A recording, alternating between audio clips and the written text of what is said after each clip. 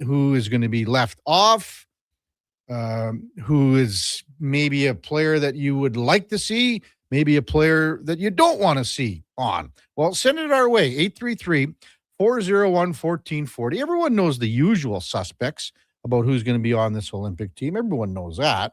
But what about someone that maybe just sneaking in, like the back door as a 13th forward or something like that, or an 8th defenseman, or possibly, even a third goaltender? Who knows? Send it our way. 833-401-1440. We'll be discussing that all morning long. You can bet on it. Again, Oilers close out the 2025 part of the 2025-2026 season tonight with the Boston Bruins at Rogers Place. The Bruins are kind of stumbling a little bit here in the last 10, just 3-5-2 in their last 10 games. The Oilers, the other way around, they're 7-3 in their last 10 games. And the win the other night, the 3-1 victory that the Oilers picked up over the Winnipeg Jets, vaulted them into first place in the Pacific Division. Their record 20-14-6. That win the other night in Winnipeg just closed out that quick 2-game set where the Oilers split in Calgary, but won in Winnipeg, and now some home games. And it starts tonight with the Boston Bruins.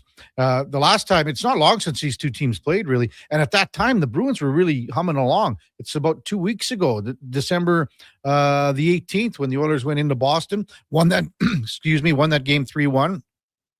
Quinn Hudson scored his first NHL goal. The Oilers pretty successful in Boston in the last number of years.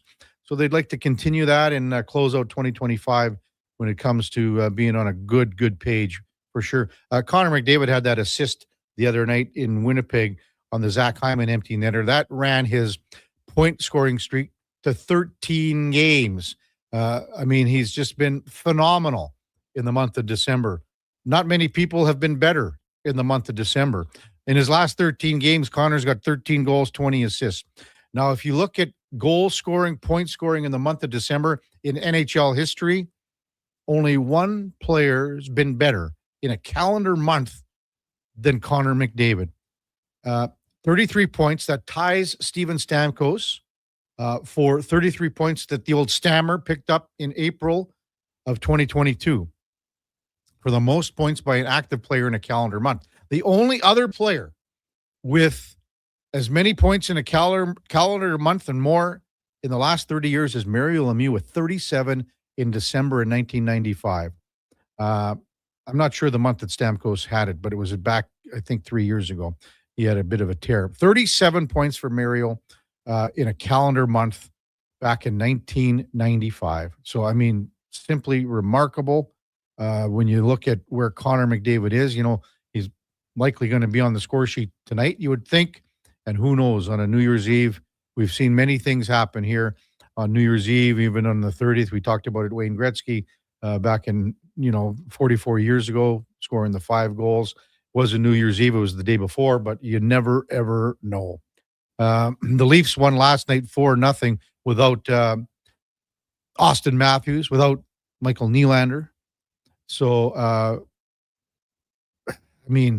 this is a guy here, not Michael Nylander, but Willie Nylander. I still want to call him Michael. I don't know. It's just too dumb, too old. William Nylander. So they haven't played without those two guys for a while, but they had no problem winning last night by a score of 4-0. The Leafs are a funny team, are they not? You never know what they're going to get, but they shut out the New Jersey Devils 4-0. Montreal in Florida. The Canadians are just comeback kids every game, it seems. They're down 2-0 to the Panthers. They come back and win it in overtime. They just seem to find a way somehow in overtime all the time. And it's kind of inexplicable how the Habs seem to do it. And Suzuki scores in overtime at will, it seems, but they win by a score of 4-0. Hey, hats off and congrats to Stu Skinner. He finally gets a win for the Pittsburgh Penguins, had 27 saves. Pittsburgh beats Carolina by a score of 5-1. The Vancouver Canucks just continue not to be able to get out of their way. They're 4-12-1 at home, lose to the Philadelphia Flyers. The Flyers again here on Saturday night. 6-3 the final last night. I mean, Vancouver just stinks. It's that simple. Also last night in a shootout, the Islanders over the Blackhawks by a score of 3-2. The Oil Kings were down in Lethbridge. Oil Kings beat Lethbridge pretty easily last night, 7-1. They'll play the New Year's Day game tomorrow, 2:00. Red Deer's in town. It's a blast. Head down to Rogers if you'd like to take in some great junior hockey. They got fireworks after. They got it all. Also, just wrapping up, I just was watching the tail end of the Spengler Cup. Davos, Switzerland beat the USA College Select 6-3. It's 60 years now since a Swiss team has won 4 consecutive Davos Cup championships. But, hey, kudos to Guy Godowski and his Penn State. Most of the guys were Penn State players. Not most, but a good portion of them. They had a great showing. These players that came over as the U.S. College Selects, and, they're right in there. The leading scorer, in fact, was from Penn State. He's a Alberta guy. Leading scorer in the tournament was Aiden Fink. Played at Brooks. Now he's at Penn State. He's a draft pick of the Nashville Predators from 2013. Text 833-401-1440. Who do you got on your Olympic team? Send it our way. Is there a guy that you think is just on the bubble, on the cusp? Is he somewhere in there? Is it a guy like Bo Horvat? Is he in there? Is it a guy on the back end like Jacob Chikrin? Is he in there? Send it our way, 833-401-1440. Let's welcome in the Duke of Delburne on a beautiful Wednesday morning. New Year's Eve, Duke. Getting ready to ring in the new year. Plus, like, you're just doing yeoman's work. Like, I mean, I'm so impressed with you this morning, Duke, because... Really? Yeah, well, Josh Fenwick said, he wasn't able to make it down to Calgary for Christmas because of the roads. He goes, I'd like to get down for New Year's Eve. So here's the other thing. I have a hard time believing that Fenwick is on the road right now. I think he went last night. Oh, did he? Yeah, okay. I believe so. That was his plan anyway. That's okay. That's what I know he was... I don't know if he was in the city still, excuse me. He got ripped. Because he was texting me around 8:30 or so. He got everything set up for me in advance this morning, all the streams created and made. I just had to press a few buttons and now just toggle a few switches here over the course of the morning and early afternoon shows. Boy, so Josh got all set up. We're clear sailing. I think anyway. Tell me, anybody watching on one of the platforms if something's not working, tell me. But I'm so impressed with you, Duke. Doing work for 2 again. It's just impressive. I think Fenwick got ripped, snorting, puking drunk last night. Stayed in town. He's in bed right now, still in Edmonton. Well, I mean, hey, even if he did, hey, we're all afforded some time off, right? So I'm just juicing him. I'm just juicing him. It's his loss. He's missing. You brought the shine in. I brought the moonshine in. Swish in. I'm gonna wait for a couple hours for you to have your good. First, I don't want any at all. No, you got to have a bill. You already gave some to poor Pete Panoski over there. I poured Pete Panoski a little quick hit, and he was very impressed with it. He thought it was some of the best shine that he's ever tasted. Sure. But his eyes were a little buggy after that. It was good. Olympic roster reveal today, Duke, 10 o'clock. Yeah.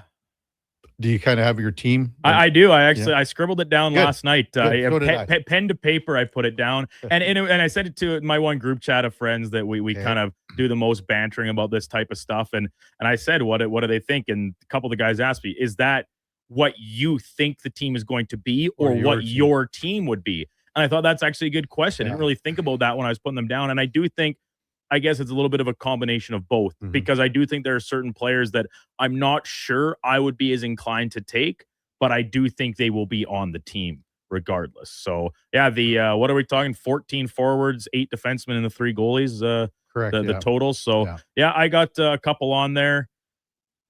So there that came to the last forward spot. I crossed out and replaced, I think, about a couple times total. The 14th forward. Yeah, the last player, and and it's where that was where it came down to me deciding who I would take over who I actually think maybe might make the team. I couldn't agree with you more in the sense about, do you think it's the guy that's going to be on the team or would it be your team? They're two different. Absolutely, they are. Like a bunch of my friends and call it West bias, Maple Leaf hatred, track record does play a role, but like they said, is like Mitch Marner would not make my team. And you tell him, like, that's insane. He's obviously going to be on the team. Yeah. But the point your point standing true that there's a big difference between an individual's preference and the actual prediction of what Team Canada is going to select. That's the whole thing. And there are a few injuries that are coming into play here. But here's how I'm going at it, Duke. Those players, one of them at least that's injured, is on my announcement today. I'm inclined to go the same direction, that you put them on the team, and should injury remain a factor in a couple weeks, you replace them, and there's obviously no shortage of appropriate options to fill those gaps. And I think I probably know what player you're specifically speaking about. I have another one that is currently injured that I put on, but I don't think it's the same one that you have. Probably, yeah. Are they both forwards for you? Yeah. Yeah. I got a feeling I know who it is, Sue. We'll talk about that at like 7:40. How's that sound? I think it's going to dominate a lot of the conversation this morning, mixed around. Of course, the Oilers playing tonight. The juniors first place on the line, taking on Finland. Yeah. That game starts an hour before the Oilers game, and all of it on New Year's Eve. Time to celebrate, time to reflect and take stock of a few things. Should be a great day in the sporting world and beyond. Yeah, I think there's a lot of people that have taken today off too, and watching just the New Year's Eve is and if they're not taking today off, Duke, they're going in the morning and they're cleaning up their desk, and they are done at noon. You know what I mean? I would think so. Yeah. Yeah. No question about that. Coming up on the big program today, we'll have Sean Hutchin from the fourth period. Covers the Boston Bruins. He's been on the program before. Great interview. Very good insight with what the Bees are and where they are. And I mean, again, right now, 3-5-2 in their last 10, falling in the Eastern Conference standings. They lost the other night in Calgary, but did pick up a point in overtime. So we'll see and get Sean's take on where the Bruins are going into tonight's New Year's Eve dance down at Rogers Place. Mark Spector in his usual time slot. Spec texted me at 10:36 last night. Hey, are we on tomorrow? Yeah. I was done. I passed out at like 10 o'clock. He's lucky he called me because I was in bed, but I was just watching like one episode of a sitcom. I'd finished doing some cleaning around the house, and I was like, yeah, I'll throw one episode on before I hit the rack. Literally rolled over to before I go to sleep. Always double check that the alarm volume is all the way up and set. That the usual jazz. And there it is. Yeah, text from Mark Spector. We got radio tomorrow. Yeah, Spec, we're on, buddy. Oh man. So anyway, Paul Almeida from Azarkan Global Tours. I've never really spoken to Paul over the years, but he's got a tour going on, and it just wrapped up at the Spengler Cup in Davos. And he does many of these school and sports tours that all over the world. But anyway, from Azarkan, and they just wrapped up their tournament at the Spengler Cup. I want to get his take on what the scene was like, what the atmosphere. Carolyn O'Dwyer from the U of A Pandas volleyball team. They've got the New Year's Classic starting this weekend at the Saville Center. Probably a little bit better to be the Bears volleyball team in Long Beach, California, but I guess you'll settle for that, Carolyn. David Schlemko will be by at 9 o'clock for Cougar Paint and Collision. We got Gord Stellick from Sirius XM NHL Radio on a New Year's Eve show, and Zach Lang from Oilers Nation. Our puck report coming up at 10:20. When we come back, Sean Hutchin from the fourth period covers the Boston Bruins. It's the Kevin Carey Show with the Duke of Delburne on Sports 1440 AM radio. We're also streaming on YouTube, X, Facebook, Instagram, and Twitch. Hey, sports fans, we've got a clear choice for you. At Crystal Glass, we provide customers with the perfect glass for any job. From home to auto and even commercial, installation or repairs, we're your team. Call 310 Glass or visit crystalglass.ca. Crystal Glass. You matter. Your mental health matters, and you're braver than you think. Not Alone is an organization focused on creating a space of acceptance and support through tough, meaningful conversation. My name is Tyler Smith, and you are never alone. NotAloneCo.com. It's okay to not be okay. When picking a New Year's resolution, try to avoid things you have no influence over. Like bringing home the cup? That would be awesome. But completely outside your control. Instead, pick something you can control. Like bringing home some Wilhauk beef jerky. That would also be awesome. But what if we brought the cup home to Canada and it was filled with Wilhauk beef jerky? Okay, I'll allow it. Wilhauk beef jerky, only available in Leduc. Get yours today, because you don't win cups with salad. Hi, Mike here from Northgate Chevrolet Buick GMC. December is here. Christmas shopping, Christmas wrapping, Christmas baking, grocery shopping. What about our vehicle? Does it need tires? it's not running, no problem. We got you covered. At Northgate GM, we have a tremendous selection of newer used vehicles, winter tires at cost, and of course, service with a smile. Come in and see us today, 13215 97th Street, or visit us online at northgategm.com. You're in Northgate country. At Fountain Tire, success is a team effort. They're committed to their team members and their customers. And that means treating your vehicle like it's their own and finding solutions that suit your needs. Because whatever the road brings ahead, they're on it with you. Visit fountaintire.com today. Vinny and Don in Hockey are dedicated to skill development for all hockey players. If you know a student athlete interested in growing as a person and a player, register for a free shadow day. Beginner or experienced, this program develops a student athlete skill in a supportive environment. It's a great opportunity for prospective student athletes entering grades 3 through 12 to see what Vinny and Donnan have to offer. Visit vinnyridge.epsb.ca or donnan.epsb.ca for more info and to sign up. Your all-access pass to the world of sports is Edmonton's only sports radio station. From pre- and post-game hockey shows to in-depth analysis from your favorite commentators, the action never stops on Sports 1440. Canada's own Crave is soaring to new heights and is now bigger and better than ever. Crave has added over 10,000 new hours of amazing content, including the biggest live events. And the Oscar goes to? Select live sports like golf and NASCAR. And even news. We have exclusive details tonight. Plus, hit shows and movies from 18 leading TV channels. And all at the same price. Crave, bigger, better, endlessly entertaining.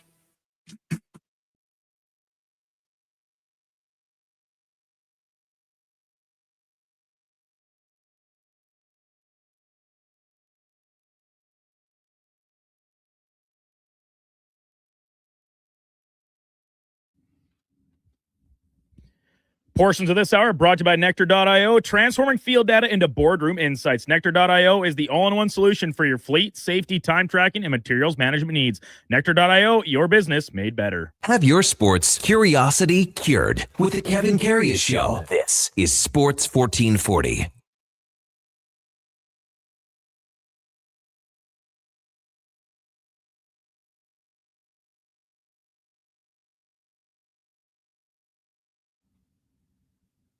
All right, welcome back to the big program, 7:20 in Edmonton. Game day for the Edmonton Oilers with the Boston Bruins in town. It's a 7:30 puck drop, so 7:37 New Year's Eve, and it's going to be just packed down in Ice District. I know they got some concerts going on.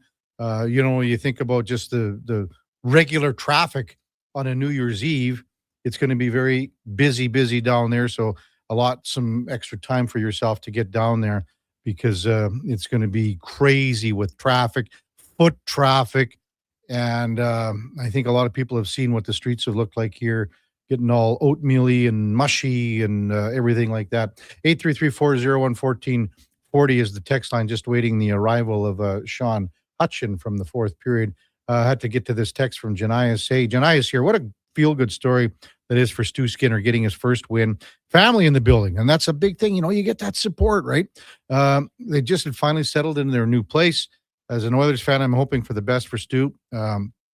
Hoping to see Jari Pickard as backup once Jari's healthy. Ingram only being allowed to play his 9 games, so he doesn't have to go through waivers. That's a fair comment. I really hope Hyman makes the Olympic team, Janai says, simply because he knows how to play with McDavid. With all 4 Canadian lines and defense, they should have some pairs that are, simply know how to play with each other. Hey, time now for the game of the day, brought to you by St. Albert Dodge, where the Jeep Wranglers have 0% financing. Great selection with all the new colors, the Sport Willys Sahara, Rubicons, all in the lot at stalbertdodge.com. As we welcome back Sean Hutchin from the fourth period in Boston. Morning, Sean. You're with Kevin Karius. Thanks for jumping on Sports 1440 once again. Really appreciate it. Thank you, Kevin. I really appreciate it as well. I hope all is well up there in Edmonton. Yeah, we're looking forward to this game tonight. No question about it, Sean. 2 weeks ago when these two teams played, Boston was humming along a little bit better than what they are now. Have you seen any difference in play that's caught your eye, Sean, in the last couple of weeks here? It doesn't really seem to be a difference in play. just some things that they were doing, and Charlie McAvoy asked McAvoy this about that actually just last week, and he said that we are doing some things that are helping us lose. And if I'm trying to remember his exact quote is, we're not doing the things that we did that helped us win. So sometimes it looks as if they're playing a slower game as a team. Defensive zone, there are quite a bit of miscues over the last 6 games where they're 0-4-2. So they've lost 6 consecutive games. And it just seems to be the passing hasn't been as crisp as lately as well. But the big key, though, I think that has led to the recent 6-game losing streak has been the amount of penalties the team is taking.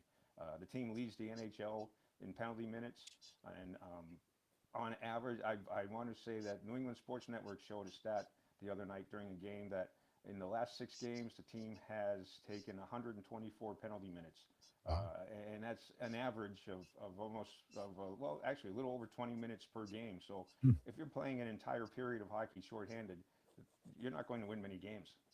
Yeah. Sean Hutchin, our guest on the Kevin Karius Show on Sports 1440. I watched the game the other night in Calgary, Sean, and I was trying to think about the identity of this team. And I was, just going up and down the lineup and maybe just watching how Marco Sturm handled things. And I was trying to figure it out and find it. Where are they with that, trying to find that identity still? That was the thing that when Sturm was hired, he said that he wanted to change the identity of the team, that he wanted this team to be hard to play against. And for a part of the season, they were. When the stretch that they won 7 consecutive games, they were very hard to play against. Mm-hmm. That's something that they've lost. It's not that they're playing a soft game, but they're not playing as physical as they were. The team is built to be a physical team, and it's just not playing the physical game as it had. And also in defending, they're playing the man-on-man below the tops of the face-off circles, and it just seems that sometimes it's just the other teams, they may have more speed. Edmonton was a perfect example when they were in Boston. Much faster team, and they took advantage of the fact that the Bruins weren't as fast. And so when it came time for defensive zone coverage in the Boston zone, it just was, at times it seemed almost like the old Keystone Cops. The players are running all over the place, trying to find their man, trying to cover their man, and it just wasn't working. So finding that identity, I think they're still in search for it, the Bruins, that is. And I don't know. I'm not sure when that will happen. Hopefully it'll happen sooner than later, because the Eastern Conference, every team is over 500, and Bruins are 3 points out of a playoff spot. But we're heading now where it's just the home stretch, so to speak. We're right around that halfway mark of the season, and games are going to get tighter, games are going to get faster, and it may not end well for the Bruins. Yeah, Sean Hutchin with us on Sports 1440. When the Oilers and Bruins played last again a couple of weeks ago in Boston, David Pastrnak, I thought, had an off night. Then there's been some separation between Pastrnak and Geekie a little bit on the lines. How much have they played together in the last little while here, Sean, and how much has Marco Sturm tried to separate them to maybe get a little more balance? That's the key there. I think he has separated them to spread out the scoring. Just the other night in Calgary, Geekie was still with Elise Lindholm, and Alex Steeves filled in for Pastrnak on the wing on that first line, and Pasta was down on the third line. Didn't really seem to generate, well, it didn't. They only scored 1 goal, so it didn't generate what they were looking for. I think that Pasta and Geekie haven't been playing together a lot these last 6 games. And I think, I'm not an NHL coach, but if it ain't broke, don't fix it, as they say. And so I would put them back together, especially for tonight's game. Right. Victor Arvidsson, how's he been since the Bruins picked him up? I'll tell you what, the Oilers he had 15 goals here. The Oilers would sure love his 15 goals this year because their bottom 6 ain't scoring here. But how's Victor Arvidsson been for the Bees? He's been good when healthy. He did come with that reputation of being slightly injury prone, and he has missed some time with some injuries, but he's been good. I'm just looking here, in 28 games he has 15 points, 7 goals, and so he's been productive. He's not one of the slower players on the team. He does still have some decent speed, has a high IQ. His compete level can't be questioned so far this season. No one's questioning his compete level.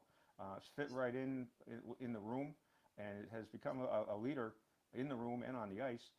So he's a serviceable player, I guess we could say, that old school word. He's a serviceable player.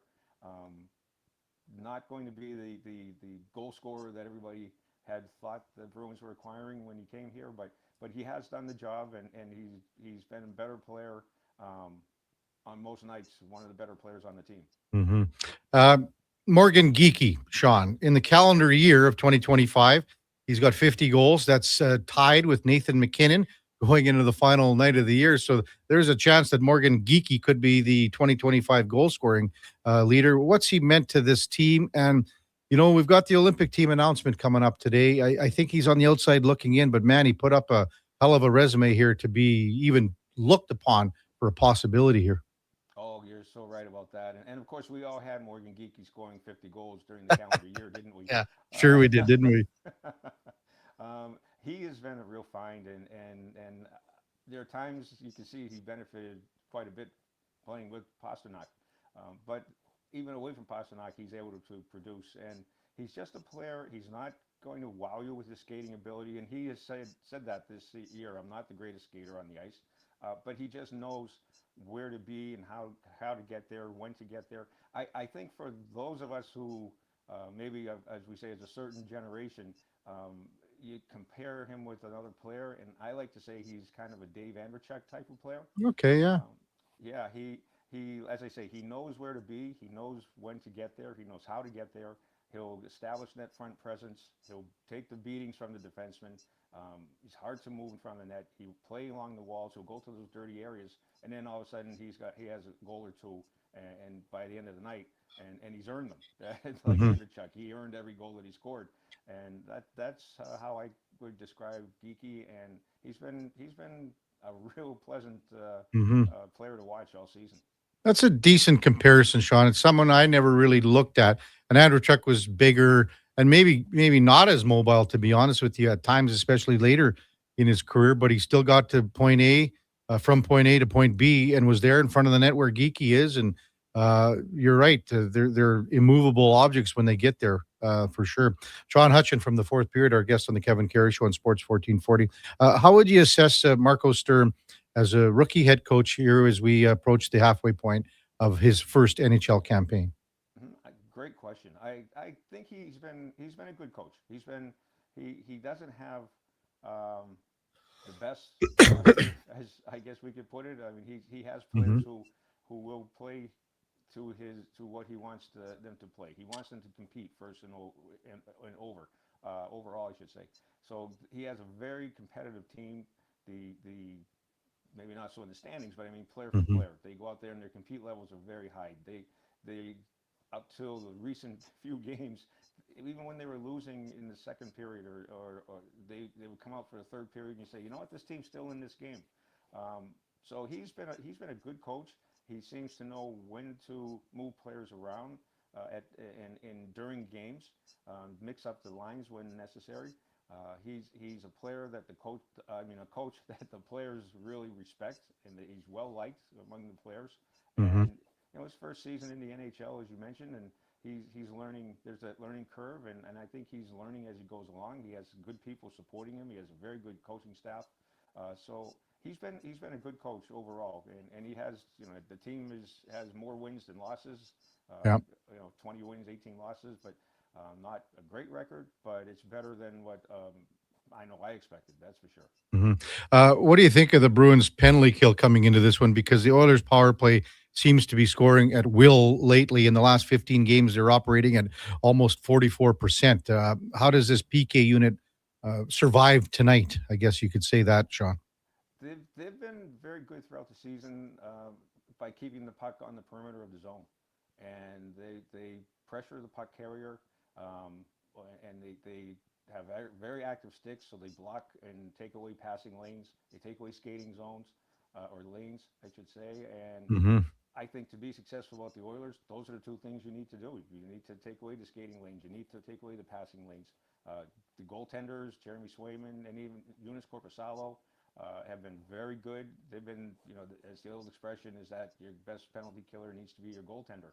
And they have been the best penalty killers for the Bruins this year. So I think, if the Bruins can keep the puck on the perimeter and get the goaltending, then they'll be successful on the PK.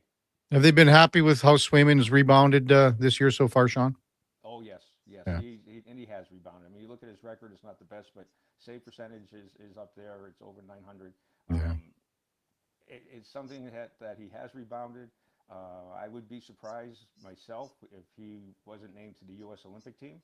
He's been that good for the Bruins this year, and he's really worked his way into becoming an elite. I would put him in the elite status of goaltenders in the NHL, and certainly one of the top 3 American goaltenders. What are we looking at here, Sean, with the Olympic team announcements coming up shortly today for Canada, and then the Americans on Friday on the Today Show, for Pete's sake, and then and then the other countries as well. Are we like a handful, 5-6 guys off the Bruins that'll be going? What do you think? I think so. Yeah, the American team, Charlie McAvoy was one of the first 6 players named to the team, so we know he'll be there. As I mentioned, I think Jeremy Swayman has a very good chance of being on the American team as well.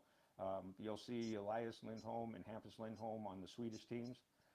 David Pastrnak and Pavel Zacha will be with Czechia. The Czech team, I should say. Sometimes I don't pronounce it properly, so I'll say the Czech team. So there, right there is 6 players. That's 6, yeah. That's 6 right there. And maybe a guy like Arvidsson, gets a nod for some sort of a role player. You never know. Yeah. Oh, by the way, our co-host on Thursdays is Ladislav Schmid, and he says, "Don't call it Czechia, don't call it Czechia. It's just Czech." All right. Now I know. From now on, I will call it Czech. Yeah.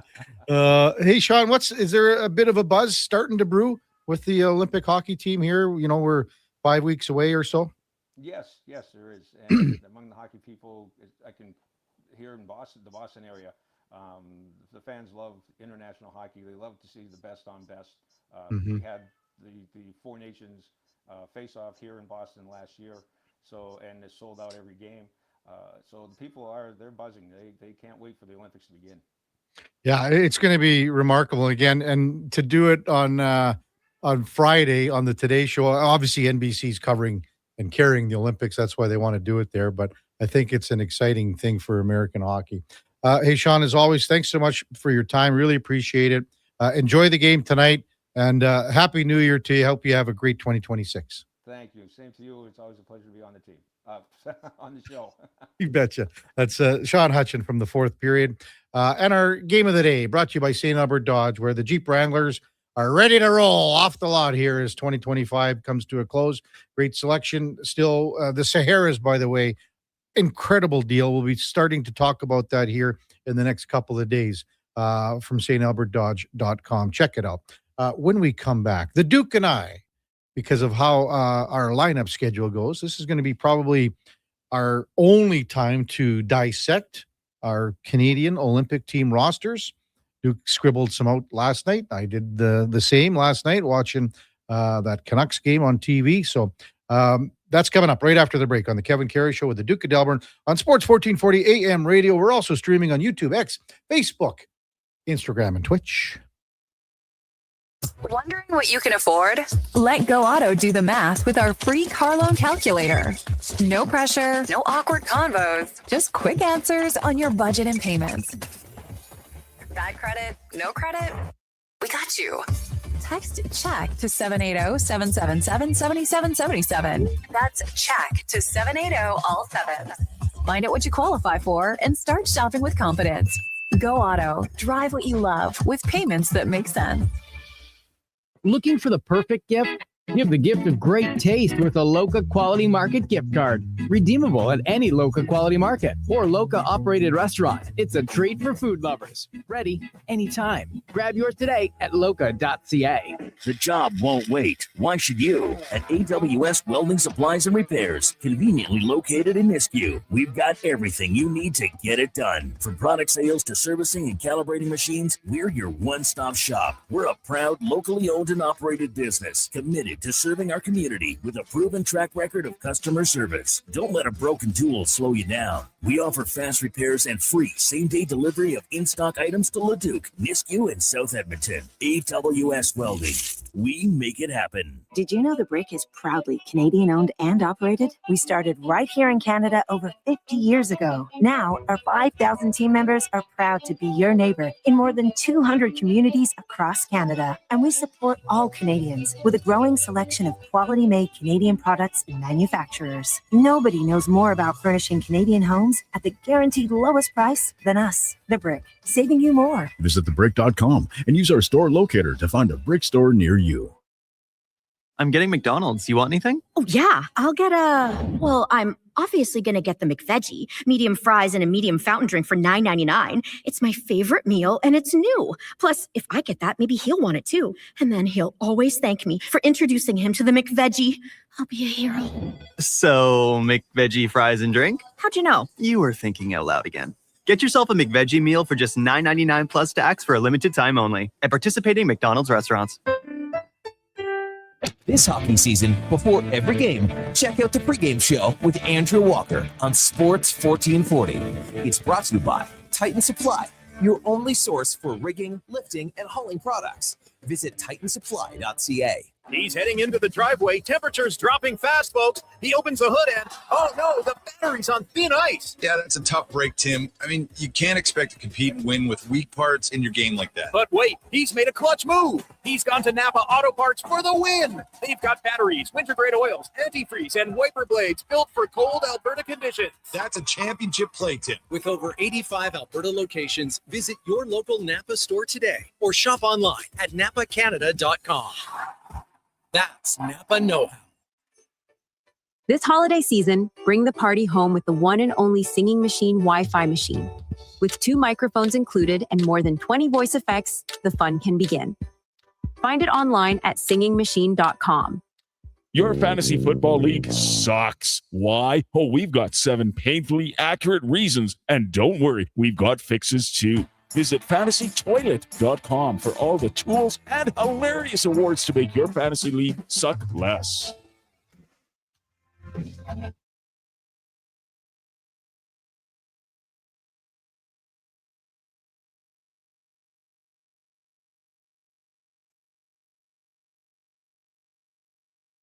Just in time for the morning skate. This is the Kevin Karius Show on Sports 1440.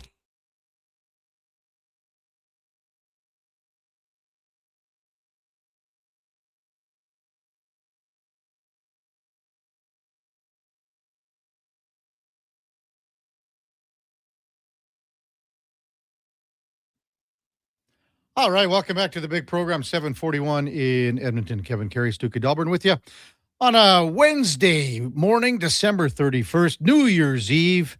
It's going to be a great night here in the City of Champions with the Oilers taking on the Boston Bruins for a 7:37 puck drop. Ice District is going to be buzzing. There's concerts. There's everything going on. Like, just think about a normal New Year's Eve in Ice District area with all the bars jumping and everything like that and all the parties. Now you throw in the outdoor concert, you throw in a game between the Bruins and the Oilers, and you really got something, don't you? But this morning it's all about the Olympic team roster reveal. They're going to be doing it in Minnesota. That's where most of the brass is for the World Junior Championship. A little different for the Americans, on the Today Show on Friday. Live on the Today Show. So that's pretty cool right there. Duke and I scribbled a few names down last night, what we thought would be on our Olympic roster for Canada.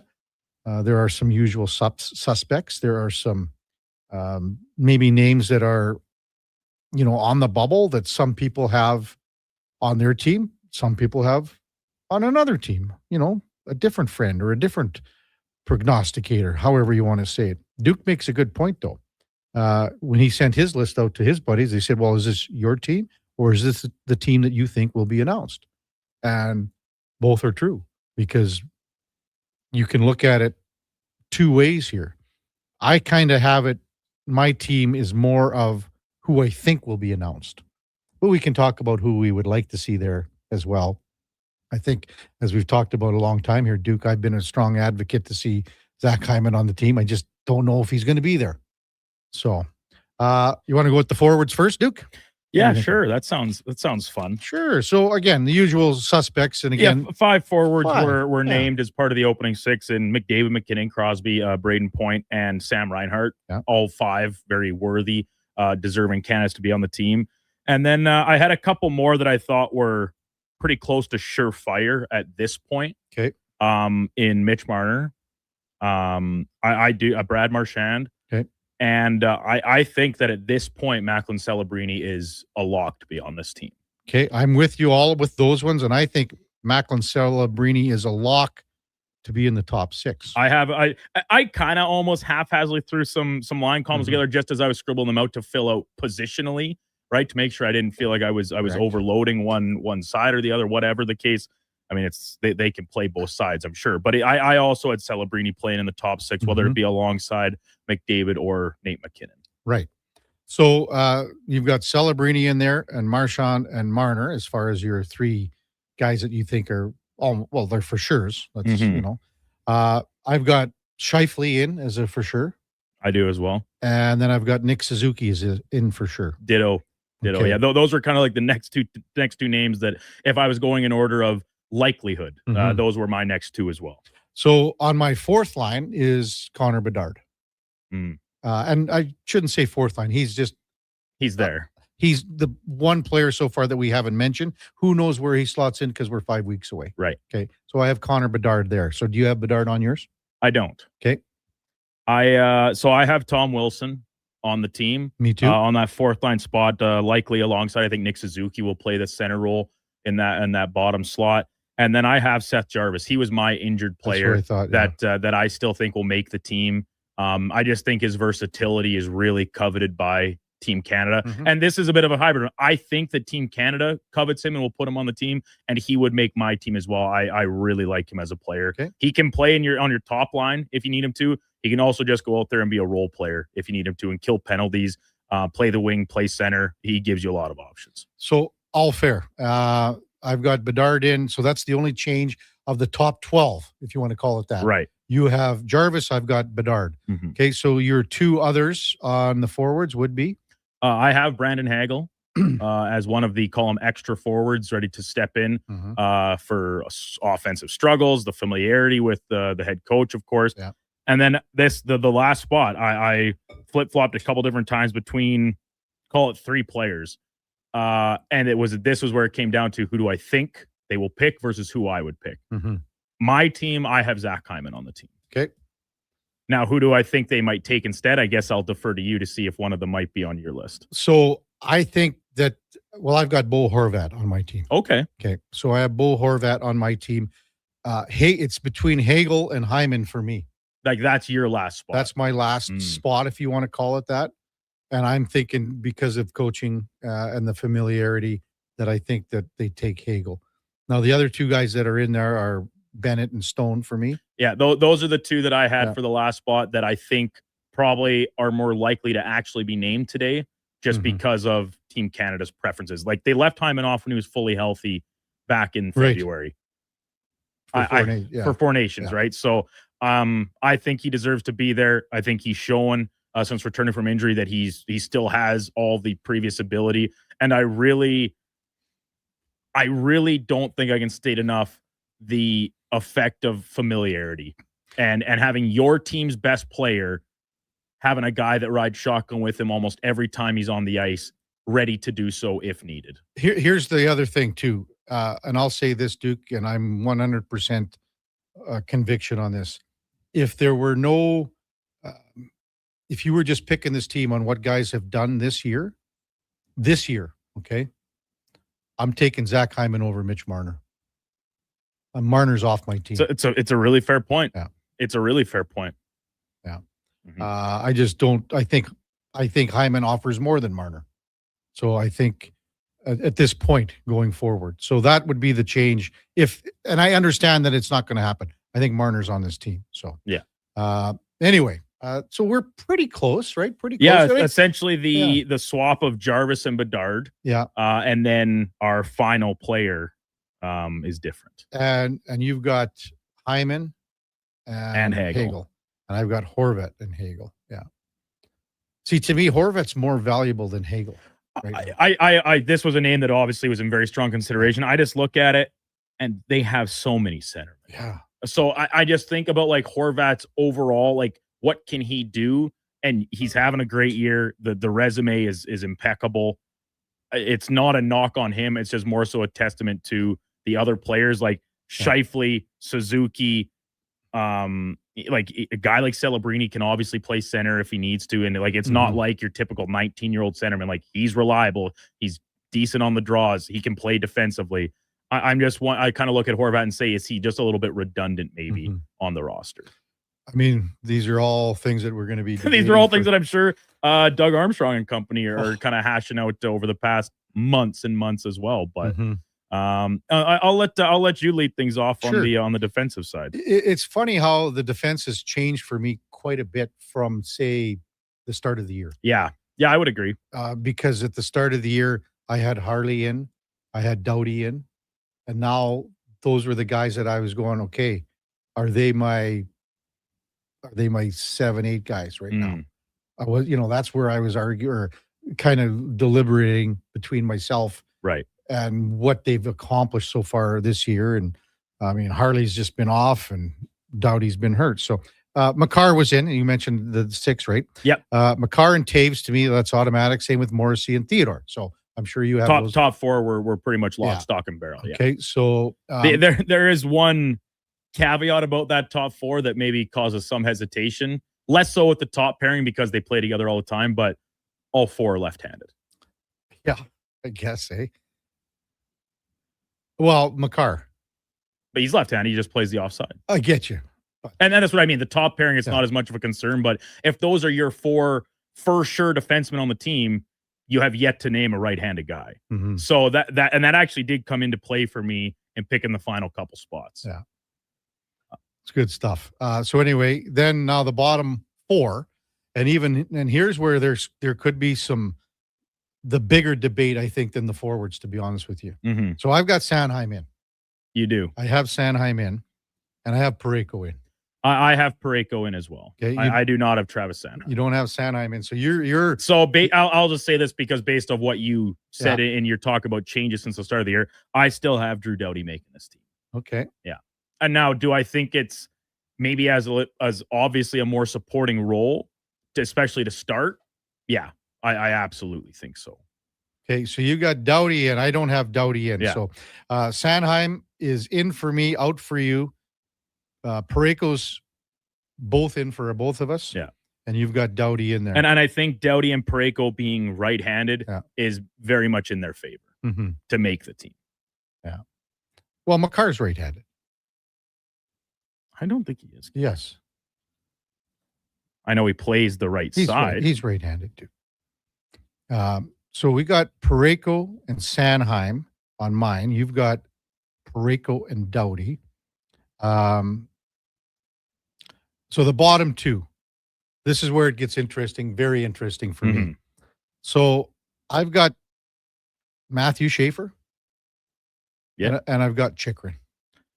Yeah, so do I. Is that right? That is, yeah. You're kidding. Yeah, those are the 2 guys I put in. Wow. And it really pained me because I'm such a fan of Thomas Harley. And going back to how he stepped in last year and played the playoffs, the ascension he's had in the past couple seasons, but I just don't think he has looked like the same player this season, and he was injured for a pretty decent stretch of time. I just think like it gives you, those 2 guys give you a little more versatility. Yeah. So, and I apologize. You're absolutely right about Makar. Yeah. I don't know what happened there with you. Brain. Yeah, that's fine. But I mean, that's fine. So Makar and Taves, they're going to play all day together. I think Morrissey and Theodore they're good enough to play wherever they want. I wonder if, depending on how the first couple games go, or depending on opponent, if they look at Drew Doughty or Colton Parayko to play beside Josh Morrissey as maybe more of a traditional shutdown type pair. I mean, the options here are crazy. So the only difference here, and again, for me, Chychrun's had last year was phenomenal. This year he's got 15 goals. It's not like I mean this It's guy's not a flash in the he's pan. good. He's a very good player. The only difference between Another guy that can play the offside as well. Yeah, and where I see like for me it's Schaefer, and I wrestled with, to be honest with you, Bouchard. So Bouchard to me is that guy again. If something happens to Makar, then Bouchard goes in to play the power play. Mm-hmm. So, but I think still, I mean, between Chychrun, but he's a left-handed shot. It's different. To have, their power play setup is going to be with Makar being a right-handed shot at the top. Yeah. Which is Bouchard, same thing. So it's funny. So we only had one difference on defense, one difference on forward. Sorry, two total on forwards. Two if you total on include, forward. all guys. Yeah, that's right. And because of Seth Jarvis and Bedard. Okay, back end. Goaltending, Duke. Yeah, this was, pretty easy for me. I thought Logan Thompson should have made the Four Nations team. He's been the best Canadian goalie this year. I don't think it's been super close on a full resume. So Logan Thompson comes in as my number one, actually, to start. I still think Jordan Binnington makes the team on overall resume, Team Canada resume, what he did at the Four Nations last year. And then I'm taking Mackenzie Blackwood from Colorado as your third guy. I'm sure he'll get a game in against maybe a lesser opponent or something. Other than that, I'm not sure how much action. It might depend on how the other guys play, but I definitely think he deserves to be there. I have the same three as well. Yeah. But I don't know if Binnington, I think Binnington has a lot to prove here, because Binnington right now is he's not even the third best. Well, he's not even the best goalie on the Blues. Oh God, no! Right? And that's like, once again, if I were picking the team to announce today, I think I would probably take Darcy Kemper over Jordan Binnington. Yeah, I would but too. This is another one. I think he will be on the team. Yeah, I would too. So, so we're bang on there. We have one difference on the back end. I've got Sanheim. You've got Doughty. Yeah, I got a feeling that Doughty might even be going in for a guy like Chychrun, to be honest with you. I could see that too. I think those bottom three spots, because I know we said the top four. I'm pretty confident Colton Parayko is going to be on this team as Doug Armstrong's guy. You don't want to let personal bias like that play a role, but let's be honest, it does. The familiarity absolutely watches them every night. So the spots of Schaefer, Chychrun, and Doughty, mix them in, put in a guy like Bouchard, put in a guy like Sanheim in my case. I think there's any combination that is possible there. We're just over 2 hours away from the Canadian men's Olympic team roster reveal in Minnesota. There was the Duke and I with basically three different players. Bedard and Horvat for me, and the Duke has Hyman and Seth Jarvis up front, and I've got Sanheim in, and he's got Doughty in. But it's funny that our 7 and 8 were the same in Chychrun and Schaefer. I'll have to have a look at your list, Dukes, just to make sure that you were just not, going crazy here or whatever. So. Coming up at the top of the hour, we got Mark Spector. We'll get his thoughts on maybe what he thought of these lists as well. Before that, time now for a Sports 1440 update brought to you by Nectar.io, transforming field data into boardroom insights. Nectar.io is the all-in-one solution for your fleet safety, time tracking, and materials management needs. Nectar.io, your business made better. Here is the Duke. This is the Sports 1440 update.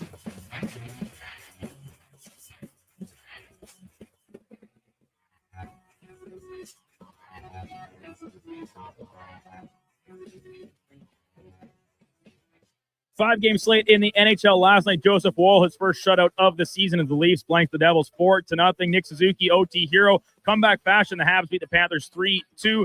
Hurricanes losing in Pittsburgh 5-1. Stuart Skinner getting his first win as a Penguin there. Islanders beat the Blackhawks 3-2 in a shootout. And the Nightcap had the Flyers doubling up on the Canucks 6-3. Lone game in the PWHL last night from Toronto. The Frost beat the Scepters 5-1. And the Edmonton Oil Kings, they were winners in Lethbridge last night by a margin of 7-1. World Junior action yesterday. Switzerland picks up their first victory with a 4-0 blanking of Germany. And Latvia, they also get their first win. They double up on Denmark 6-3. In the association, just 4 games. Memphis losing to Philly in overtime, 139-136. Boston over Utah, 129-119. The Pistons, they topped the Lakers 128-106. And Kawhi Leonard follows up his 55-point night from earlier this week with a 33-point performance. Clippers over the Kings, 131-90. Coming up in hour 2, the Kevin Karius Show. We'll be joined by Sportsnet's Mark Spector, Carolyn O'Dwyer, head coach of U of A Pandas Volleyball, and Paul Almeida from Azercan Global Tours. I'm Brendan Douglas at your Sports 1440 update. Sports 1440 in West Edmonton Mall and Wetaskiwin. CKJR is a Stingray radio station. Download the free radio player app and listen wherever you go. Is your company drowning in paperwork and administrative tasks? Do you need more data to make better decisions? Nectar.io is your company's all-in-one solution for fleet and materials management, safety, time cards, and GIS-based project management.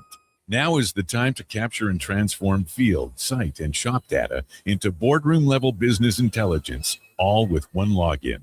Visit Nectar.io to book a demo today. Nectar.io, your business made better. At Fountain Tire, success is a team effort. They're committed to their team members and their customers. And that means treating your vehicle like it's their own and finding solutions that suit your needs. Because whatever the road brings ahead, they're on it with you. Visit FountainTire.com today. After 20 years, Canada's most prestigious international hockey tournament returns. The Camrose Viking Cup, December 28th to January 4th at Encana Arena. Tickets at vikingcup.ca. Brought to you by Sports 1440.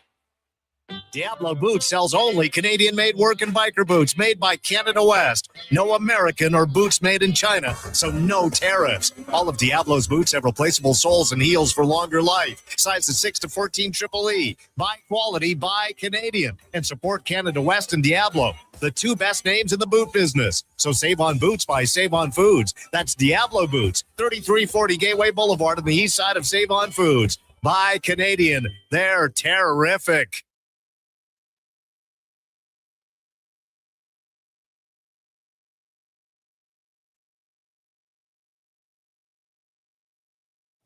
Stories, guests, and insights. This is Sports 1440 and the Kevin Karius Show.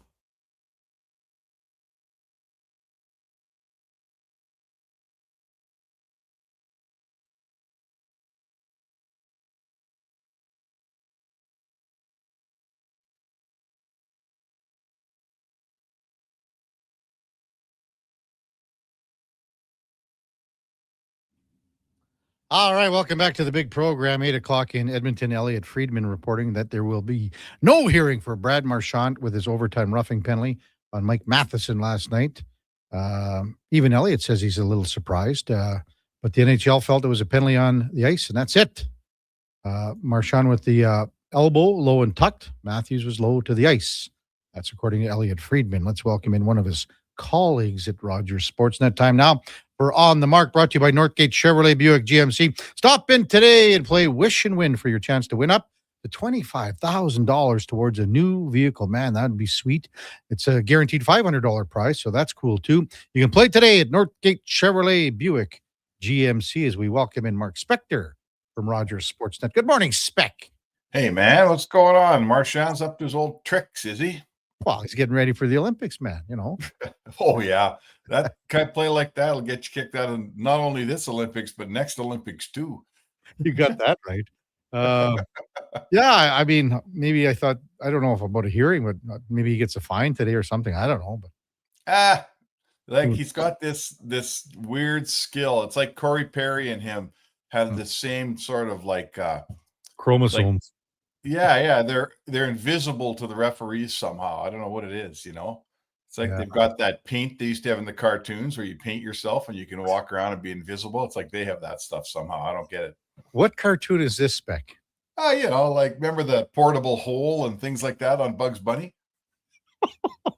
The portable hole. So what you're talking about is like when the Coyote and the Roadrunner. Well, sure, whatever. You know, they would paint that fake backdrop and the Coyote would go over the bridge exactly. Like Marchand's always had that. I don't know. It's like a magic power, you know, like he does things that the refs just in the Department of Player Safety just somehow don't see. And the rest of us are like, didn't anybody see that?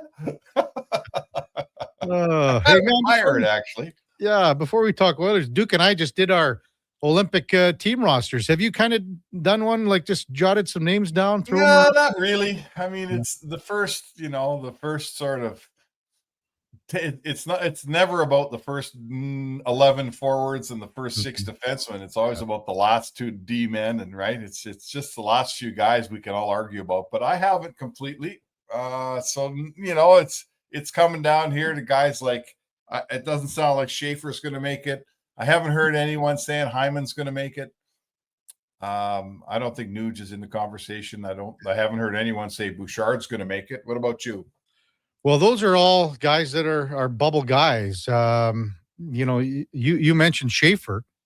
Duke and I both have Schaefer on our team. Okay.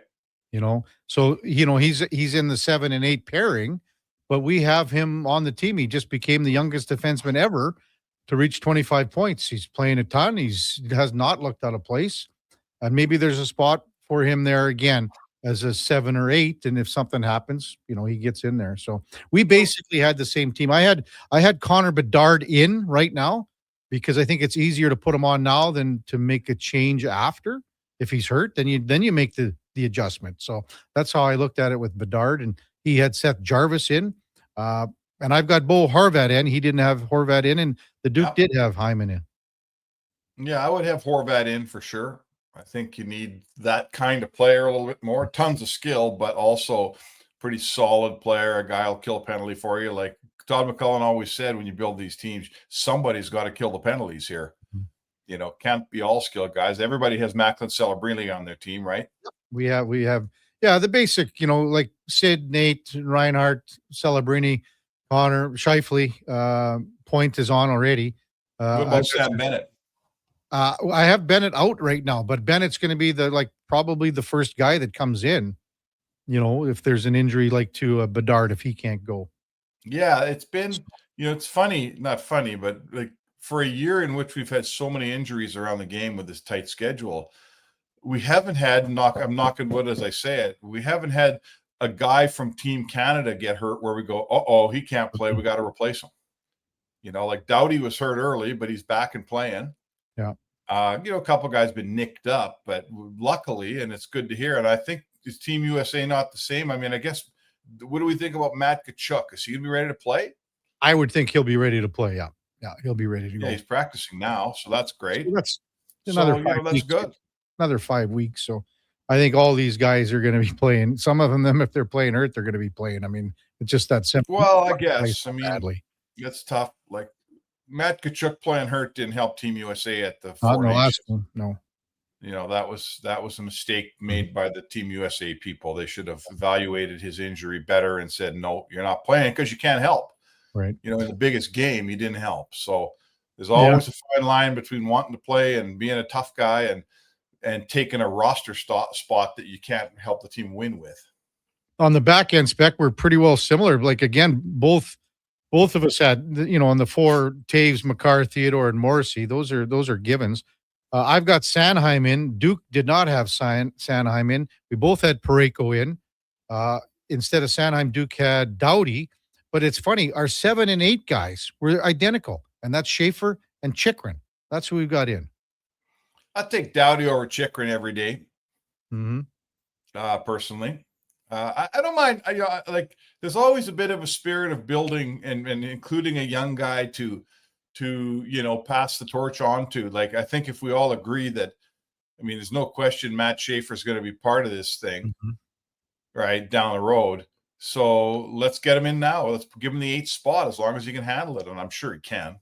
Yeah. There's always the spirit of that. I like that, but him and Doughty working out together as a 7-8 every day, I don't think that hurt anybody. Mm-hmm. So anyway, that'd be my pick. I'd probably go Schaefer and Doughty for my 7-8 pairing. Would you have Sanheim or Chychrun? Sanheim. There you go. So we're all basically in the ballpark here. Yeah, we are in the ballpark for sure. So, yep. In goal, we have the same, and it's funny. We got Thompson, Blackwood, and Binnington, but Binnington is the backup goalie right now in St. Louis. That's how bad he's been. It's at his age, like a goalie. I know that team's been no good in St. Louis, and really that's you gotta look at Binnington's play through the lens of how's the team playing in front of him a little bit. Mm-hmm. But he hasn't played very well this year. he hasn't had it this year. He hasn't had the feeling this year. And, for an old cat like that to flip a switch and get good quick, that's a big ask for sure. It's a big ask. Now, it's a longer tournament there. This is longer than the Four Nations. So, for sure. But, you got time to work your way into this thing. There's always going to be a couple of games against Slovakia that Canada's just going to win like crazy. But, so we'll see. I mean, those are probably our three guys. Canada's not rich in goaltending, that's for sure. They're bad.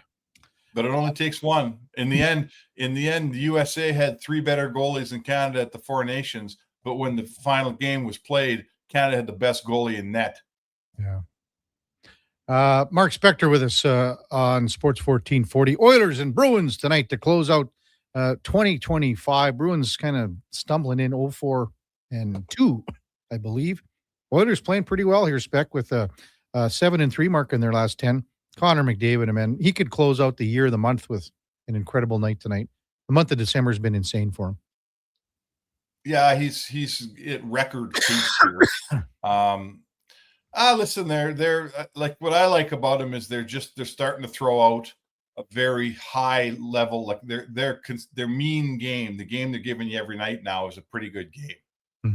Calgary beats them coming off the break. Sure, that's fair and square. Calgary played like with their hair on fire all night long. But they and then Edmonton got that win back when they beat Winnipeg. They probably didn't deserve it. But I would say to you that they've really come to a place here now where they're giving you a consistent game every night. Something, they're like either like the other night, the goaltending and the fourth line wins. I suspect tonight you'll go back to seeing the top six, lead the way in the power play. They still need to figure out a third line. What's going on here with the third line? I mean, that's sort of, to me, they've got their top six sorted. Their goaltending starting to come around here. Whatever's going to happen, I don't mind either way. They kind of got three guys playing when Jari's back. Now they got to figure out the depth there. Kapanen's going to come back, and what are we doing with Mangiapane? And a good team needs a decent bottom six. And right now, that's the last area of this team, Kev, to me. The defense has been okay. Stastny's come in, played well. Emberson's playing well. Regula will figure it out. I don't mind their defense right now, and there's still a trade deadline to come. So things look good, but they got to figure out what they're doing in the bottom six here. That third line still needs to have way more contribution than it's given them. Yeah, and, again, Kapanen is a guy that it's funny to say that they would really like to have him back quicker because he can add a dimension that they don't have in that bottom six right now. Mark Spector with us on the Kevin Karius Show on Sports 1440. Would you go, it's as simple because he played so well the other night, Cal Pickard goes tonight? It's getting complicated there, isn't it? Cal Pickard played so well. I mean, I guess I'm going to play one. I'm probably going to play one guy tonight and one guy on Saturday. So, no, I think I go Ingram tonight and go Pickard on Saturday. It might be the exact opposite, Spec. It might be the exact opposite. I mean, we guess every time and guess wrong as often as we guess right.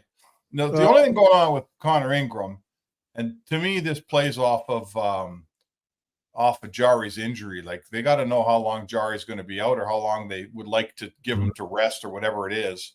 And Jari only gets, 9 games before, if he plays a 10th, he becomes waiver eligible. Now, I know you can kind of send him down and send him back and blah, blah, blah, but basically that's the Cole's notes of his situation is he gets 9 free games before he has to clear waivers. Yeah. Upon the 10th, he's probably makes everything more complicated now. So to me, that's the only thing, Kev, is maybe you stretch those 9 games a little longer if you think Jari's going to be out a little longer, or if you want to give Jari more time. Maybe Pickard's play allows you to do that because he's playing so well. All of those things I really don't know the answer to because I don't know how long Jari's out for, but I'm sure the coaching staff and GM's thinking about it. They could go Pickard tonight and they could go Connor Ingram on Saturday because, you've got, a couple days off between. Their schedule is pretty good right now, Spec, when you think about it. They got 2 days off in between today and Saturday's game, and then they got 2 more off between Saturdays and Tuesday's game when Nashville visits here. There's no back-to-back for another couple of weeks when they go on the road in Chicago, Nashville. So It sets up well where they can balance this out, like you say, because that's where they need to do because of all those implications with Ingram, Jari. Like we should start seeing Jari around the team here. Shouldn't now that they're back home, shouldn't we start seeing him skating before the practice a little bit? Shouldn't we? It's probably, they said in the new year, so I would think certainly, but by the time we start showing up at the rink on Tuesday the 6th against Nashville, there should be some Jari sightings around this place. Like, you never know with injuries, they never tell you the truth. We come on the radio and we hypothesize about what's going to happen, but I'm the first to tell you, we don't know the facts on the injuries. The guy could have a broken leg and we wouldn't know it at this point. So no one says it. Yeah, you get nothing. You get nothing. How long do you think something materializes with Mangiapane here, Spec? Either a move or returning to the lineup? Well, he'll have to play at some point. You can't just sit him in the press box forever. It's not like the team played fantastic without him in Winnipeg. I wouldn't be surprised if he played tonight, frankly. Like the Frederick, right? Frederick sat out, won the game, but it seemed like it caught his attention, but not for long. Does that sound? Yeah, well, it should catch his attention. Jake DeBrusk got sat out in Vancouver, and he played last night, and it caught his attention. So, we are at a time of year like, on one hand, you say, well, trade deadline's not for a couple months, but we're at a time of year where there's some teams that have to catch up here. Like the Winnipeg Jets, to me, are a team that should be looking at Mangiapane.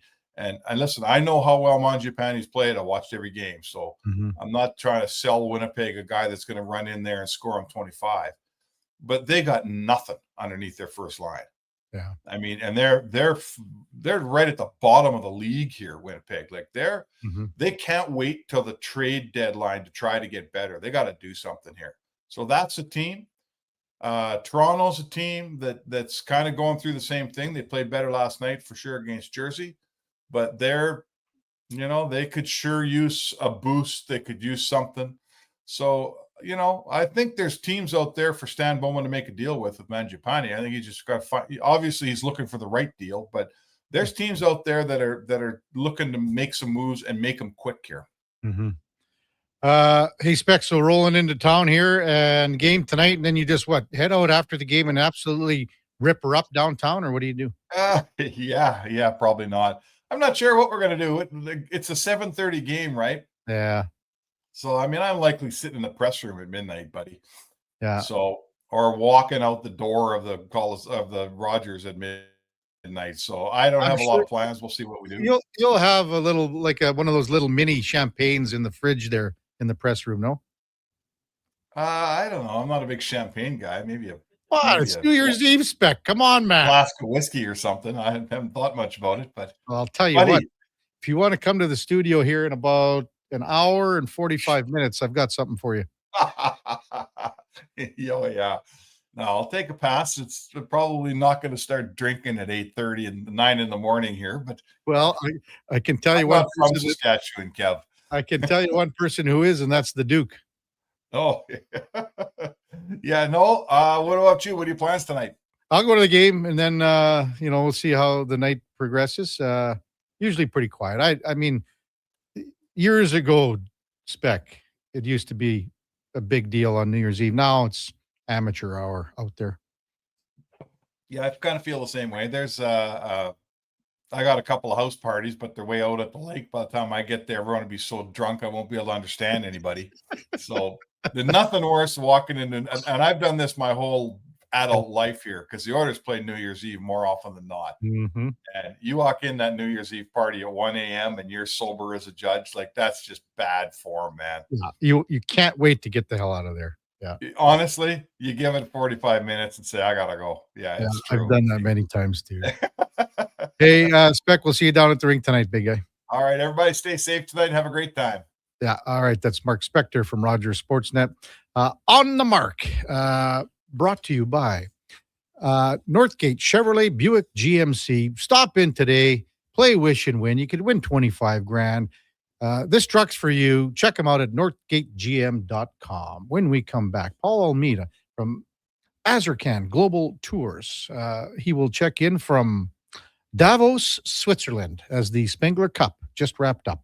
That's coming up on the Kevin Karius Show with the Duke of Delburne on Sports 1440.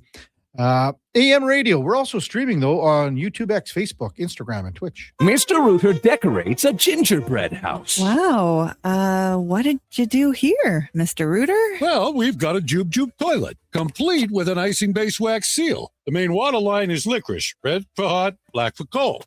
You got your standard marshmallow hot water tank and a candy cane sewer line. And on the outside, candy corn hose pips. Disgusting, but they get the job done. To have your Yule clogs fixed, trust one plumber, Mr. Rooter. Everyone's a winner during Wish and Win at Wolf GMC Buick. But hurry, it ends January 2nd. Every single customer is guaranteed at least a $500 bonus with a chance to save up to $25,000 towards a new GMC or Buick. At Wolf GMC Buick, we also have 0% financing up to 84 months on most of our popular SUVs and trucks. And we're clearing out remaining 25s, including cash discounts up to $10,000 on a great selection of Sierra HDs. But hurry in now, it ends January 2nd. Wolf GMC Buick, where everyone wins. When you have lifting and material handling needs, Northwest Crane delivers. Western Canada's Sandy dealer, backed by the industry's toughest one. 3 years, 3,000 hours, no compromises. They service all crane makes and models with skilled technicians and deep industry expertise. Alberta owned with locations in Leduc and Grand Prairie and fully equipped service trucks. Northwest Crane keeps your operation lifting. For more information on sales or service, visit northwestcrane.com or call today. Whether you're a craft beer connoisseur or more of a wine aficionado, there's always something new to discover at Sherbrooke Liquor, a unique family-owned independent liquor store. The selection, incredible. The non-alcohol section is also very impressive. Sherbrooke Liquor, expert, knowledgeable staff with a passion for unique finds. More than just a liquor store, we're a community. Alberta's best, the one and only Sherbrooke Liquor. Wine, spirits, and oodles of beer. Visit SherbrookeLiquor.com. Wow, get ready for a silly hockey fans. Your partner in power just skated onto the ice. EWEL.ca, the new e-commerce website for electrical wholesalers Edmonton, is ready for the power play 24/7, 365. UL skates to where the puck will be in 5 years. Now that's forward thinking. Killer selection, slamming products from the best brands, and legendary service. Don't sit on the bench. Get your account today at EWEL.ca and win that project. Plug into your partner in power. Get an EWEL.ca account today. The longest running basketball show in Canada airs every Saturday morning at 10 on Sports 1440. Hoop City with Paul Sir introduces a new generation of basketball talk, and it's right here on Edmonton's home for sports, Sports 1440. Hi, Mike here from Northgate Chevrolet Buick GMC. December is here. Christmas shopping, Christmas wrapping, Christmas baking, grocery shopping. What about our vehicle? Does it need tires? It's not running? No problem. We got you covered. At Northgate GM, we have a tremendous selection of newer used vehicles, winter tires at cost, and of course, service with a smile. Come in and see us today, 13215 97th Street, or visit us online at northgategm.com. You're in Northgate country.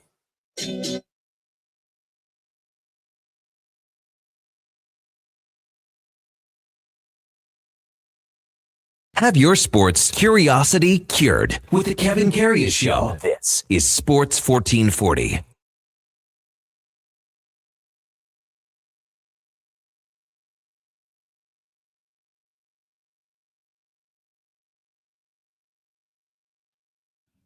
All right, welcome back to the big program. 8:21 in Edmonton, and time now for the headliner of the day, brought to you by Mr. Rooter Plumbing, draining clogged pipes like 3-pointers for all your plumbing needs. Go to mrrooter.ca. Excited to welcome in our next guest, Paul Almeida from Azarkan Sports School and sightseeing. Hey, how you doing? In Davos, Switzerland right now, as the Spengler Cup just wrapped up, about an hour and a half ago, ballpark. Morning, Paul. You're with Kevin Karius. Thanks for jumping on Sports 1440 from across the pond. Really appreciate it. No problem. Glad to be on with you, Kevin. So, I mean, this tour, and you've done hundreds of tours, Paul, but I mean, Yep. what was this last one like here at the Spengler Cup with the people you took over? Maybe just touch on the group and maybe overall the experience, the atmosphere there in Davos. Well, we've done the World Juniors for many years where we take about 350 people, but the Spengler is one that I've been asked about many times, and we just haven't had the ability to get the tickets or the rooms. It's been a long time coming, so we finally got enough rooms. We got all the tickets, And it's been fantastic. I mean, for anybody that's a hockey fan, this is a bucket list tournament that you want to go to. The rink itself it's a hockey cathedral. Let's face it. We've all seen it on TV. We've seen the games from the Spengler Cup, and it's as advertised. Once you get in that rink, it is a magical arena, magical atmosphere. The group we have 33 people. That's all the rooms I could get this time. I got 16 rooms or 17 rooms. So that's everybody that we could fit this time. We're hoping to get more for next year. And great time, great town. I mean, we flew into Zurich we flew out of Edmonton on Boxing Day. There were a lot of delays. Some of us didn't get there till a day later. And then we drove from Zurich to Davos, got here in time to watch Canada play the other night. And then we watched Canada play one other time. And of course, they got kicked out of the tournament. But I mean, just the hockey itself, the last 3 games we've seen have been unbelievable. And the atmosphere in the town, no snow, which shocked us. We thought there'd be a ton of snow here and that it'd be cold, but the roads are dry, and the hills, they got snow machines, and there's more snow up on the top. So tons of skiers here. We took the gondola up all the way up to the top and walked around up there. There's paths where you can walk around and obviously ski. And some people even did paragliding down the mountain, which was not for me. But yeah, the whole atmosphere here is fantastic. Hockey fans from all over, they're all the same. They're passionate about the sport. They love being in the rink. The teams that were here are very passionate about being here, especially the Swiss teams and the European teams. Sparta Prague was here. Devon Shore was on Sparta Prague. Drake Kajula played for Canada, so a lot of Oiler connections. And then, of course, we had a couple of guys who played for the Oil Kings as well, playing for Sparta. So, a lot of names that we recognize. And even on, the local team Davos, they had Brendan Lemieux. They had Leo Komarov. They had Pavel Zadina. So a lot of people that we recognize. Yeah, Tambellini, lots of guys for sure. Yeah, Tambellini had a great game, player of the game today. For sure. Paul Almeida from Azarkan Sport Tours with us on the Kevin Carey Show on Sports 1440. Maybe, and you've been all over Europe, as you said, World Juniors and things like that, Paul, and you've gone to a million NHL games. Compare the atmosphere, what it's like at the, Spengler Cup, in that, as you say, the cathedral, compared to some of the other venues you've been in. Well, it's nonstop. Like every whistle, the music is high energy. The crowd is into it, and the tent that they have outside is crazy. You go in there and there's people on tables and all that. It's funny. Before the game, you go in there, you can't move. They have a live band, and people are on tables drinking and everything else. I put some of the stuff on my Facebook page for people who want to see it. As soon as the game starts, the guys that go into the game go in. The others sit at the tables, quiet, and watch the game. So, and then as soon as the game's over, it becomes a mosh pit again where you go in. Speaking of mosh pits, the first day, I only got tickets because we weren't supposed to go to that game, but we got here early. So I got in to see Canada. So I was in the standing room at the end. Now, you talk about crazy. That is a crazy section to be in, I tell you. They have a guy with a rope that starts at the bottom, and they feed you in tight until you fill that whole row, and then they put the rope back one, and then they fill that whole row. So you just can't go stand wherever you want. And then to move in there, I mean, you go to the washroom, you lose your spot. That's the bottom line. That's something.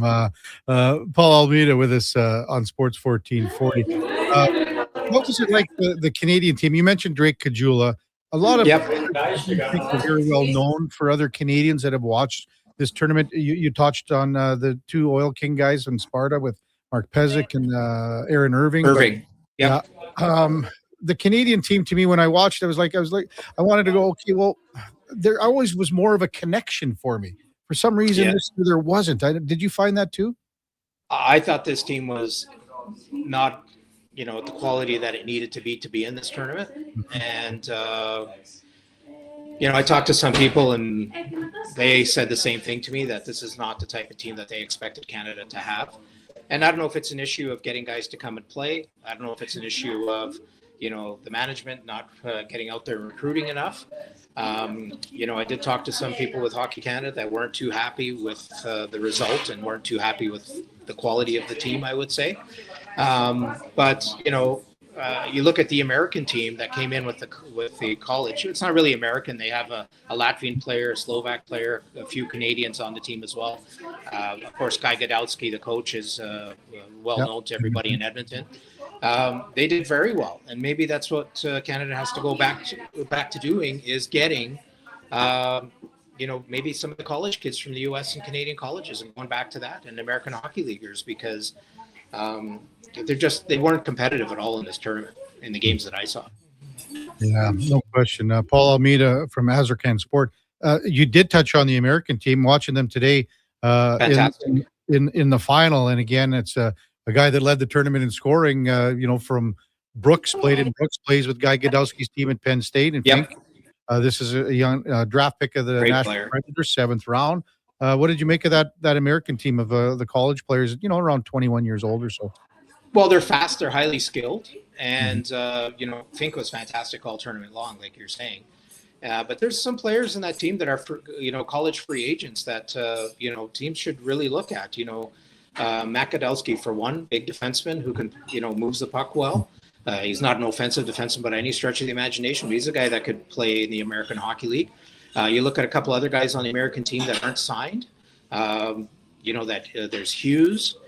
There's a couple of other players on that team. The goaltender from Slovakia that played today, they might have careers down the line. And for a team like the Oilers, who are looking for youth and don't have a lot of draft picks, there's some kids on that team that could definitely fill some holes in terms of not having draft equity going forward. But the American team, the one thing they can do is they can skate, they move the puck. Let's face it, in college, they're playing guys up to 22 years of age. So, they do play with men, although, you're talking guys like Leo Komarov, who's, a grizzled veteran, Brendan Lemieux, guys like that, is a different level of physicality. But they did well. And maybe it's a template that Canada should go back to, is, looking at younger players, college players, and bringing them over. But the American team did very well, very, very well. And I think it surprised a lot of people who at first thought, how are these college kids going to compete against veteran teams that are club teams, not select teams? Paul Almeida, our guest on the Kevin Karius Show on Sports 1440.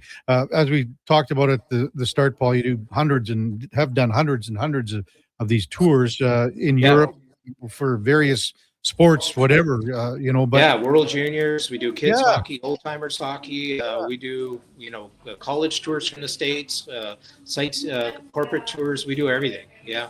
How does the old timers hockey work? Those are tournaments, because I know a lot of guys that go on to tournaments. I'm not sure if they're going with Azarkan or whatever, Paul, but we have in Europe.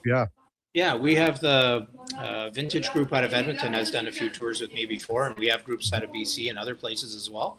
And we have 2 groups going in the fall, one out of Edmonton, Calgary, one out of BC.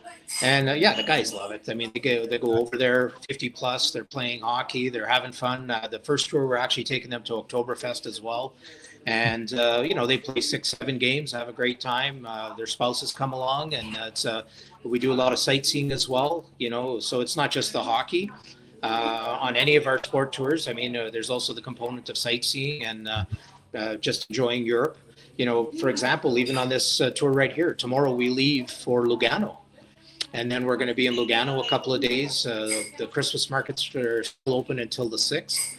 We're going to go watch Ambry play Lugano and Ambry in the evening. And then we're going to Milan. We're going to watch Inter Milan, a soccer game in Milan. And then we're going to do a day trip to Turin, and then we come home. So it's not just, the hockey when you come over on a tour. You want to experience Europe as well.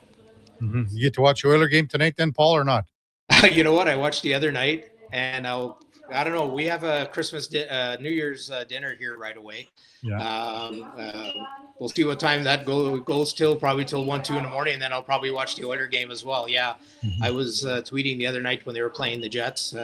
So, I'm an insomniac when I'm over here sometimes trying to catch the Oiler games and, trying to be awake for all the activities we have here as well. Yeah.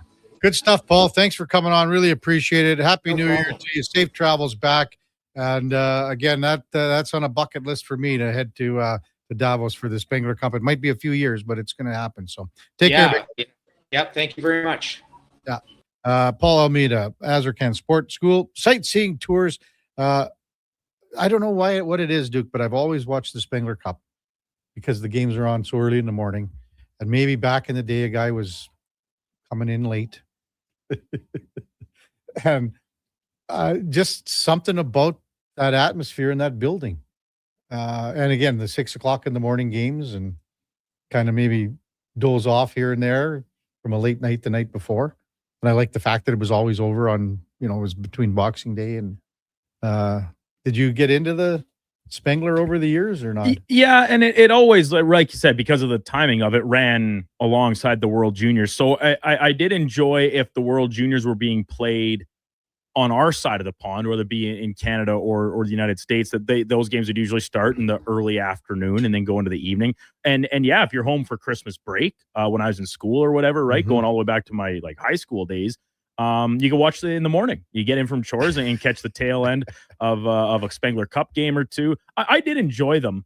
I definitely think that the in-person experience is something that I would really relish and to be there. And like Paul talked about, the cathedral, the arena, you never hear a single person say a bad thing about Switzerland as a country to visit. The people there, like Paul mentioned, like hockey fans are hockey fans. So I won't lie and say that I was entrenched in it watching it on TV, but very much like you, as I've gotten older, I've kind of watched it, say, man, that is a place you have to go. You have to go and check out in person. So he said they had 17 rooms, 33 people, 16 rooms, I think he said, 33 people. So, I mean, you get a couple buddies together, man. Oh, you could have a riot of a time. Well, we watched that game. Was it the Canada game or no, the game yesterday? What was it? We were watching it. And they were passing the beers, basically. Oh the guy had the little carrying carton of a 6-pack of just passing it up. Yeah, some tall boy that cans. guy up there, some guy up there, he ordered 6 beers. Just get him up there. Yeah, I just thought that was so cool, so neat. So, and again, the Spengler Cup just wrapped up today. Davos, the host team in Switzerland, beats the USA, and they're a college select team, not just Americans, as Paul said. He said, a player from Latvia, but again, they're going to school in the NCAA. 6-3 was the final. It's been 60 years since 4 Swiss teams, not just Davos, but 4 Switzerland-based teams won back-to-back Spengler Cups. So when we come back, we got Carolyn O'Dwyer from the U of A Pandas volleyball team. It's the New Year's Classic at the Salvo Center. It's underway this weekend. David Schlemko, patiently waiting to get into the building at 9 bells. Gord Stellick from Sirius XM NHL Radio will guest with us at 9:20. We'll go in or out with Schlemmer, and then we got Zach Lang from Oilers Nation coming up at about 10:20 or so. Our text line is open, 833-401-1440. They are rolling in.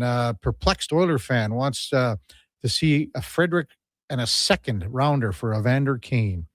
Don't see how it happens, Perplexed Oiler fan. Don't see how it happens.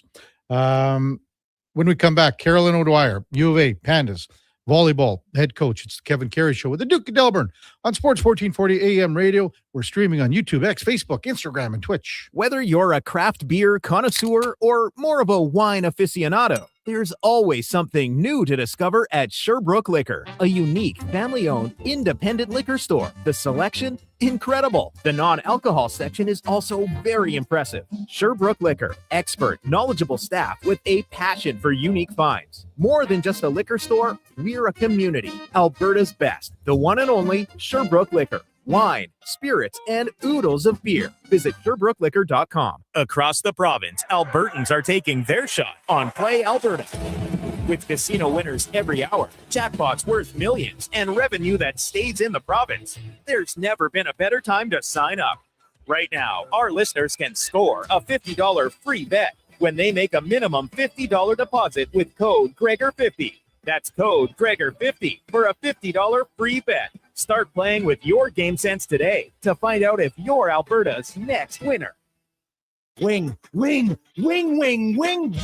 at First Round. Whether you're coming for the first round, the last round, or a few rounds in between, they've got you covered with half-price wings every Wednesday night. Half-price wings. Over 35 delicious flavors like Cajun salt and pepper, maple bacon, and Inferno wings. Now half price every Wednesday night. Wash them down with a cold pint of Canadian or Coors Light for only $5.75. Half price Wing Wednesdays at First Round in West End and now downtown. First Round, burgers, beer, sports. The job won't wait. Why should you? At AWS Welding Supplies and Repairs, conveniently located in Nisku, we've got everything you need to get it done. From product sales to servicing and calibrating machines, we're your one-stop shop. We're a proud, locally owned and operated business, committed to serving our community with a proven track record of customer service. Don't let a broken tool slow you down. We offer fast repairs and free same-day delivery of in-stock items to Leduc, Nisku, and South Edmonton. AWS Welding.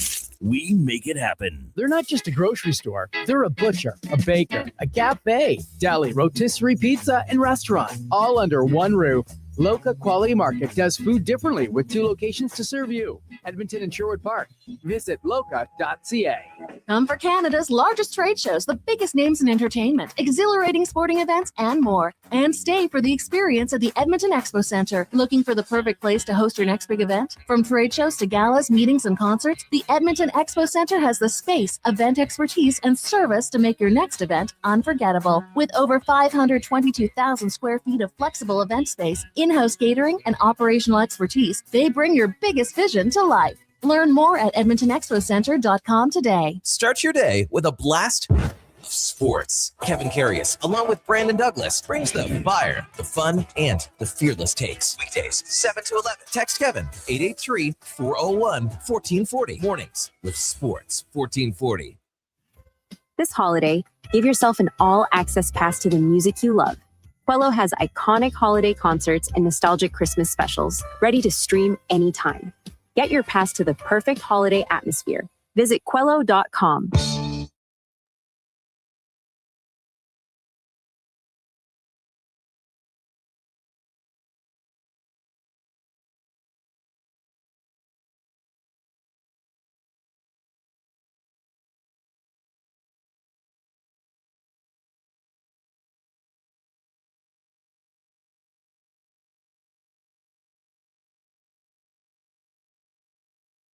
Have your sports curiosity cured with the Kevin Karius Show. This is Sports 1440.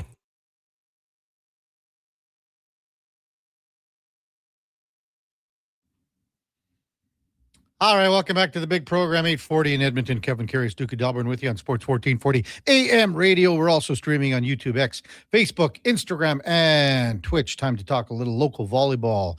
University of Alberta style with the head coach of the U of A Pandas, Carolyn O'Dwyer. Good morning, Carolyn. You're with Kevin Karius. Thanks for jumping on Sports 1440 as usual. Really appreciate it.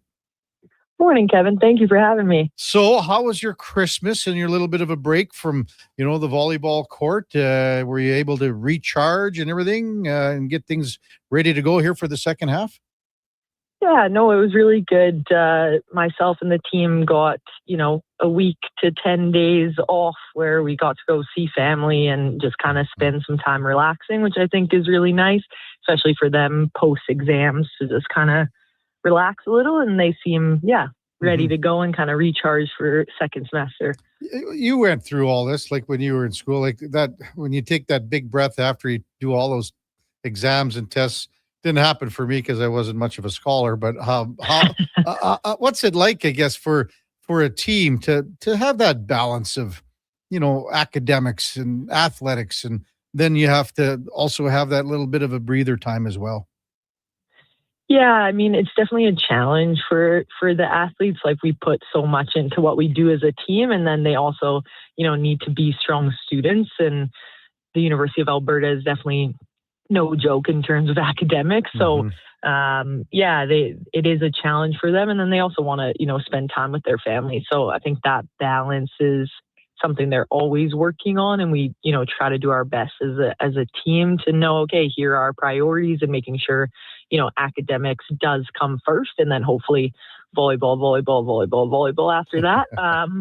It's a challenge for sure. Yeah. So things get back at it for you guys starting on Friday with the New Year's Classic at Saville Center. Hey, first off, it seems to me like the ladies drew the short straw here, Carolyn, with with the guys going to Long Beach, California?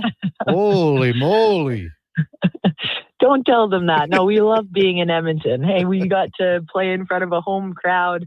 We'll take that as the long straw in this one. But yeah, it's nice for the guys to be able to go to California for sure. I remember always, like 20 years ago, always talking to TD, Terry Daniluk. Yeah. And at this time, I'd go, "Oh, what are you doing for Christmas or New Year?" "Well, we're just heading down to California again."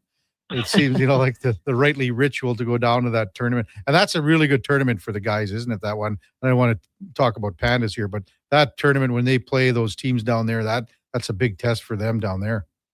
Yes, for sure. And I think from my knowledge, the level of those top NCAA men's teams just kind of keeps getting better. Same with the level of our top Canadian teams. Yeah. So I think it is a really good battle and, very close in terms of overall level. So I think, and in time of season makes sense for them too. Like the guys in NCAA are just getting started with their season. Obviously it's mid-season for our guys. So the timing is quite nice as well for them. Mm-hmm. Carolyn O'Dwyer, U of A Pandas volleyball head coach with us on the Kevin Carey Show on Sports 1440. So Pandas New Year's Classic starts on Friday. Who do you got coming in here, Carolyn? We have the University of Toronto, Dalhousie University, and then UBC coming. So it should be a really strong tournament and nice to have some representation from a few different conferences too and play teams that, we normally don't get a chance to play. So those are our three schools flying in to play us, which is awesome. Where do these teams rank, and yourselves as well? And how much do you know about, the two teams coming out from Eastern Canada? Yeah, not as much about Toronto and Dalhousie this year. They've both been doing pretty well in their conferences so far. UBC, again, is a top 4 team ranked in the country right now. So obviously a good test for us. And they're a team we actually don't get to play in Canada West Conference, which is unfortunate. So it was really important to try to get to play them at some point in the season. So they're very strong as kind of usual for UBC, and no change this year. And then I think Toronto and Dal have been doing pretty well, aren't ranked in the top 10 in the country currently, but will be strong teams for us to play. Yeah. With UBC not being able to play them, is that because you always want the best competition? What's that been like? Yeah, it's unfortunate. Obviously, we haven't made it through our whole season to kind of really feel it. But with kind of our change of schedule where there's 3 teams each year we don't play, it's luck of the draw this year that UBC is one of them. And that's exactly how you said. Our attitude is we want to get to play the best teams and be tested and, kind of prepare for playoffs and moving into nationals. So unfortunate. We got to play them a little bit in preseason in the fall, and then we'll play them at Christmas. So hopefully that is helpful. But not the schedule we would pick for sure. Exactly. Carolyn O'Dwyer with us on Sports 1440. Just give us an assessment of how you thought the first half went for your squad. Yeah, strong. I thought we did some good things. I mean, the positive for me as a coach is I thought we got better as the semester progressed, which is, all you can ask for. And I think, I'm excited for where we're at right now and still some room to grow, which is always positive. I don't think we've played our best volleyball yet. So looking forward to kind of how we progress into the second semester. But a really strong first semester. I mean, we're currently ranked first in the country, so I can't complain too much about how the first semester went. Obviously not. Yeah. What about some of the other teams in Canada West that have, not given you problems, but been stiffer competition for you? Yeah, there's some strong teams kind of as per usual in Canada West. I mean, UBC, obviously, that we talked about, we won't get to see them, but that's a strong competitor. And then one team we have coming up second semester at Thompson Rivers University started off the first half really, really well. So they're currently we're tied with them for first in Canada West. So I think that will be, a really big test for us kind of right away, third weekend of January here. So that's a team that seems to be playing some really good volleyball. So they're one to kind of look out for us for sure. Yeah, as you said, you're at the top of the table with them. I don't recall Thompson Rivers in the last few years. Maybe I'm wrong to be there. Is it a program that's just starting to put things together here, or what? Yeah, they've kind of been middle of the pack for the last little bit. They have two very strong international athletes last year and then this year. And so I think kind of building them into the program has been helpful. And then they have some kind of good pieces surrounding them. And I think a few older athletes as well that are later in their careers and have more experience. So they've been kind of on the rise, but this year seems to be a really strong year for them. Carolyn O'Dwyer, U of A Pandas volleyball head coach with us on Sports 1440. Well, let's discuss some of your team and players on your team. Who have you been impressed with? I mean, the usual suspects, but anyone come out from the last time we spoke at the beginning of the year where they've, raised their level of play as the first half has moved on here? Yeah, I mean, probably two right now that are sticking out. I think last time I was on, we talked a little bit about Abby Guzin and kind of her summer with national team, and was just impressed with her this semester of just some of the maturity she brought. And, you can see she's a year older and just a lot more consistent in the play that she was bringing kind of night in and night out, which has really helped us. And then as the semester progressed, our opposite, Lila Johnston, has just kind of continuously elevated her game and just been a really consistent offensive option for us, and had some really, really good numbers individually, and just a big part of our team from a team perspective as well. So those two kind of stood out so far first semester, but we have a lot of very strong athletes that every given night is kind of someone different with their head popping up, and that's what we want is just be kind of the collective team. But those two did a very good job for us first semester. What makes Abby Guzin the player that she is, Carolyn? I mean, a couple things. Obviously, she has good volleyball skills. So, she's very physical, tall, jumps well, and kind of plays above the net at a little bit of a different level than everyone else in the league for sure. Like she's up there, and it makes her ability to score very high, and can do it in a few different ways. And then the one thing I think that makes Abby different is that she contributes in other facets of the game. So she's a really good passer, which is huge for a team, and kind of just keeps getting better. And then just super competitive. Like she's someone that's, out there to try to get the job done. And she shows that in training and in competition. So I think that's one element that is huge for her, is just her level of compete. Is there a comparable? Because as you said, she's got, the height at 6'5". She's such a tall body and lean and up at the net. Do you have a comparable that maybe when you played years ago at Mount Royal or someone else that we've seen through here? Someone comparable at all? I mean, they're obviously not the same. If I was looking at like U of A former players, and I don't know how many people know, I would say like a Tiffany Dodds type, where just, dominant, tall, like kind of already competing, I think, beyond her years in terms of national team stuff. So from a U of A perspective, obviously, different athletes, slightly different kind of positions, but both just kind of dominant in their own right. So that would maybe be one comparison of maybe someone you see just, and then I mean they're very different, but even Kira Van Ryk when she was playing for UBC and could just kind of take over games when she needed to. That's maybe, I think, somewhere Abby's working towards, maybe not quite there yet, but that would maybe be another volleyball comparison. What kind of future are we looking at for Abby? I know you had some time with the national team programs and things like that, whether it be junior or whatever, but what are you looking for her down the road here?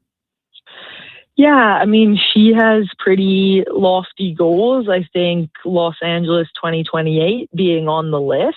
So I think, she wants to be with the national team again this summer, and we'll have qualification coming right up in August this year. So it's crazy kind of how early that happens, but kind of the first chance to qualify for the Olympics this summer.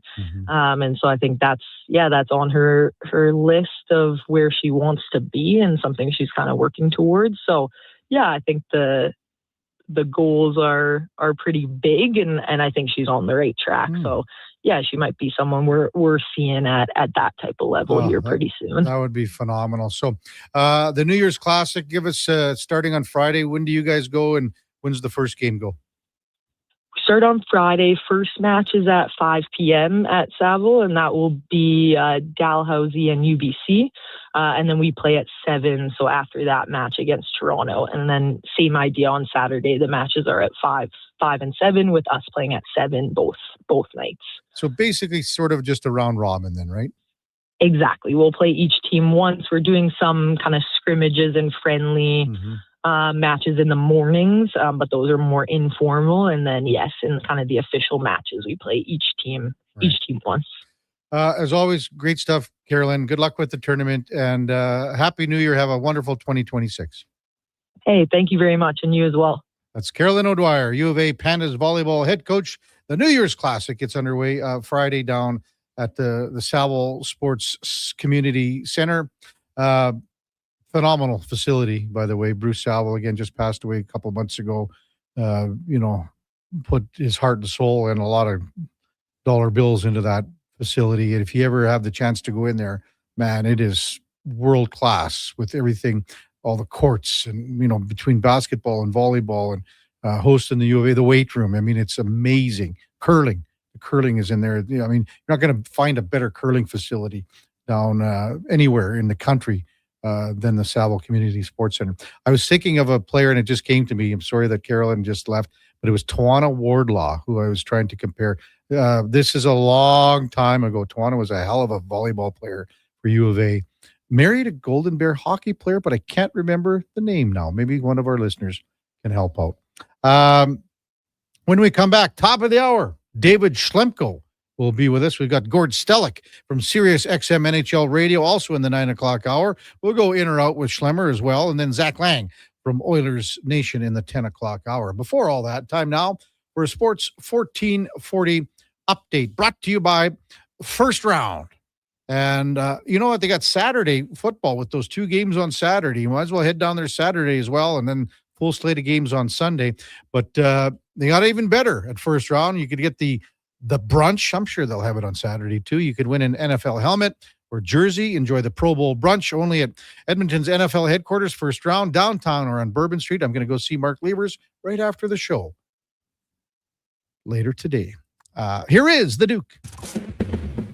The Sports 1440 update.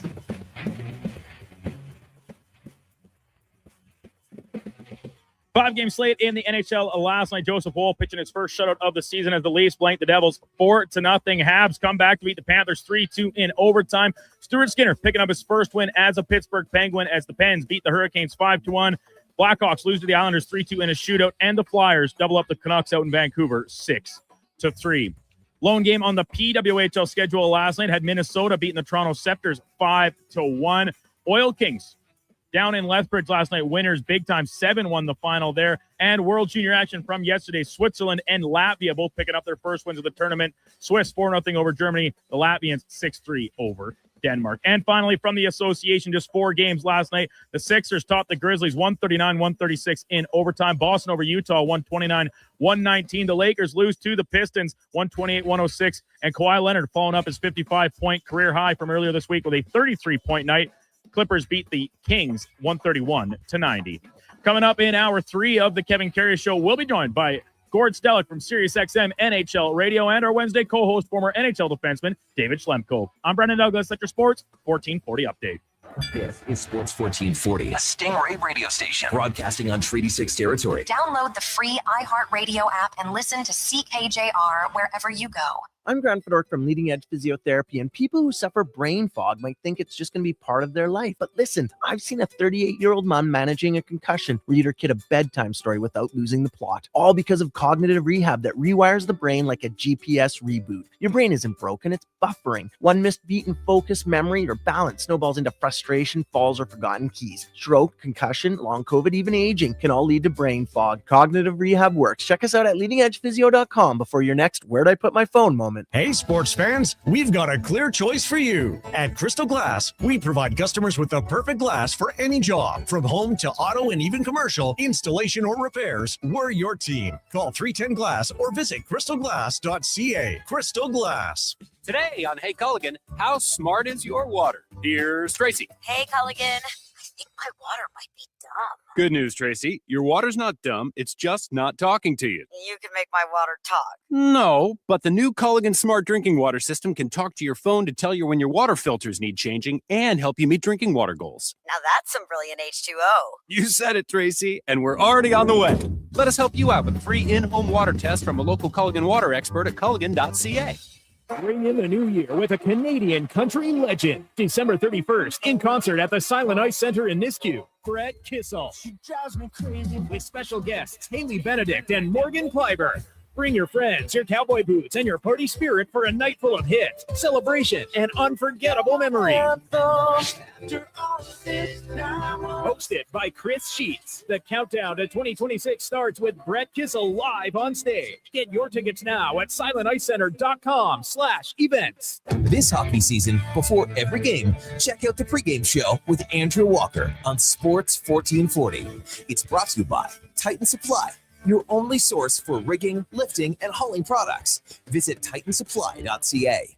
At Fountain Tire, success is a team effort. They're committed to their team members and their customers. And that means treating your vehicle like it's their own and finding solutions that suit your needs. Because whatever the road brings ahead, they're on it with you. Visit fountaintire.com today. I'm getting McDonald's. You want anything? Oh, yeah. I'll get I'm obviously going to get the McVeggie, medium fries and a medium fountain drink for $9.99. It's my favorite meal, and it's new. Plus, if I get that, maybe he'll want it too. And then he'll always thank me for introducing him to the McVeggie. I'll be a hero. So, McVeggie fries and drink? How'd you know? You were thinking out loud again. Get yourself a McVeggie meal for just $9.99 plus tax for a limited time only at participating McDonald's restaurants. Subaru is built for winter. Symmetrical all-wheel drive delivers power with incredible control, stability, and grip. Add 220 millimeters of ground clearance, and you're not getting stuck in snowbanks. You'll drive right through them. And inside, luxurious heated seats and a heated steering wheel. Plus, for 19 years in a row, Subaru vehicles have earned top safety pick status, giving you unmatched peace of mind. Subaru is engineered for Canadian winters, built for real-life confidence. Welcome to Uncommon Standards. The ultimate music experience has arrived. Welcome to Stingray All Good Vibes on Prime Video channel. Instantly unlock thousands of epic concerts. Belt out your favorite karaoke anthem. Or relax with stunning nature escapes. Whatever your mood, your soundtrack is waiting.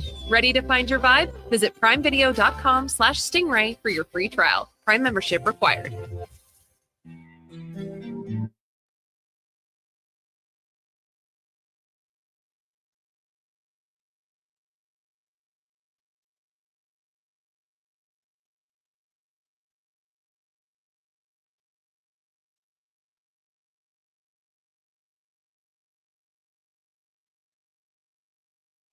Just in time for the morning skate. This is the Kevin Karius Show on Sports 1440.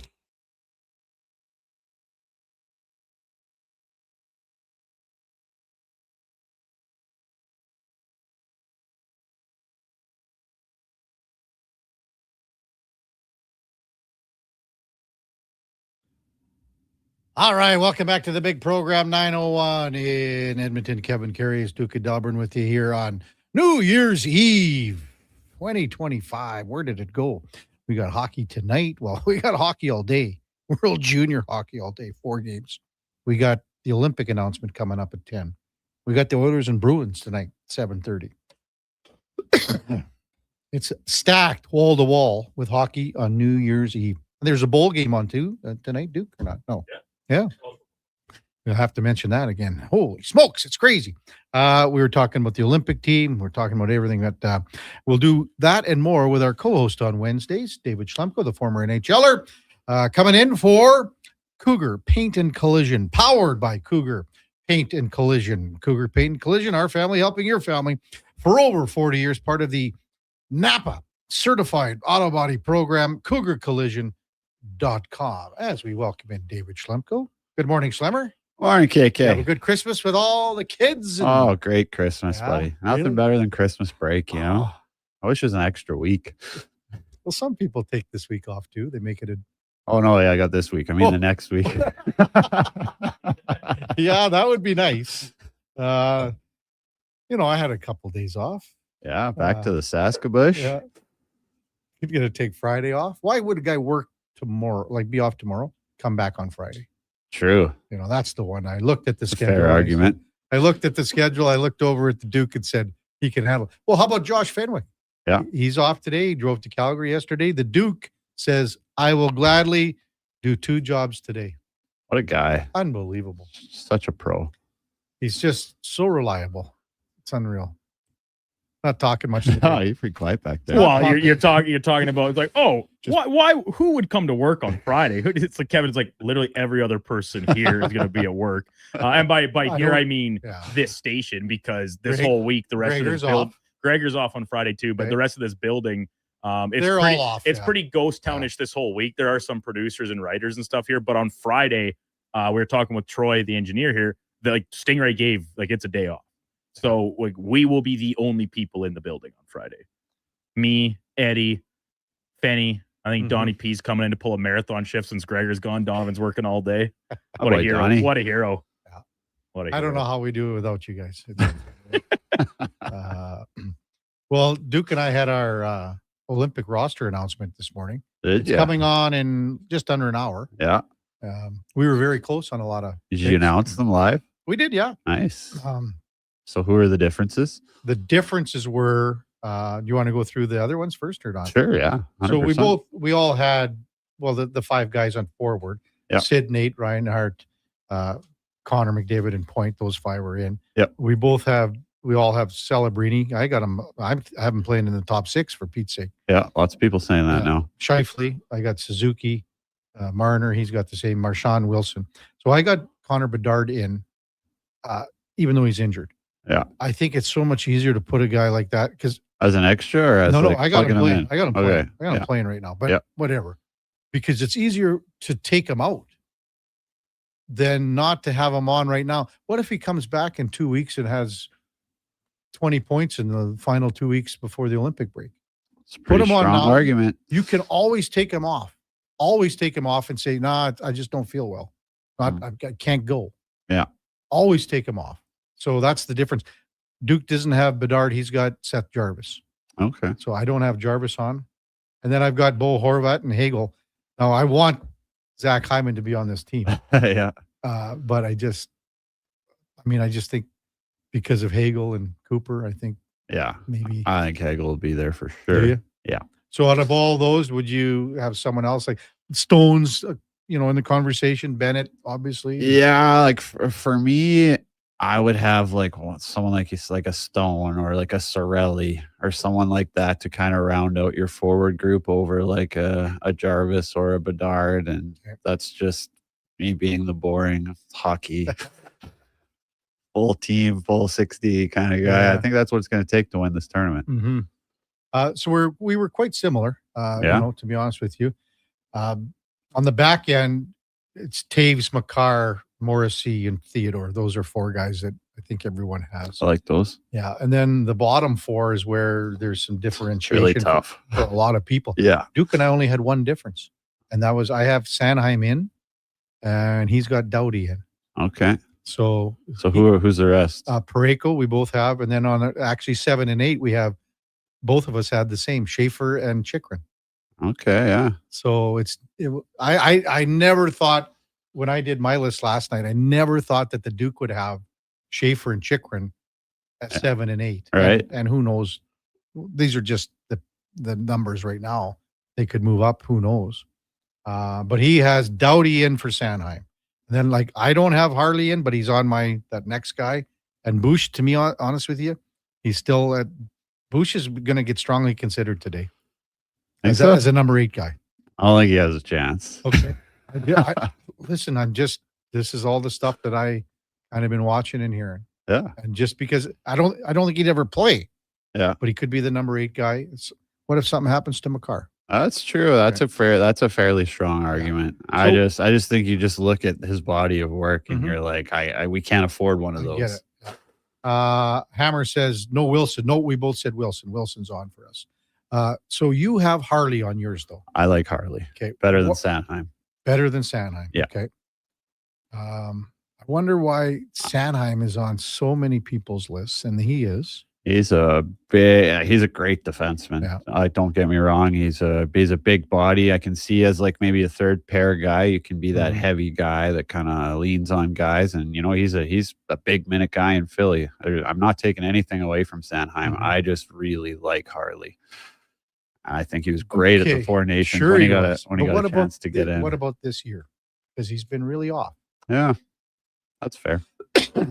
So do you think because of him being that guy that just came out of nowhere at Four Nations last year, the Canadian hockey brass goes, this guy was here for us last year. Do we bring him in?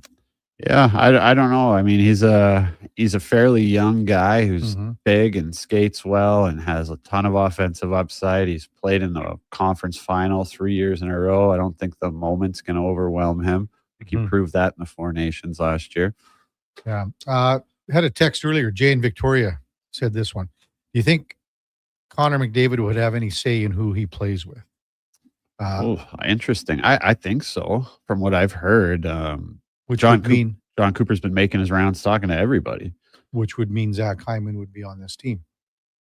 Oh, I mean, I don't know about taking it that far. I mean, I think maybe he will have a chance to have some dialogue over who he plays with when the team's picked, but can tell you, like, Frank Saravalli is very high on Zach Hyman. Yeah. I'm too. I mean, he's been hot. He's proven that the hand isn't a nagging thing. The two things I've noticed, 3 things with Zach. The last game, we'll do the good stuff first. The last game, at the dying minute or minute and a half, Kyle Connor had the puck and had a pretty decent scoring opportunity. Zach's coming back, and he has to extend. So I want to ask you this as a pro guy. He's extending way beyond his reach. So his bottom hand is the right wrist. Yeah. He's extending and exerting a ton of force, pushing down on Kyle Connor's stick to erase a scoring opportunity, to make a stick check with the puck. Yeah. Okay. So that is a lot of stress, power, exertion on a bad wrist. Yeah. To me, I thought that was phenomenal.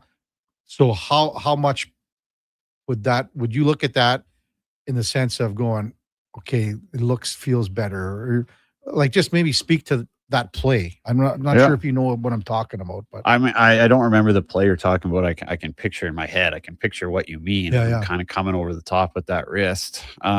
It's got to be a good sign, right? It's got to be. I think with something like that, with the tendon, like, it's gonna be strong by the time he comes back. He's gonna be able to make plays like that. It's going to be the little finesse plays, like picking up a puck and shooting it without, settling it down, and just those little intricate plays. I think that's where he needed to prove that that's not going to be a nagging thing. And I think by scoring like 8 goals in his last 8 games, kind of put some of those arguments to bed. Sure. For me, again, it was all about when you go to the net and you've got to get in those battles and you're pushing off. Yeah. And absorbing stuff on your wrist there. The 2 things that I noticed, and this was about 2 weeks ago, that I was like, okay, that's alarming to me. So when you fall down on the ice and you get up normally by pushing your glove on the ice and just getting yourself up. Yeah. He never did that. He was using his elbow to push himself up. And I was like, okay, that one, to me. You've been watching closely. I've watched Zach here. Because, again, he's been my favorite Oiler since he basically arrived. Right. And there'd be nothing more than I would like to see than him on this team. Yeah. And he'd do all the right things. He'd bring that kind of, he'd bring the same element he brings to the Oilers every night. Yeah. No one works harder. Nolan is a better team guy. As I said, he's, in my mind, almost the de facto captain of the team. You think about, you go back 2 years ago and everyone's seen the video in the room. Yeah. When, Connor's, he's almost inconsolable. No one's saying anything. Zach's the guy that comes up and says, I know in my heart we're going to be back here. Yeah. I know it. You just got to, we're so close. And I mean, that's the guy, that's your leader. That's some emotional leadership right there. Yeah. Again, nothing more I'd love to see. Exactly. So why haven't we heard like a few more whispers about him? I haven't about heard Zach. I haven't heard much about him at all. It's funny. Like Frank has mentioned it quite frequently on the show. Yeah. And I would imagine on a lot of his other shows that he does a million of them. Right. Obviously, this one is Edmonton based. So I guess I mean more like the TSN, the Sportsnet, all these mock rosters. I'm not seeing them on there. See, the crazy thing, and I said to Duke, just by going what I know that I can get from a guy, if I had a choice, I would probably have Hagel on the team and I'd have Horvat. To be honest with you, I would rather have Hyman than Mitch Marner right now. Really? Yeah. That's bold. That is bold. Yeah. That is bold. I don't know about that one. Well, I mean, we just watched Mitch Marner the other night. We've seen him this year. Yeah. He's not the player that he was last year or the year before. He's going pretty good till Eichel got hurt. He had 6 goals, so. Yeah. So is that what he's at, 6 or 7? What's he at? Duke, do you know? Duke's like, no. How many more jobs do He's a pretty special player in the ozone. I'm getting you. He's got 9 goals this year. 37 games. He's a 40-point guy. But I'm saying, like, I'd rather have a guy like Horvat. I like Horvat. I like the way he's going. To me, Hagel's the guy that is the swing guy for Hyman. Yeah. So. Can't wait to find out. Marty says, what does Horvat do better than Nuge? Face-offs. One of the best face-off guys in the world. Okay, there you go, Marty. Thanks, Schlemmer. Team Dean. Have we discussed yet Marchand, Elbow, and Matheson? Yes, we did earlier in the show, Team Dean. Once again, the Panthers do whatever they want. Get away with it scot-free, Team Dean writes in. It's a bit of a sickening thing at this point. What we did mention, Team Dean, and even, so this came from Elliot Friedman earlier in the day, saying that there would be no hearing, no supplementary discipline from last night's elbow. Even Elliot said that he was kind of surprised at that. Missed it. Yeah, you'll have to have a good look at it. It's not like Team Dean is out to lunch here. It seems like the Florida Panthers get a lot of stuff going their way for sure. They like to muck it up. Sheldon Keefe had a comment as we break away here just quickly for a quick second about so Nico Hischier fought nice last night. Really? Yeah, and I mean Matthew Nice. Yeah. So like he's How'd like, that go for him? Well, I mean, Keefe said, I think we have a lack of balls on the team. Well, yeah, you figure. Basically. So he said he appreciates that. I think there'll be a response now with the rest of the Devils. Yeah, I'd probably say so. They lose 4-0. So their captain's fighting a guy 60 pounds heavier than I. I'm kidding. It's a Malik. I mean, that Nice is a big guy. So when we come back, we'll check in with Gord Stellick from Sirius XM NHL Radio. We'll also go in or out with David Schlemko in the 9 o'clock hour. That's all straight ahead on the Kevin Karius Show with the Duke of Delburne. David Schlemko on Sports 1440 AM Radio. We're also streaming on YouTube, X, Facebook, Instagram, and Twitch. We want orange. Give us the orange. We want orange. Bring back the orange. You got it, Canada. Booster Juice orange smoothies are back by popular demand. The original, the marathon, and orangesicle smoothies are back and bursting with tangy zest of oranges. They're Canadian favorites. Orange, you glad they're back? Only for a limited time. So squeeze the day, smoothie lovers, and head to a Booster Juice near you now. Booster Juice, Canadian born, blending since 1999. Mr. Rooter decorates a gingerbread house. Wow. What did you do here, Mr. Rooter? Well, we've got a Jube Jube toilet, complete with an icing-based wax seal. The main water line is licorice, red for hot, black for cold. You got your standard marshmallow hot water tank and a candy cane sewer line. And on the outside, candy corn hose pips. Disgusting, but they get the job done. To have your Yule clogs fixed, trust one plumber, Mr. Rooter. The longest running basketball show in Canada airs every Saturday morning at 10 on Sports 1440. Hoop City with Paul Sir introduces a new generation of basketball talk, and it's right here on Edmonton's home for sports, Sports 1440. Across the province, Albertans are taking their shot on Play Alberta. With casino winners every hour, jackpots worth millions, and revenue that stays in the province, there's never been a better time to sign up. Right now, our listeners can score a $50 free bet when they make a minimum $50 deposit with code Gregor50. That's code Gregor50 for a $50 free bet. Start playing with your game sense today to find out if you're Alberta's next winner. And what can I get for you this year, little fella? I want a new Ford F-150 with the FX4 package. Adults need toys to play with on Christmas morning, too. And Nisku Ford has the best toys in town. If you decide to wrap one up, you can get rebates as high as $10,000 or choose interest rates as low as 0%. This Christmas, get the toy you really want. Add Nisku Ford to your holiday visits or make your wish list at niskuford.ca today. Above expectations. Canada's own Crave is soaring to new heights and is now bigger and better than ever. Crave has added over 10,000 new hours of amazing content, including the biggest live events. And the Oscar goes to Select live sports like golf and NASCAR. And even news. We have exclusive details tonight. Plus, hit shows and movies from 18 leading TV channels. And all at the same price. Crave, bigger, better, endlessly entertaining.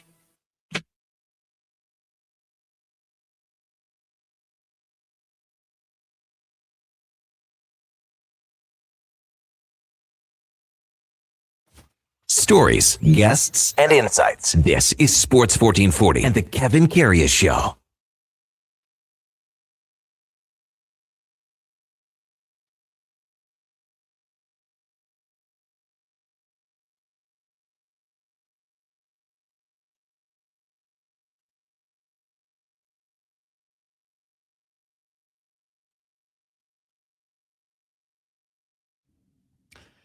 All right, welcome back to the big program. Coming up to 9:20 in Edmonton. Time now for the headliner of the day, brought to you by Mr. Rooter Plumbing, the plumber to call when the toilet mysteriously breaks after your jalapeno pepper popper fueled game night with the fellas. That's MrRooter.ca as we welcome back Gord Stellick from Sirius XM NHL Radio. Morning, Gord. You're with Kevin Karius once again, and our Wednesday co-host, the former NHLer, David Schlemko. Thanks, as always, for jumping on Sports 1440. Big guy, really appreciate it. Well, thanks, Kevin. Thanks, David. What, you saved the best for last? Is that right? Oh, no, Gord. We got another hour and 40 here yet to go. Okay. And I know you're going to be busy here at the top of the hour with the Olympic stuff, too, for sure. But hey, as I always say, I get to listen to you and Scott Laughlin for my 4-minute drive into work. And it's funny how it's, just the one little topic that comes up and it's just perfect for my drive. And you're talking about, Scott, because of your daughter telling you and watching this new David Letterman channel. Yeah. What? Have you seen it? I haven't. And you know what? I'm going to, as soon as we're done off the air here today, I'm going to check it out because Scott obviously was a big Letterman fan. I think you were a big Letterman fan. So, So I'll tell you, so our daughter screwed up the TV because she knows how to work it all. I don't. So every time we turn it on, it's this Letterman channel. And then we get off it to go to normal TV. But now I'm getting more intrigued. And when I worked with the New York Rangers, the person that handled tickets for Letterman, it was a woman, and her boyfriend was a big Ranger fan. So it was pretty neat that, 1989 and 91, that friends would come to New York, get them a Ranger game, and then it'd be like a 4:00 taping of a David Letterman as well. So people did well that came down and visited me my brief time in the Big Apple. Oh, well, so how often did maybe players off the Rangers say, man, I'd like to get a ticket to this taping at 4? And how often did, say, staff from the Letterman, show say, Gord, could we get a couple tickets to the Rangers? So pretty frequently, and Letterman didn't know hockey players well, but whatever, like when they were there, but pretty frequently. But I did know, like once Tom Hanks and Rita Wilson came in to get their tickets, and they were really, really nice. And once I sat beside Boomer Esiason, just different people along the way. I'm trying Timothy Robbins once, I thought it was going to be Susan Sarandon, but it was Timothy Robbins. He was great. And so that was kind of a neat part of New York in my brief time there. Oh, well, it's not for on here. I'll tell you a great story with Timothy Robbins and Susan Sarandon. When I was with them, Gord, at the Mark Messier retirement party in the Rainbow Room. Okay. I'll look forward to that down the road. Yeah. When you're retired. Oh man. Schlemmer, you got anything off the top of your Schlemmer's just sitting there kind of waiting patiently here, Gord. But no, I mean, I'm just thinking about how cool it would be to play for the Rangers. Actually, there's probably a lot of perks like that. I was mostly in the Western Conference, so you could see in LA. I've heard a lot of players got to kind of meet some celebrities. So I imagine same kind of thing in New York. Mm-hmm. Yeah, well, I get to meet David Schlemko now, so it keeps adding, So it's a anyway, D-list, buddy. No, it's not. Like I know you guys were talking lots about the Olympic announcement here in the next 40 minutes, Gord, this morning on Sirius XM NHL Radio. Was there a name or a player that maybe came into the fray that hasn't been out there as much and gaining more traction, and someone pulling back in your mind that you guys discussed here in the last bit? Well, the one apparent surprise is Sam Bennett, apparently. So that is going to surprise a lot of people. That we'll have to wait and see. But otherwise, yeah, I actually don't even like getting on that, because I'd rather just watch it clean, like an observer, like a fan. But I got texted that apparently that is one not there, which would be I think a big surprise to most people. But one thing I'm happy about, Kevin and David, we won't watch hockey highlights anymore, and we'll be, Bo Horvat scored 11th hour trying to get on the team. Nick Suzuki got 2 goals, 11th hour. Brad Marchand. We got great, compelling hockey races and hockey games that are going on. Let's get back to our regularly scheduled programming after these announcements today and in 2 days' time. Yeah. I guess, okay, speaking of that, I guess out in Leafland, they won 3 of the last 4. So what's going on there? Have they found something? So, funny one, David, last night was the first time since 2015 that the Leafs iced a lineup without one of Austin Matthews, William Nylander, or Mitch Marner. Of course, Marner's gone on to Vegas. Everyone knows that, but 10 years. And then no Chris Tanev. So as you know, David, because you played, it's a funny animal. Just like the other day when Columbus had travel adversity and they were the better team in Ottawa. Like too often when your travel gets screwed up, you seem to play really well. Quite often when you have a whack of injuries, you play really well. And probably the best game for the Leafs this season. Also, New Jersey now is tied with the Leafs. They've lost 4 in a row. But to answer your question, the last 4 games, there's been still defensive faux pas and not being able to hold a lead, but they've been scoring goals. The power play's been going. I think it was very unfair that, Mark Savard was kind of the sacrificial lamb about that, but they got that going. And that just seems to be the big part, those 2 elements, because if you got goaltending, you're in the game. They didn't have that earlier in the year. And the other thing is that firepower that they've had for 9 years hadn't been there, and it's come back. Now, how long? Who knows? Because if you can't be on you're on that spinning wheel trying to move up. You get 4 losses like New Jersey did, or a couple, all of a sudden you fall back down. Yeah. Gord Stellick with us from Sirius XM NHL Radio. Kevin Karius, David Schlemko with you on Sports 1440. You mentioned Chris Tanev. What are we looking at with Tanev? And I mean, the Leafs knew this when they were signing him. A lot of miles. This guy's blocked more shots and taken more, abuse from his body and played through it all. But sometimes, it just, you can't take it anymore. And I mean, what's he got left in the tank here, you think, Gord?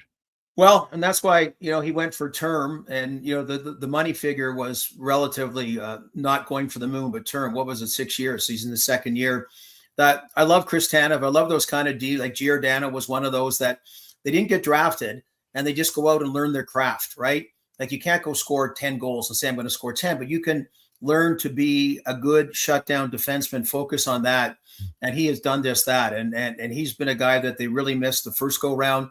But Kevin, he's on the injured reserve list for now, but they're saying it could be a while again. So I guess maybe a little bit like Tristan Jarry's reputation, right? About, going on that you hope it doesn't happen. But that it's a factor whenever you make a deal for somebody, whether it's a trade or signing them.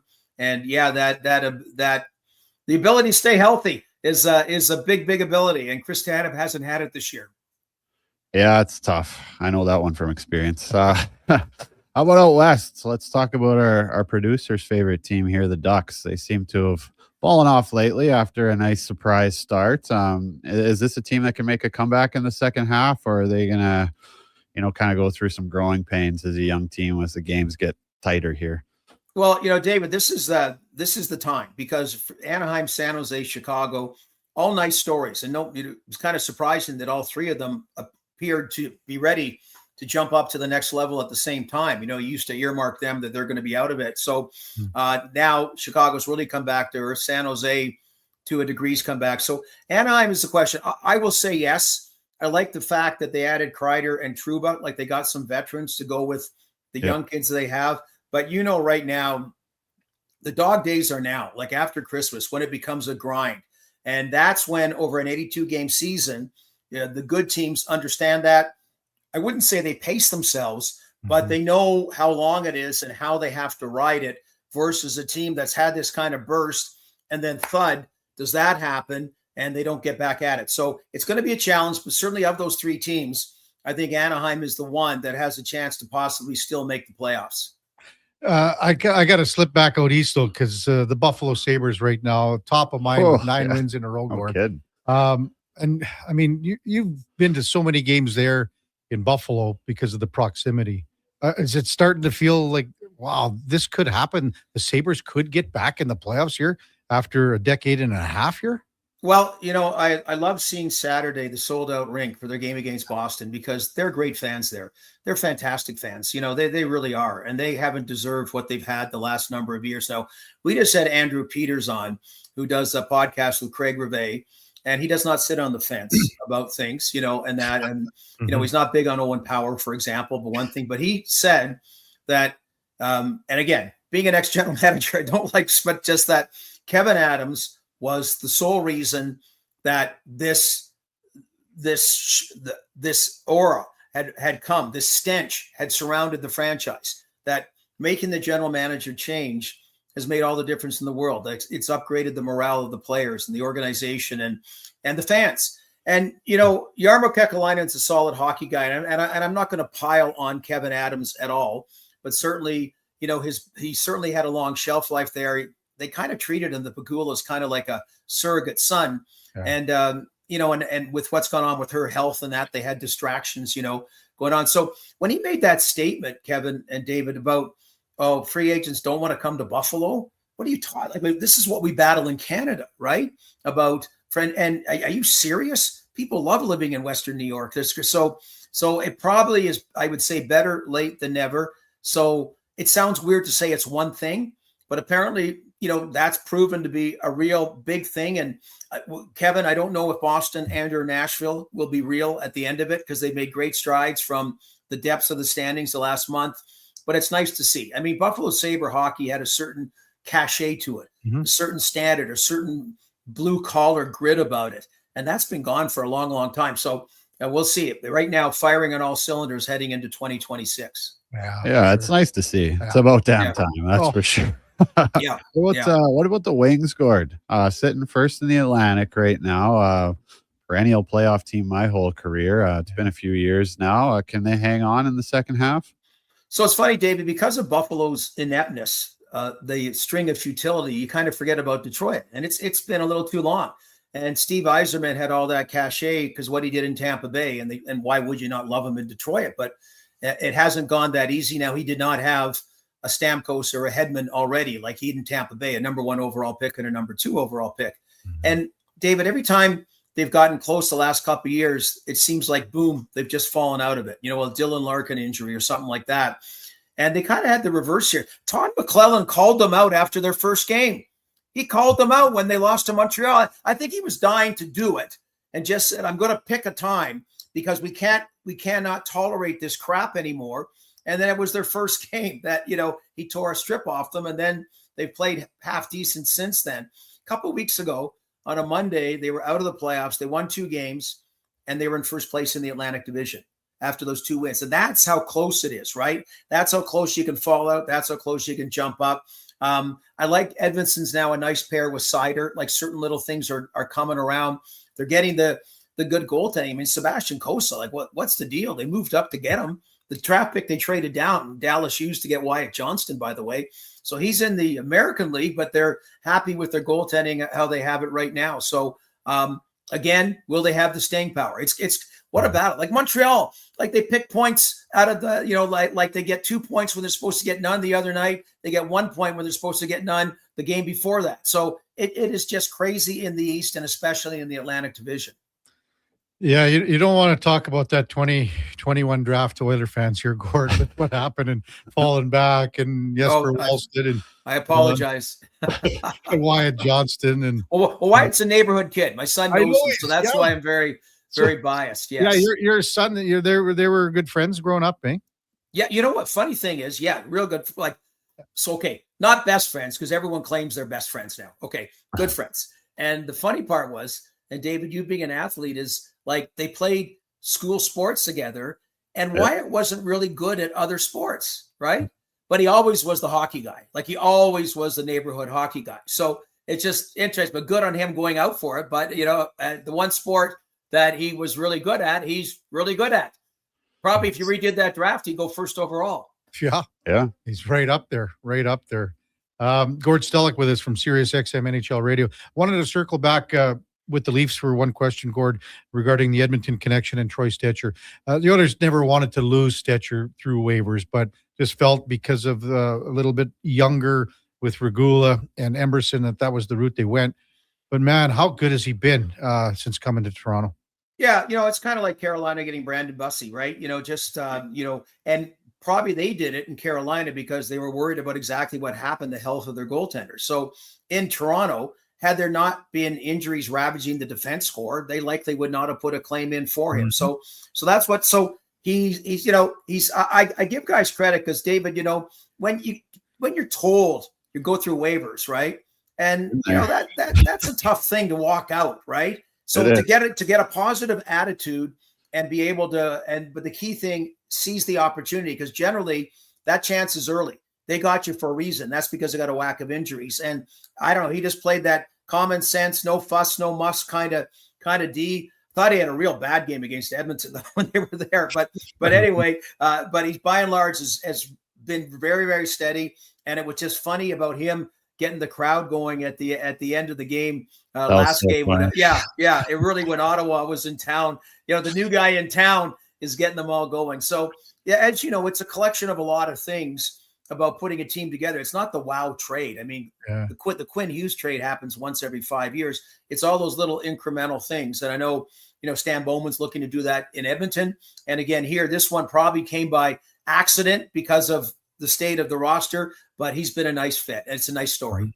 Yeah, it's a huge pickup. I mean, I loved Stecher when he was here. He had the best attitude. He did whatever was asked of him. That was a big loss for the Oilers, in my opinion. Well, it has been for sure. Hey, Gord, how's the day shape up for you with the Olympic announcement coming up and then all the World Junior Games, New Year's Eve, the whole bit? Yeah, what a great day in the sense we got the announcement. Like I said at the start, we'll talk about the omissions and at least we can put it to bed because we got great hockey going on. We got a couple more announcements and then the World Juniors gets real now. We can start watching NHL games or listening to them on Sirius XM this afternoon.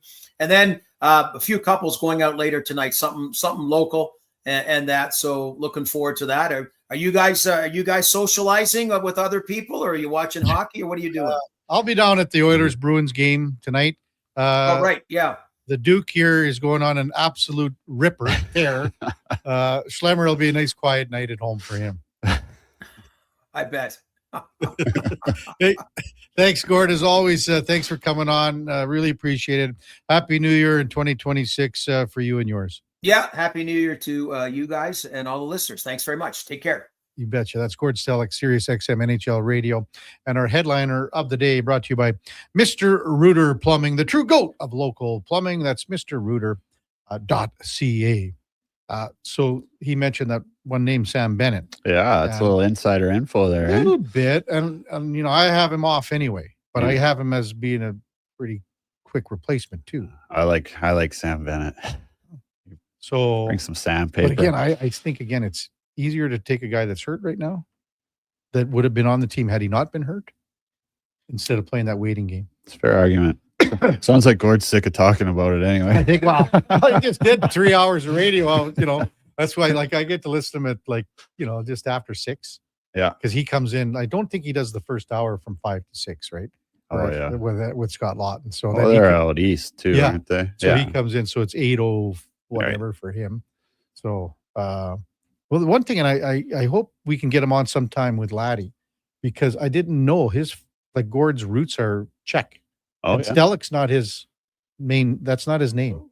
It's Stelik Stemhovlichki, something like that. Oh. It's a big long Czech name. So pretty cool there. I did not know that. Yeah.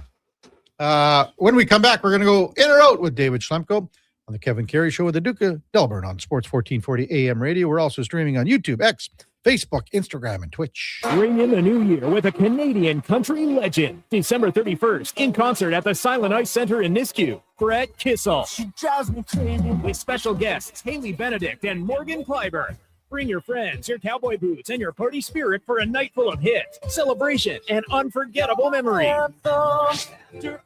Hosted by Chris Sheets. The countdown to 2026 starts with Brett Kissel live on stage. Get your tickets now at silenticecenter.com/events. Hold up.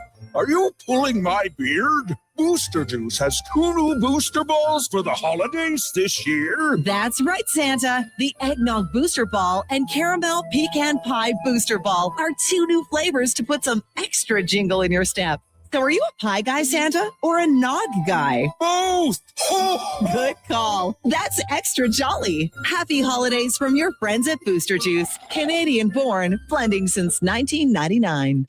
At Fountain Tire, success is a team effort. They're committed to their team members and their customers. And that means treating your vehicle like it's their own and finding solutions that suit your needs. Because whatever the road brings ahead, they're on it with you. Visit FountainTire.com today. Legacy Heating and Cooling sucks. Yeah, Legacy can now suck your ducts with professional duct cleaning, furnace cleaning, and dryer vent cleaning. Call Legacy. Call Legacy. When you need the filth sucked from your air ducts. Call Legacy. When you want cleaner air for your family. Call Legacy. Call Legacy. Legacy now offers air duct cleaning. Book in today. Just call Legacy. I'm getting McDonald's. You want anything? Oh, yeah. I'll get I'm obviously going to get the McVeggie, medium fries and a medium fountain drink for $9.99. It's my favorite meal and it's new. Plus, if I get that, maybe he'll want it too. And then he'll always thank me for introducing him to the McVeggie. I'll be a hero. So, McVeggie fries and drink? How'd you know? You were thinking out loud again. Get yourself a McVeggie meal for just $9.99 plus tax for a limited time only at participating McDonald's restaurants.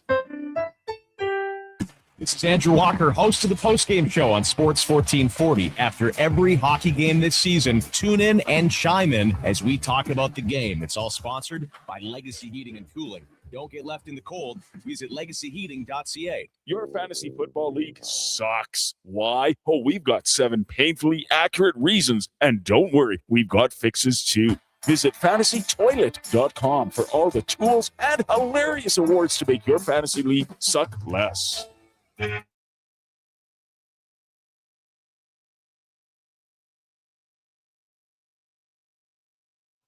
The Kevin Karius Show, breaking down Edmonton's favorite teams, even though his favorite Junior A hockey team is the Yorkton Terriers. Thanks for checking in with Sports 1440.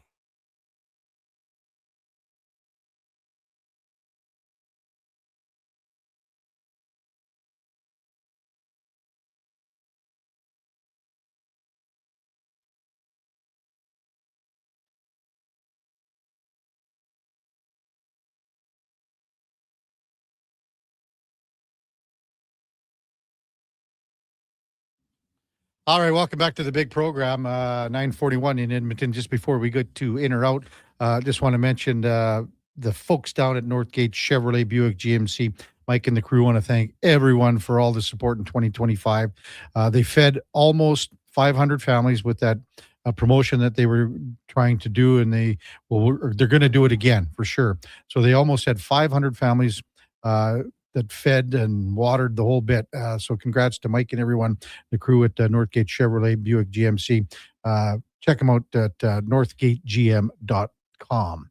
Time now for Are You In or Out? Okay, you know what? Moving too fast. Bottom line, are you in or you out? In or out of what? No time for questions, just action. In or out? Well, then I'm out. I'm sorry, Jet. Actually, you're already in. Are you in or are you out? On Sports 1440. I thought you would go, I'm in, Bob. We would have had a really cool moment, but you kind of ruined the whole thing. All right, Duke Letterbuck. The Edmonton Oilers rounding out 2025 tonight, taking on the Bruins from Rogers Place. Rewinding to their last game, Cal Pickard was the difference against the Winnipeg Jets. He's earned the right to get back into the starters net for this game. Every time I predict what's going to happen in goal, it's the opposite. I don't know what it is. I'm going to go in on this one, say Cal can go for it again tonight. Although, the home games that we've seen Connor Ingram play, he's been good. Solid. I'll say Cal, but it wouldn't surprise me the least if we see Connor Ingram tonight either. It wouldn't? Oh, it'd shock me. It would shock I you? was like, is this question a joke? Like, after the last game? I know, he was unbelievable. The only reason they won that game, man. I'm going to go in on it, though, that he's in. And I'll say the other 100%. The other main reason to me is the 9 games. I think that's a big factor here. That as long. Well, what happens is he's technically on emergency recall for Tristan Jarry. Oh, so I see. What can happen is he can play play up to 9 games. And once he passes that threshold, when he gets sent down again, he has to clear waivers. So. Makes sense.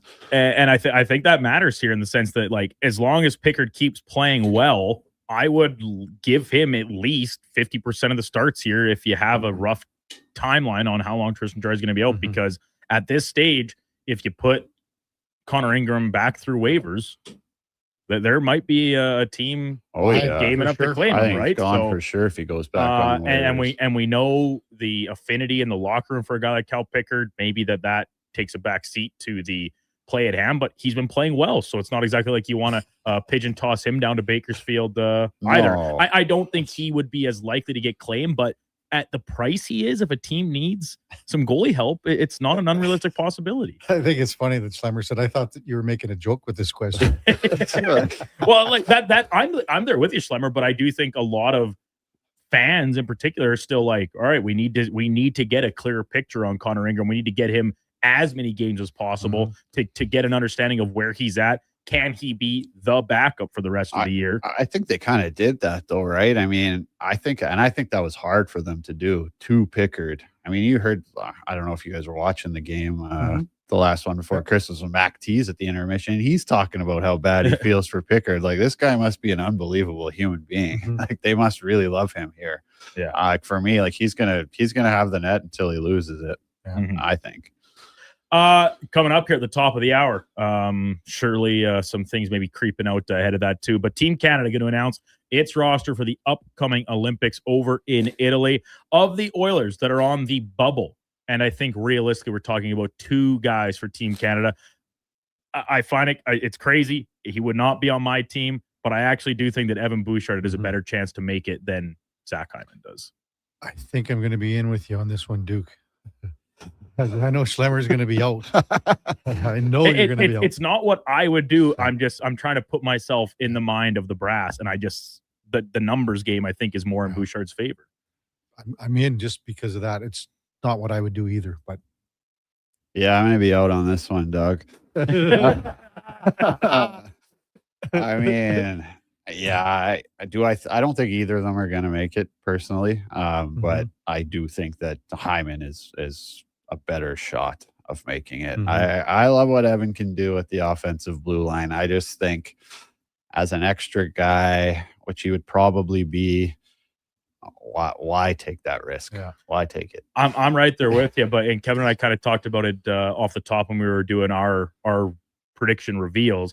And despite my brain cramp about Cale Makar's handness on the blue, like there's a lack of right-handers for Team Canada, right? Yeah. And so Bouchard you're does right. bring that as the replacement for Makar. If he is the 8th guy on standby in case of emergency or a real offensive,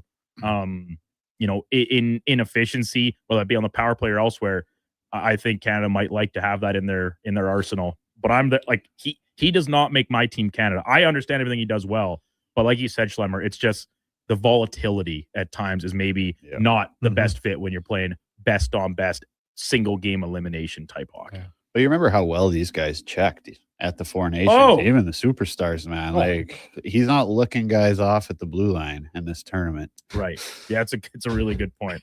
For the rest of Canada's roster, in the same breath, there's going to be some really good players that unfortunately are headed on a vacation or left at home to watch come February. And I think the best player who is likely to not be named to the team today is Wyatt Johnston. Oh, that's tough. That's so tough. I'll go in, sure. I mean, the guy's got 20 goals again this year.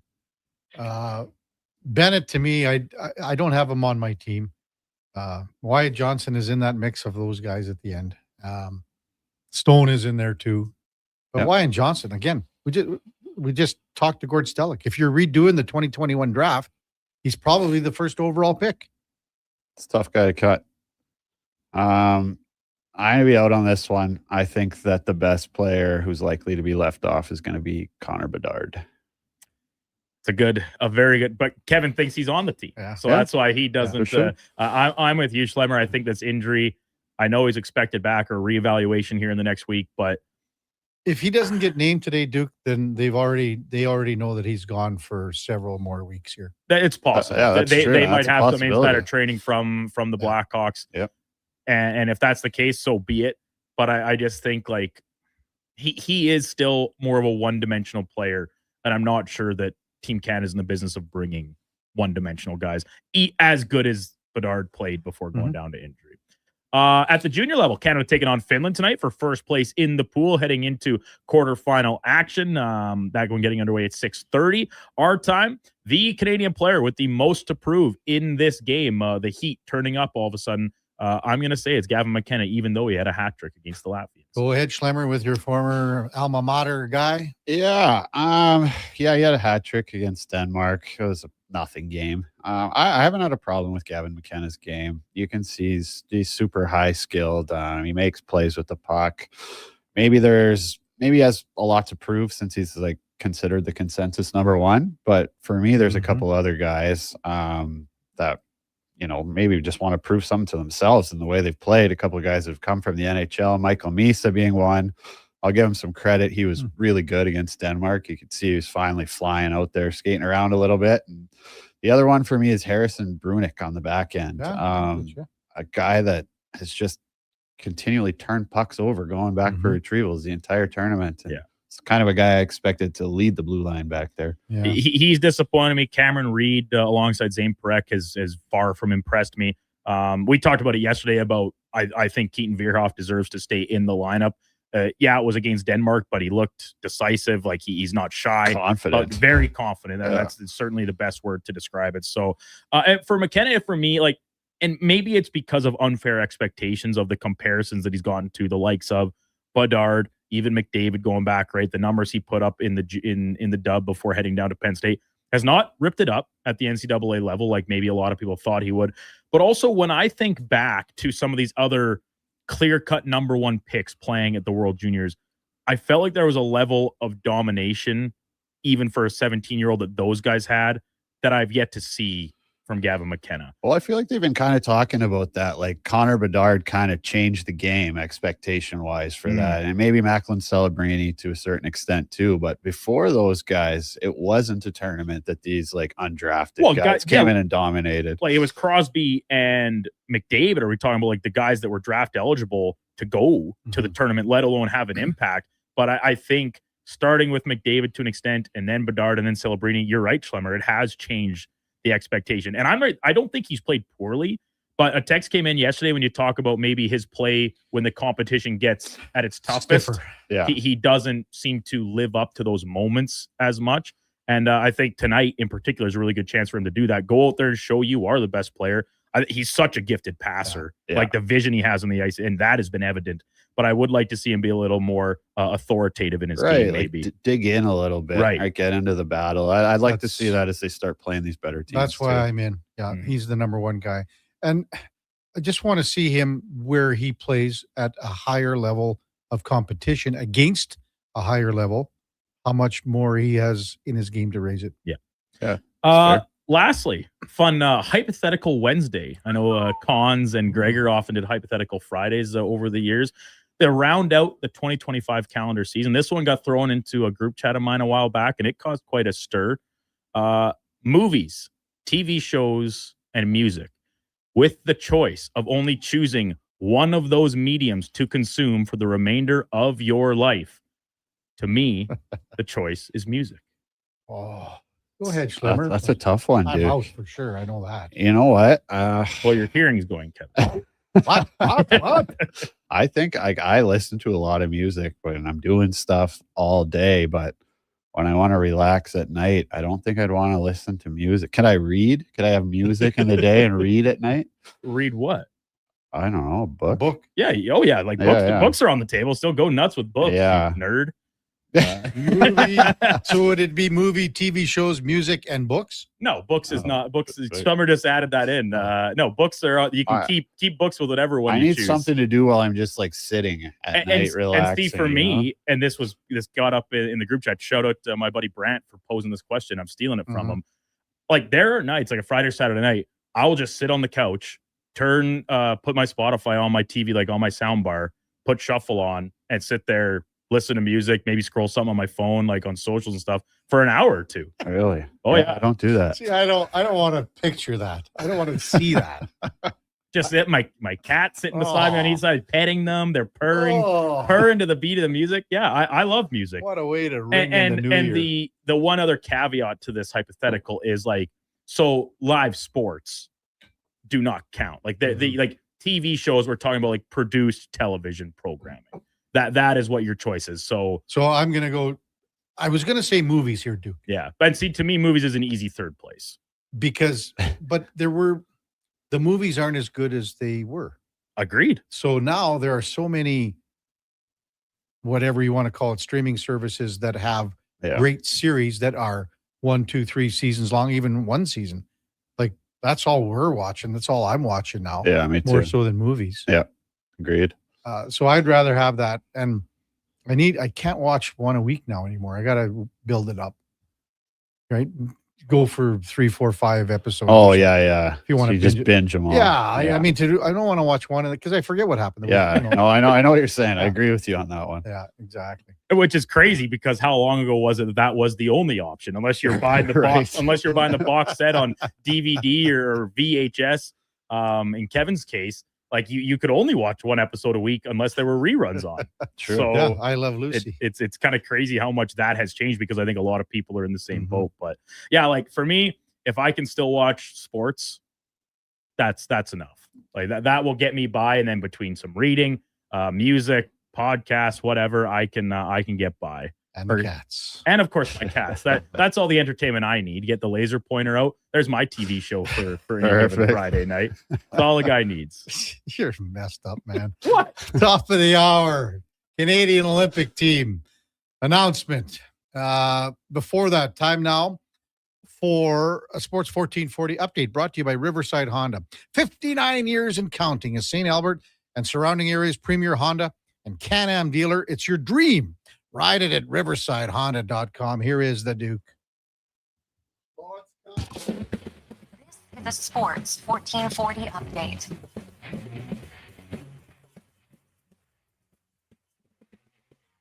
Coming up at the top of this hour, Team Canada going to unveil its roster for the upcoming 2026 Olympics in Italy. That is available for viewing on TSN. Tonight, the Oilers hosting the Boston Bruins for a New Year's Eve tilt at Rogers Place. Puck drop coming at 7:30. Pre-game action beginning right here on Sports 1440 just after 6 o'clock. Elsewhere, 9 of the games, including one early start. Cavs hosting the Rangers at 10:30. Preds and Golden Knights go at 1. Ducks host the Lightning. Jets are in Detroit. Blue Jackets host the Devils. Sabres play the Stars. Flames take on the Flyers. And the Avalanche welcome in the Blues.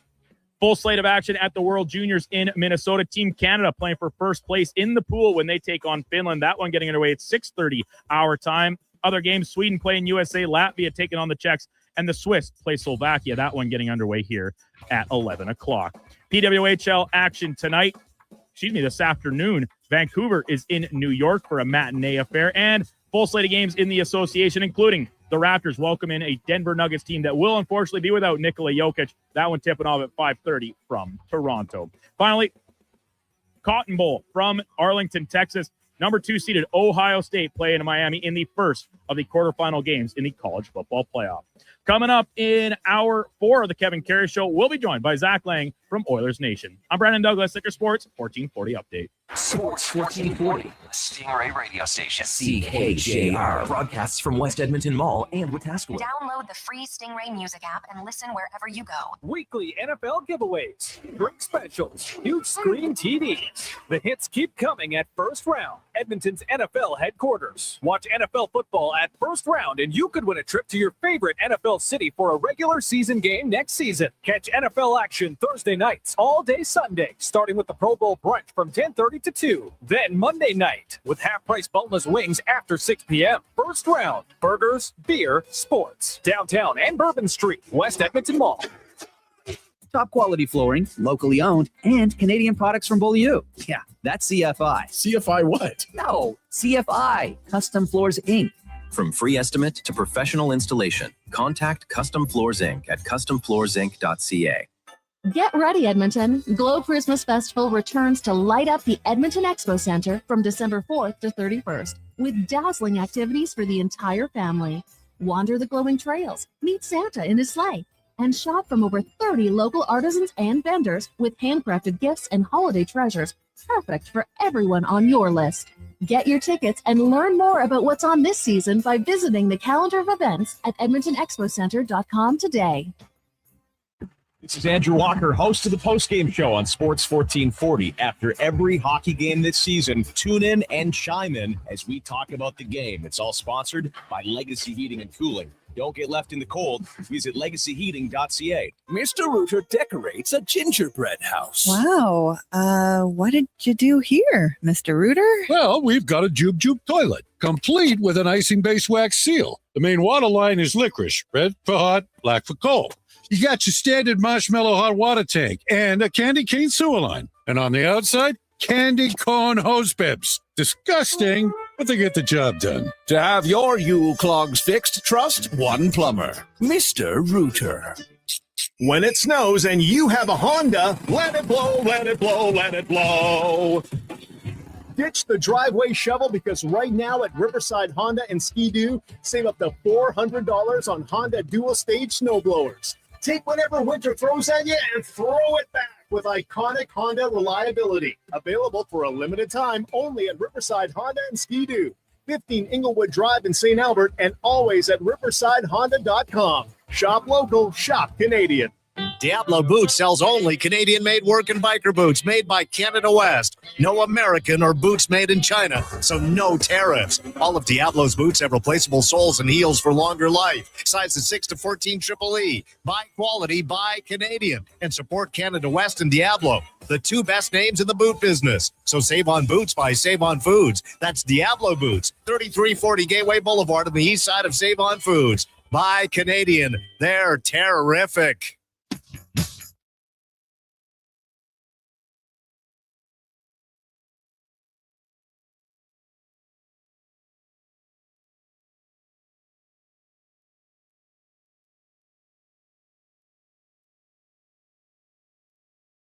Just in time for the morning skate.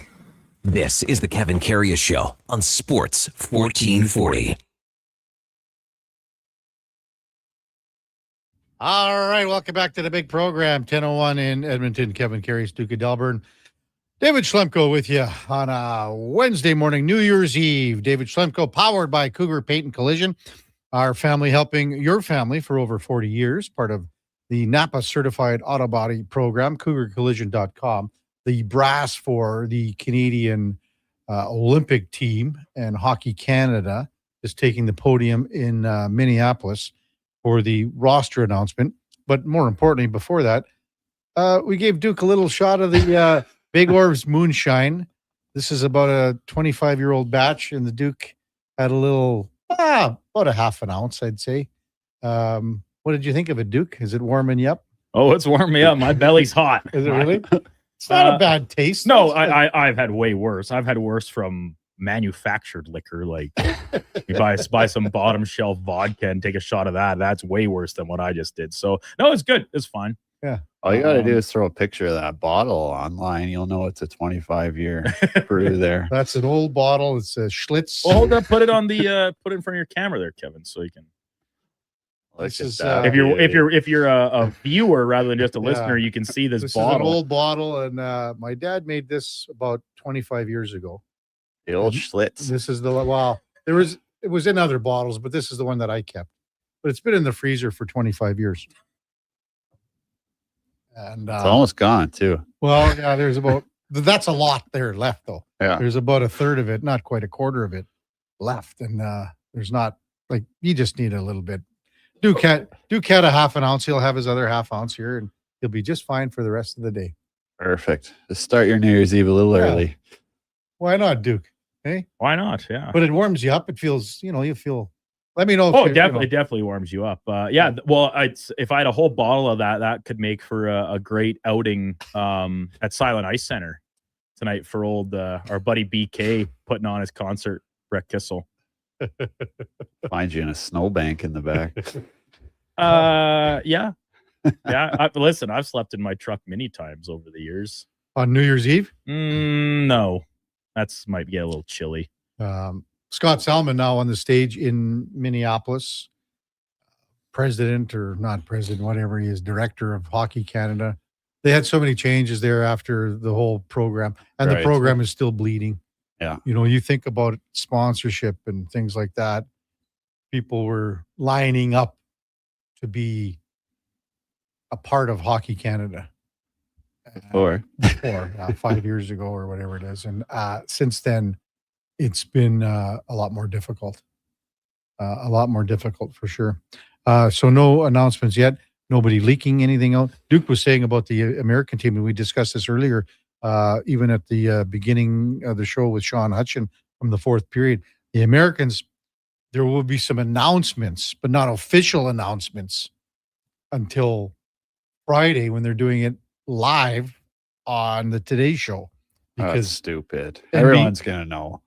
Everyone's going to know. NBC carries the Olympics, of course. All right. So they want to have the big roster reveal on there.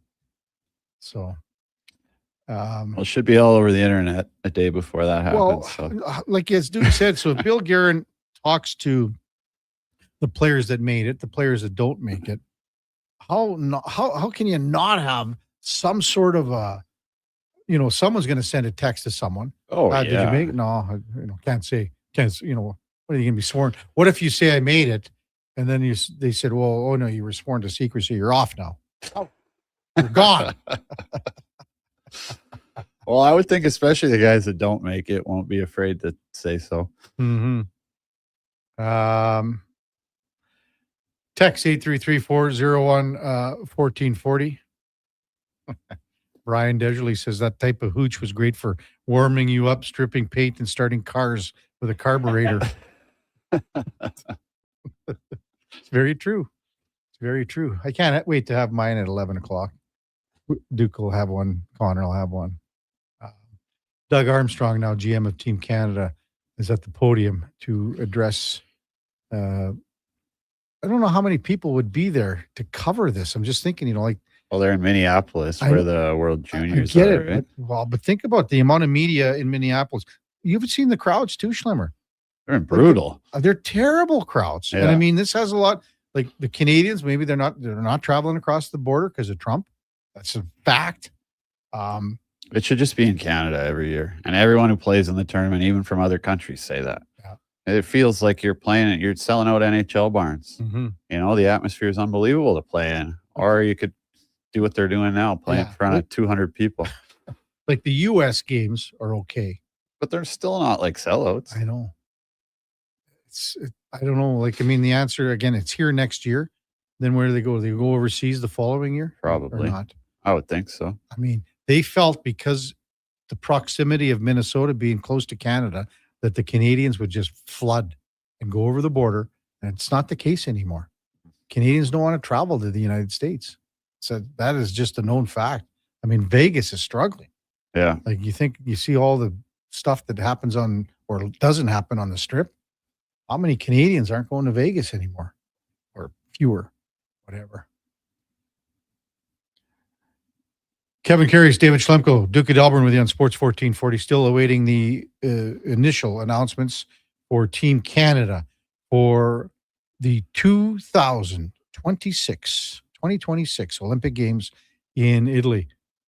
Think the rink will be ready, Schlemmer? What if it's not? I sure hope so, buddy.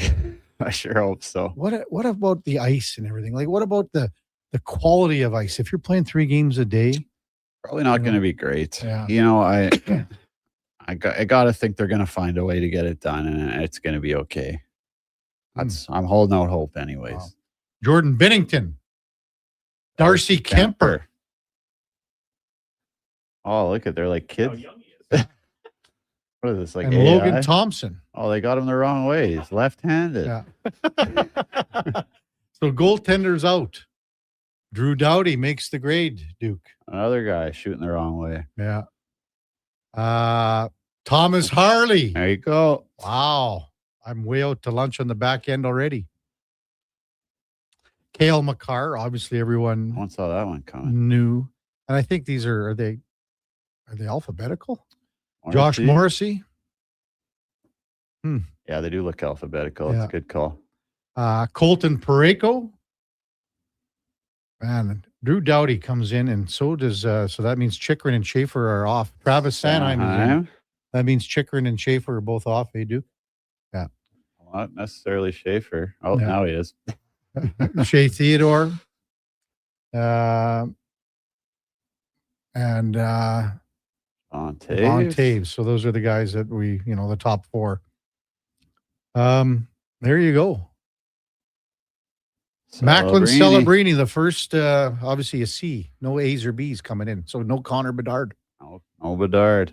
Sorelli. Anthony Sorelli. Now that's going to be the pick that everyone's going to talk about today. I told you. Anthony Sorelli comes in. Wow. Sidney Crosby was named to the team earlier. There's no way that Sorelli wasn't going to be on John Cooper's team. Wow. I'm just me. Brandon Hagel makes the grade. To me, that doesn't leave any room for Zach Hyman, who would be next unless there's another H. Oh, Bo Horvat. Yes, I guess there is. Bo Horvat on the team. Nathan McKinnon. So no Zach Hyman on the squad. I'm pretty stunned still at Sorelli, man. Yeah. Brad Marchand. It's not exactly great radio here, folks, but bear with us. All right, we're live. Mitch Marner. Mitch Marner is on the squad. That guy looks like a young Mitch Marner, that kid. Connor McDavid. Probably the oldest kid that they had there that was coming on. Again, they're just introducing it on TSN with all the kids. Braden Point. He was named to the team earlier as one of the 6. Sam Reinhart was one of the 6 as well.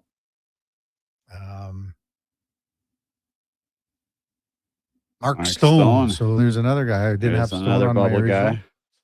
Yeah. Nick Suzuki. I think, no Mark Scheifele. Ooh, again. And Tom Wilson. Scheifele gets stiffed again. Gets stiffed again. Man, oh man. There's some guys plugging him into that first line on some of their rosters. That is the roster that is announced for Team Canada. So no Sam Bennett on there. No Sam Bennett, and that was the one that Gord Stellick had mentioned. No Connor Bedard. Bo Horvat did make the team. Hagel's on it. No Zach Hyman. No Matthew Schaefer. No Jacob Chikrin. No Mackenzie Blackwood. Darcy Kemper instead. Right. Or Jordan, maybe even Jordan Binnington instead. A lot of guys thinking that he wouldn't even be picked for this team. I just don't. I mean, to me, the starting goaltender is Logan Thompson, is he not? It's got to be. Yeah. I think he's earned it anyways, in my opinion. Yeah. Let the arguing commence. Mm-hmm. Well, I mean, there's the release of Team Canada, Hockey Canada's announcement. So, again, I mean, Cirelli was there last year. Big face-off PK guy. Mhm. He's just a great depth guy in a tournament like that. I'm not surprised to see him on there, especially playing for John Cooper. Yeah.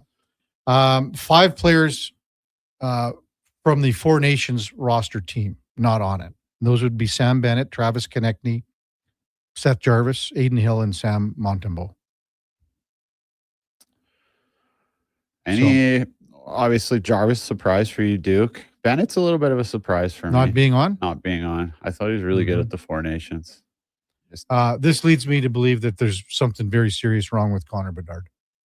Because again, isn't it easier to throw on a Bedard and then say, okay, he's just not good. He's not well enough to play.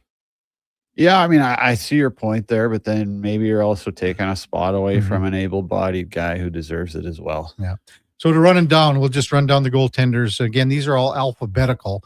Binnington, Kemper, Thompson in goal. On defense, Doughty, Harley, Makar, Morrissey, Pareko, Sanheim, Theodore, Taves. At forward, again, alphabetically, Celebrini, Cirelli, Crosby, Hagel, Horvat, McKinnon, Marchand, Marner, McDavid, Point, Reinhart, Stone, Suzuki, Wilson. The top 3 scorers in the league in the NHL are on this team. McDavid, McKinnon, Celebrini. Pretty good start. Mm-hmm. So, man, lots of text rolling in 833-401-1440. Triple C in a truck says, lock it in for silver for Canada. Silver. Andrew, was that a yes or no for Wilson? It is a yes. He's on the team. Team Dean says, wow, LOL. Canadian Lightning. Some troubled decisions, terrible decisions. 833-401-1440. We'll get to them as we continue on. Again, the Cirelli one befuddles me. I don't get that one, but you think that he's I said right before the break, I think guys like Cirelli and Stone are going to be important players in that bottom 6. It's funny that the Duke and I both had Schaefer and Chikrin on as far as being 7 and 8, Duke. And the defense, I knew it was going to be like I fully expected the possibility, I guess the better way of putting it, of none of those guys making it. I thought it was not last Wednesday, the Wednesday before Schlemmer when you brought in the Drew Doughty numbers when he made the 2010 Olympic team. I thought that was such a good feather in Matthew Schaefer's cap to earn a spot on this roster. I'll be honest, the biggest surprise for me is Mark Stone being on this team. Okay. He's having another solid year. He's got 30 points on the season, but I just thought at the Four Nations face-off, he looked so out of place. Yeah. Like slow? Yes. Okay. I thought he looked like maybe the worst player on Team Canada because of his foot speed. He's so smart. He's so good defensively. He has a lot of really positive attributes to his game, but we're talking best on best in the world. And at the Four Nations, he looked like the slowest player out there. He's also got like the best stick in the world. Absolutely, he does, like, for sure. Have a guy like that on the PK. Josh says, I would not have taken Doughty. Trevor says, do you think Mark Stone has the speed to play in this tournament? Andrew says, who can there be a Hyman-type player in front of the net? So net front presence. I mean, well, I'm surprised Scheifele didn't make this team, to be honest with you. I'm surprised Scheifele didn't make this team. Yeah, that's a guy that could play up and down your lineup, too. Yeah. And when you look at the list, I mean, so was it either Stone or Scheifele? I know you're asking the wrong guy. I mean, I'm trying to figure out where, and I mean, Cirelli when he comes into that mix too. I mean, Scheifele can play everywhere too. Exactly. So how many was that? 14 forwards. 14 forwards. Yeah. So who's the extra guys? Well, I mean, that'll be the next question. Cirelli is an extra guy to start. So wow, I think he's 4C. 4C. Oh, maybe Horvat though now too. Horvat's on there. Oh, it'll be interesting to see. To me, Suzuki's your 3C. No. Yeah. And then if you have Horvat at 4C. Yeah. I don't know. Hey, we'll take a quick break, sort of digest this, and we'll have Zach Lang from Oilers Nation when we come back. The Kevin Karius Show with the Duke of Delburne, David Schlemko on Sports 1440.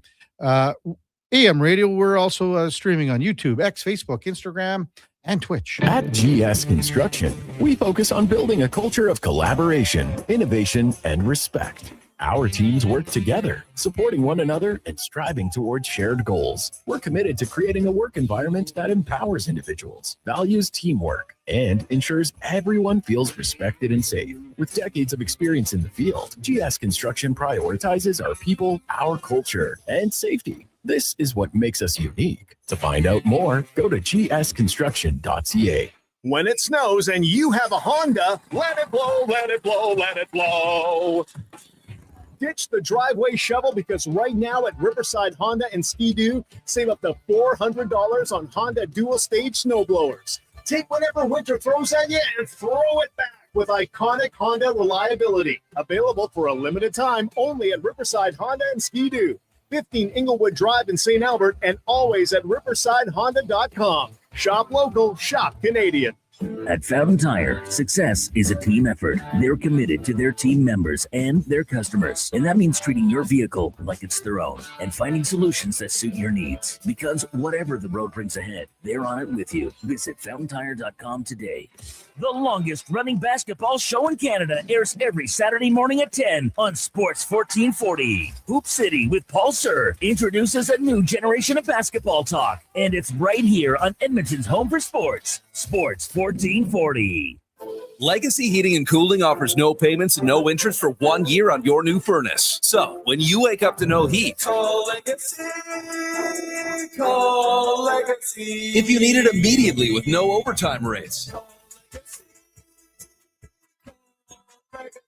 If you need it immediately and want to combo it with AC. Call Legacy. Call Legacy. No payments and no interest for 1 year on your new furnace. It could only be Legacy Heating and Cooling. Why pay dealership prices when you can get the same quality for less? Hi, it's Lisa, and here at Ed's Auto Salvage, we've been Alberta's trusted source for used auto parts for nearly 50 years. From engines to mirrors, transmissions to tires, we've got it all at prices guaranteed to keep your wallet happy. Shop local, shop smart. Shop Ed's Auto Salvage in Westlock. Be sure to visit us online at edsautosalvage.com and get your vehicle back on the road for less. Unwind this holiday season with Calm Radio. Discover the perfect soundtrack for focus, relaxation, and sleep. And right now, get a full year for 60% off. Visit calmradio.com to start your journey today. Hi, Dennis from Weiss Johnson, and I'm joined by a very important member of our team, Jody. She coordinates our crew and job packages for all furnace replacements, air conditioner, and heat pump installs. And Dennis, I've got to say, our installers really are the best. They've all been with us for a long time, and we never use subcontractors. So you know that whomever is in your home is a Weiss Johnson employee, not someone hired out just to get things done. So the next time you need us, ask for Jody. Always happy to help. Visit weiss-johnson.com today. And what can I get for you this year, little fella? I want a new Ford F-150 with the FX4 package. Adults need toys to play with on Christmas morning, too. And Nisku Ford has the best toys in town. If you decide to wrap one up, you can get rebates as high as $10,000 or choose interest rates as low as 0%. This Christmas, get the toy you really want. Add Nisku Ford to your holiday visits or make your wish list at niskuford.ca today. Above expectations. The ultimate music experience has arrived. Welcome to Stingray All Good Vibes on Prime Video channels. Instantly unlock thousands of epic concerts. Belt out your favorite karaoke anthem. Or relax with stunning nature escapes. Whatever your mood, your soundtrack is waiting. Ready to find your vibe? Visit primevideo.com/stingray for your free trial. Prime membership required.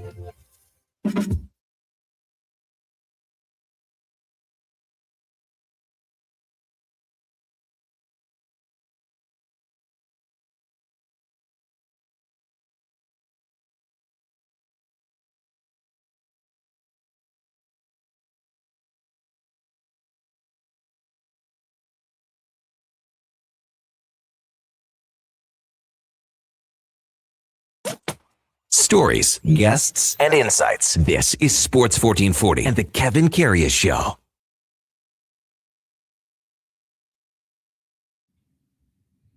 All right, welcome back to the big program, 1021 in Edmonton. Kevin Karius, David Schlemko, Duke of Delburne with you.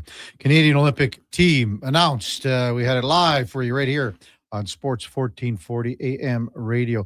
Hey, if you have some plans tonight that maybe aren't working out, you got some last-minute plans that you want to make, we got something for you. Head out to the Silent Ice Center tonight in Nisku. Brett Kissel, the great Brett Kissel's playing a New Year's Eve concert, New Year's Eve show. Great date night. Maybe a night with the family, whatever you want. The Duke was close to going to taking Donnie P, Josh Fenwick. Those two guys bailed on him. Duke had to make other plans. You got cowboy hats. You got Eddie Steele, Levi's tucked in your jeans. You got the great music, all at Silent Ice Center tonight. Brett Kissel playing. Get your tickets at silenticecenter.com as we await the arrival of Zach Lang from Oilers Nation. You got ditched on New Year's Eve, Duke? Yep. Well, not ditched. Oh, yeah. But I thought, as a courtesy, couple of young guys, they don't have any friends, probably. I was like, you know what? I'll take them out. We could certainly get our hands on some tickets to this great concert, great facility. Brett Kissel, guest of the show, probably could have tried to flag Brett down, would have did some backstage passes or something. Treat us like real VIPs. And instead, they just pigeon tossed me aside, as if they have something better to do. I even offered to buy him some drinks for the night. Show him a good night out in the town. Wow. What it's like to run with a real dog out in the wilderness. And they said they wouldn't be able to keep up or handle it, so they tossed me aside. Big Cebolla's at home calving cows. So yeah, I'm not completely ruling it out just yet, Kev. Mm-hmm. But yeah, I have to think the tickets are going to be getting harder and harder to come by as the day progresses, because you got a busy day too, dude. Very well, yeah. Especially if I keep doing some hits of your old man Shine. There, you're gonna have one more yet. You're gonna have one more yet. Yeah, that's a long time from 11 o'clock until New Year's Eve. You'll be on 11 a.m. That is a.m.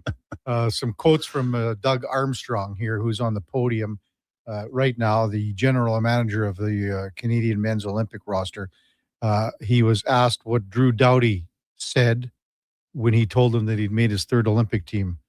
The response was R-rated. So you can imagine F this up. I'm pretty happy.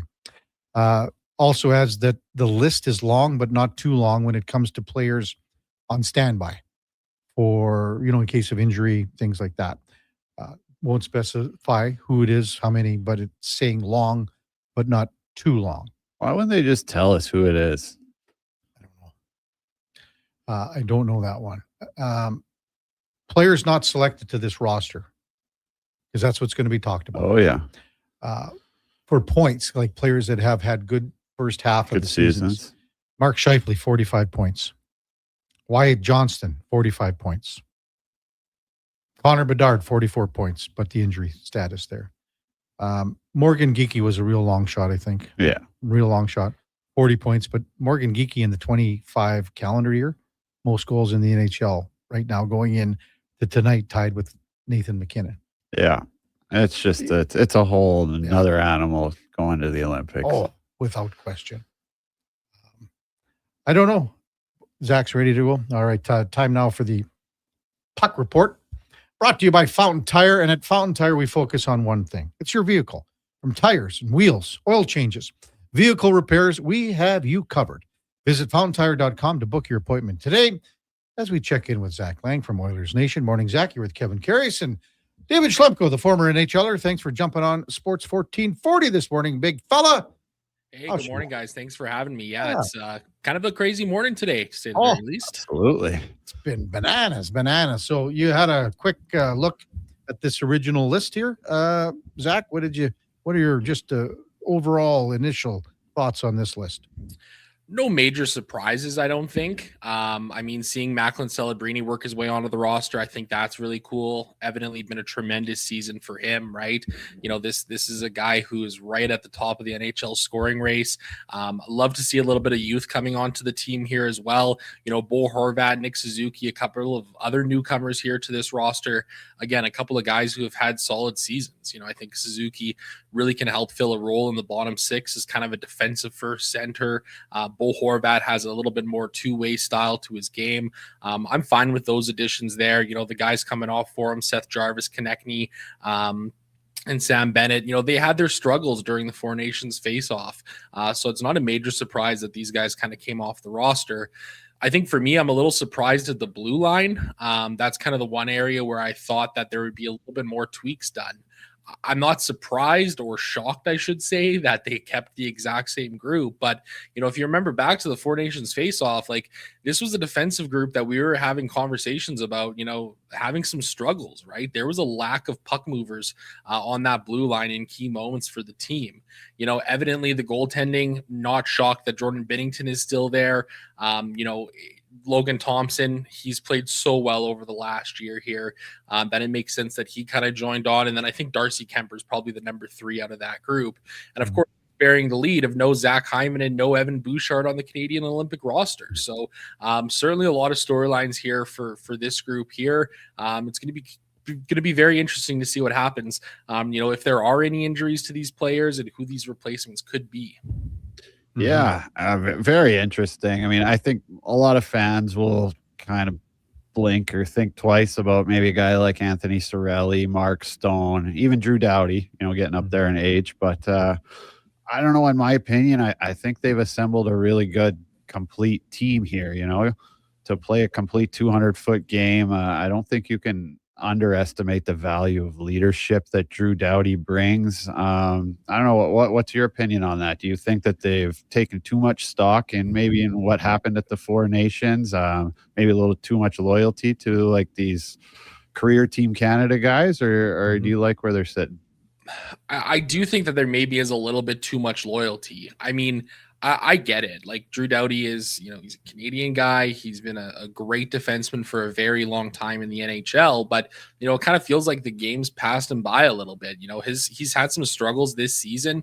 He hasn't quite been the Drew Doughty of old. And I thought, some of that showed in this best on best tournament, back in February, right? So I agree. Definitely there are tough decisions that would have needed to have been made, right? And I think Doughty is a guy who, I think that there is certain leadership qualities that he can bring to this team and to this defensive group specifically. But, listen, we got guys like Sidney Crosby here. You know what I mean? Like there's no lack of leadership if a guy like Drew Doughty wasn't named to this roster, Sure. Travis Sanheim is another one I think was a little bit surprising for me. I think he's a guy who has had some warts in his game as well. I do think he's a really good defenseman, a good young defenseman for sure. I think for me, the one that kind of stands out a little bit too is Devon Taves. I understand why people like him. I understand to a certain extent why he's there. He's had a lot of success with Cale Makar in Colorado over the last number of years. But listen, I didn't think that he was great during the Four Nations face-off. And if you kind of dig into some of these underlying numbers that he has and some of these more advanced metrics, I think he's a guy who really kind of gets carried to a certain extent by Cale Makar. So again, I'm not shocked that Devon Taves is on this roster just because of that relationship. But that kind of feels like the main reason why he's on this roster, right? And then you look at a guy like Zach Hyman, for example, right? Listen, I get that he missed some games to start the season, but he's got 11 goals and 21 points in 21 games played since returning from injury. He doesn't look like he's missed a beat now that he's back into the full swing of things. And yeah, okay, he rides shotgun with Connor McDavid, but he also makes Connor McDavid a lot better, right? And again, during the Four Nations, there was a real big group of players that rotated on the wings of Connor McDavid throughout that tournament, and they couldn't really find a group that stuck with them. So I think for that reason, I'm a little surprised that Hyman isn't added onto this roster, but I got to imagine he's probably one of the top replacement options in the case of an injury. Well, that was going to be my next question to pose to you, Zach. So let's say they got to tap into these extra guys. Is it Mark Scheifele or is it Zach Hyman, or does it depend who goes down? Well, I think it all depends on who goes down with an injury, right? I mean, if it's a center, then yeah, I think Mark Scheifele would make a ton of sense. If it's a winger, I got to think that Zach Hyman is one of the first guys that's going to get the call, right? I mean, this is a guy who's been so productive over the last number of years. We've seen it, right? We've seen it watching the Edmonton Oilers play. And I think Hyman gets a little bit of a bad rap as somebody who's kind of like a complimentary winger And of course there's, you think back to 2014, Chris Kunitz getting the call to go there and play alongside, Sidney Crosby. And Kunitz didn't have a great tournament. Sure, he scored an important goal later on for Team Canada, but, he had some real struggles there. And I don't think we're talking about Chris Kunitz, who was in his 30s at the time, mid 30s, being in the similar ilk as a guy like Zach Hyman. Hyman does so many good things out there on the ice. That's a great comparison, though.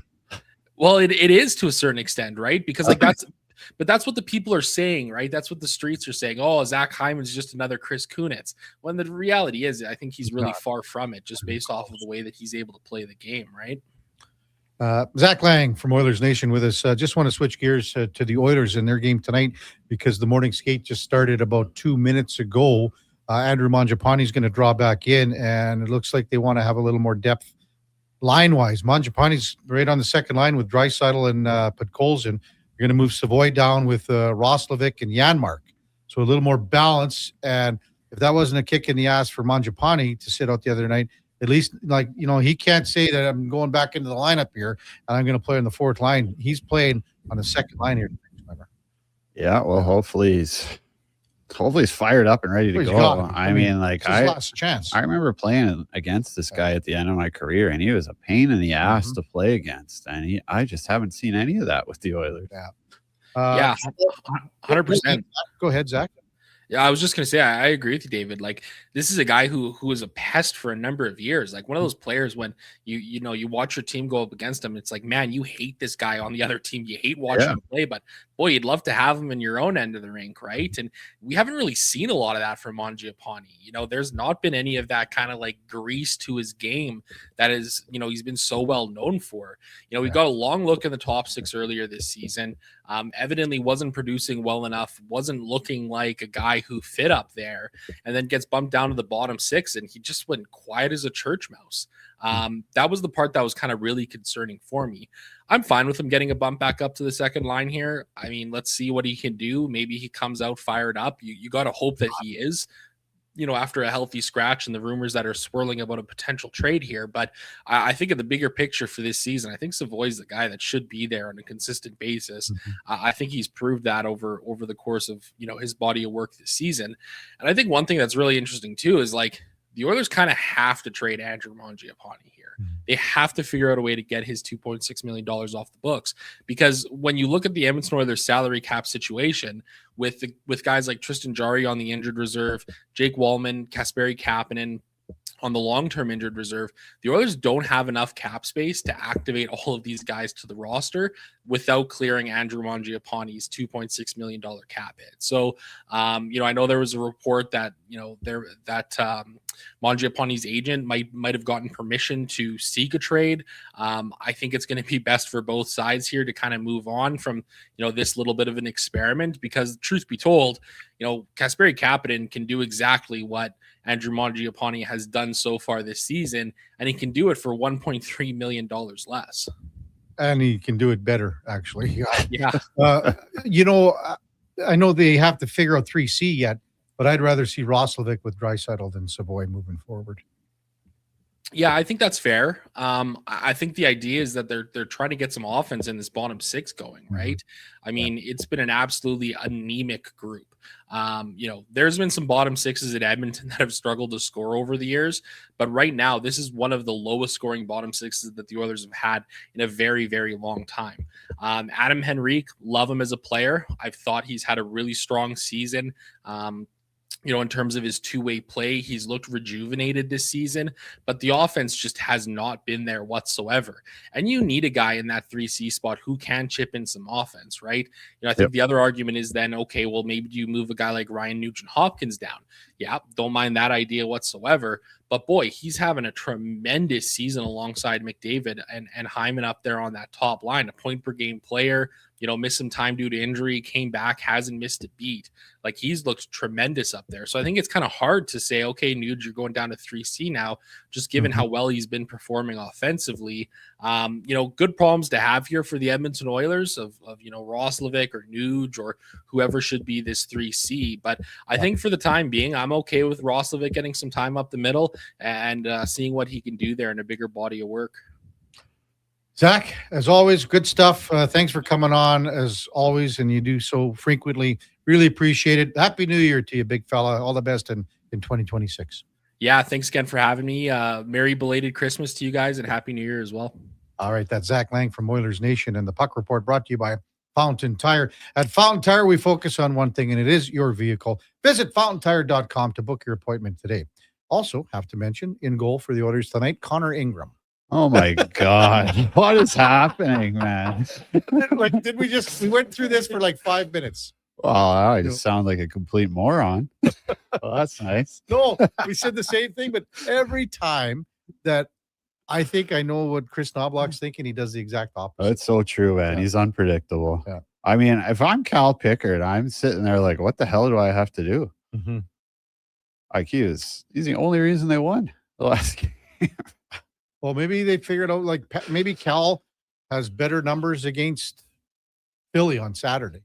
Like, I would be stunned if Cal doesn't play Saturday. Something like that. Just keep these guys, just keep rotating them. I don't know. But again, that 9-game thing is going to come into play here. It's going to come into play, the 9-game threshold, right? For Ingram. So why even rush it? I don't know. I don't get it. There's lots of runway here. Just some quotes regarding Doug Armstrong. And these are a few things that I don't understand. And I'll tell you what, I'm a little concerned with this team moving forward. I don't think that they are a gold medal favorite. No. Saying Connor Bedard's injury didn't really impact the decision to not select him. To me, that doesn't make sense. That makes no sense. Then the second one that caught my eye is Armstrong said Jordan Binnington was never a question mark in management discussions around goaltending based on his track record. He's also the St. Louis. I get it. GM. To say he was never this guy has been awful. That's a concerning quote to me. That's even more than the Bedard one. More than the Bedard? Well, the Bedard, you have an embarrassment of riches at center and up front and whatever. I can see that one. But the Binnington never being a question mark when he's not even the starter in St. Louis. Yeah. That's a stretch. Mm-hmm. Hey, we'll get to some of your texts when we come back. David Schlemko, powered by Cougar Paint and Collision. It's our family helping your family for over 40 years, part of the Napa Certified Auto Body Program. Check them out at cougarcollision.com. So we'll get to some of your texts, 833-401-1440. Whatever's on your mind. What do you think? Olympic team, Mangiapane back in, Connor Ingram starting. Get him in, 833-401-1440. We'll get him on. Kevin Karius, Duke of Delburne, David Schlemko on Sports 1440 AM radio. We are streaming on YouTube, X, Facebook, Instagram, and Twitch. We want orange. Give us the orange. We want orange. Bring back the orange. You got it, Canada. Booster Juice orange smoothies are back by popular demand. The original, the marathon, and orangesicle smoothies are back and bursting with tangy zest of oranges. They're Canadian favorites. Orange, you glad they're back? Only for a limited time. So squeeze the day, smoothie lovers, and head to a Booster Juice near you now. Booster Juice, Canadian born, blending since 1999. Seriously, another door knocker? I really want to go solar, but these high pressure tactics are exhausting. And their prices are unbelievable. Before we do anything, let's call Great Canadian Solar. There's a better way to go solar. Great Canadian Solar provides honest advice and fair pricing to save you from overpaying. They're easy to deal with and will never put pressure on you to buy. As a trusted local business for over 15 years, Great Canadian Solar will support you in your solar journey. Visit greatcanadiansolar.com and call today to get started. Legacy Heating and Cooling offers no payments and no interest for 1 year on your new furnace. So, when you wake up to no heat, Call Legacy. Call Legacy. if you need it immediately with no overtime rates, if you need it immediately and want to combo it with AC, Call Legacy. Call Legacy. no payments and no interest for 1 year on your new furnace. It could only be Legacy Heating and Cooling. When picking a New Year's resolution, try to avoid things you have no influence over. Like bringing home the cup? That would be awesome. But completely outside your control. Instead, pick something you can control, like bringing home some Will Hot beef jerky. That would also be awesome. But What if we brought the cup home to Canada and it was filled with Wilhauk beef jerky? Okay, I'll allow it. Wilhauk beef jerky, only available in Leduc. Get yours today because you don't win cups with salad. Across the province, Albertans are taking their shot on Play Alberta. With casino winners every hour, jackpots worth millions, and revenue that stays in the province, there's never been a better time to sign up.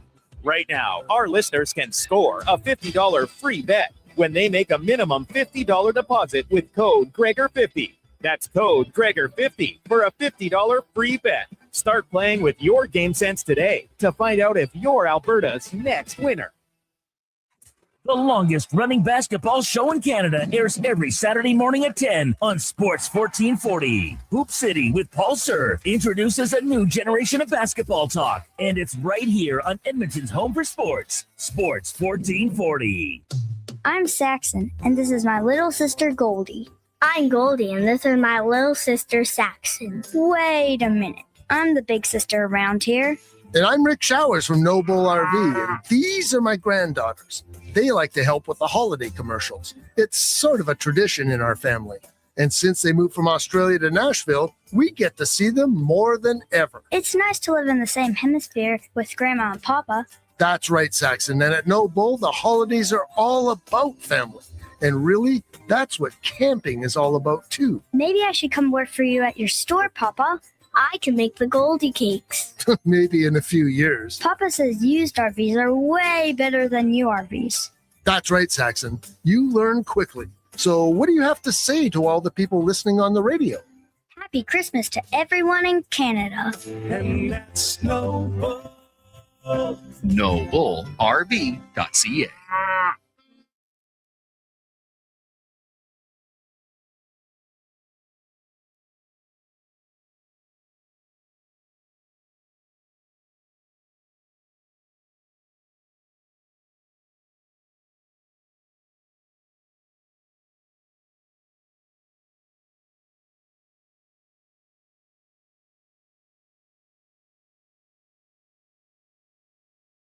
Tear up here. I don't know. Yep.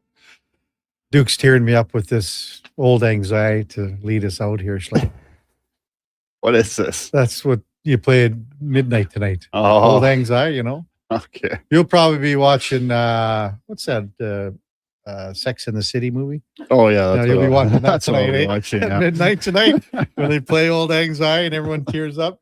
Glamour? Attaboy. We'll be watching the ball drop, I'm sure. Oh, yeah. Even at 10 o'clock. That's Yeah. what usually I'm in the fart sack at 10:15. So the pools, the groups for Milan, Cortina for hockey. So Canada's in a group with Czech, Switzerland, and France. Not bad.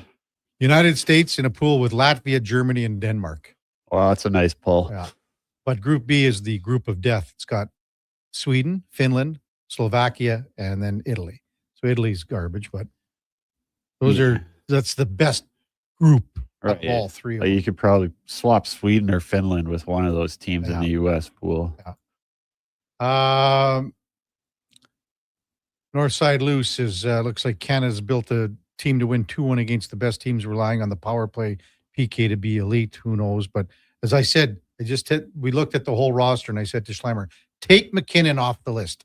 Take McDavid off the list. How fast is this team compared to the other teams? What do you think? It's a good take point. those two guys off. They're It's a the good two point. fastest guys with the puck in the world. It's not like they're going to be a slow team, but I guess I can see what you're saying. Mm-hmm.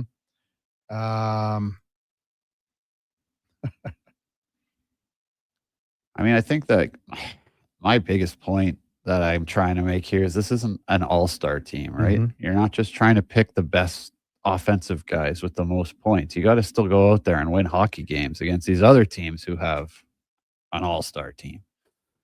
I understand that concept, but go back and we've had several people bringing up Rob Zamner in 1998, and you took him because he wasn't an all-star, and you're not picking him. You're not taking the highest scoring players. But I just think in a tournament like this, I think you got to go with your best players. And to me, Anthony Cirelli isn't one of the best players out of the 14 available for forwards. He just isn't for me. He was really good at the Four Nations. I think they're taking. Obviously they're taking a lot of stock in what guys did there. I mean, like you guys said it this morning too. Harley's had a down year. He made it. Harley getting reward for being that guy that didn't bugger off anywhere and hung around and poked his head out, in the tunnel and said, "Yeah, I'll be there for you no matter what." Is he getting a reward for that? I don't know if it's a reward for that. I'm sure that, among many other little things, played a part in that. I do think that going to 3 Western Conference finals in a row and playing in a lot of these big moment games, I don't think that can be underestimated either. We've had Frank on many times talking about this. Frank Cervelli posting. No surprise, but there were definitely differences of opinion in Team Canada's management group with regards to Anthony Cirelli's selection, but Coach John Cooper's conviction won out. There you go. That's what you said, Schlemmer, right off the hop. And we got to give Schlemmer full kudos because Schlemmer said when we came in and discussed our rosters, Duke and I, that he had Harley on, he had Cirelli on, and he had Stone on. Those are 3 guys Duke and I had neither of them on our rosters. Is that correct, Duke? Yeah. Correct. Yeah, and Schlemmer had all 3 of them on. Guy knows puck. To be fair, you guys were picking your rosters. Not I was necessarily, more picking who I thought would be picked. Not necessarily. No.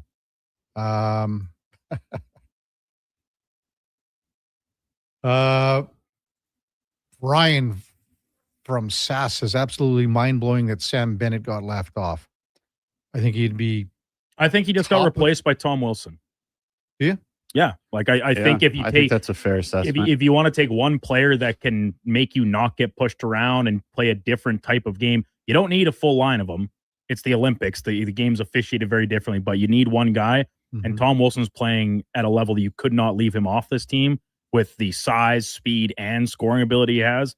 And I think he just replaced Sam Bennett on this team. Yeah, speaking as a D-man with some experience playing against both, you're much more aware when Tom Wilson is on the ice than Sam Bennett. He's a monster. This dude's huge. I wouldn't be surprised if Tom Wilson, because I thought Scheifele was going to be that's probably my biggest surprise that Scheifele got left off, just because he kind of got I don't know, snipped a little bit from the Four Nations, where I thought that he could have been a guy that deserved to be there. He's done nothing but play well since then. Great start to this year. Yeah. He can play up and down your lineup. That one's a surprise for me. So when you think about it, I think a lot of people think that Sid Crosby is going to play with Nate McKinnon. Okay. Now, if they throw, I thought Scheifele could have played with those guys. Lots of people saying so that. Now I think Tom Wilson could go right into there. Think so? I do. That would be really, really fun to watch. Well, it's either him or Marner.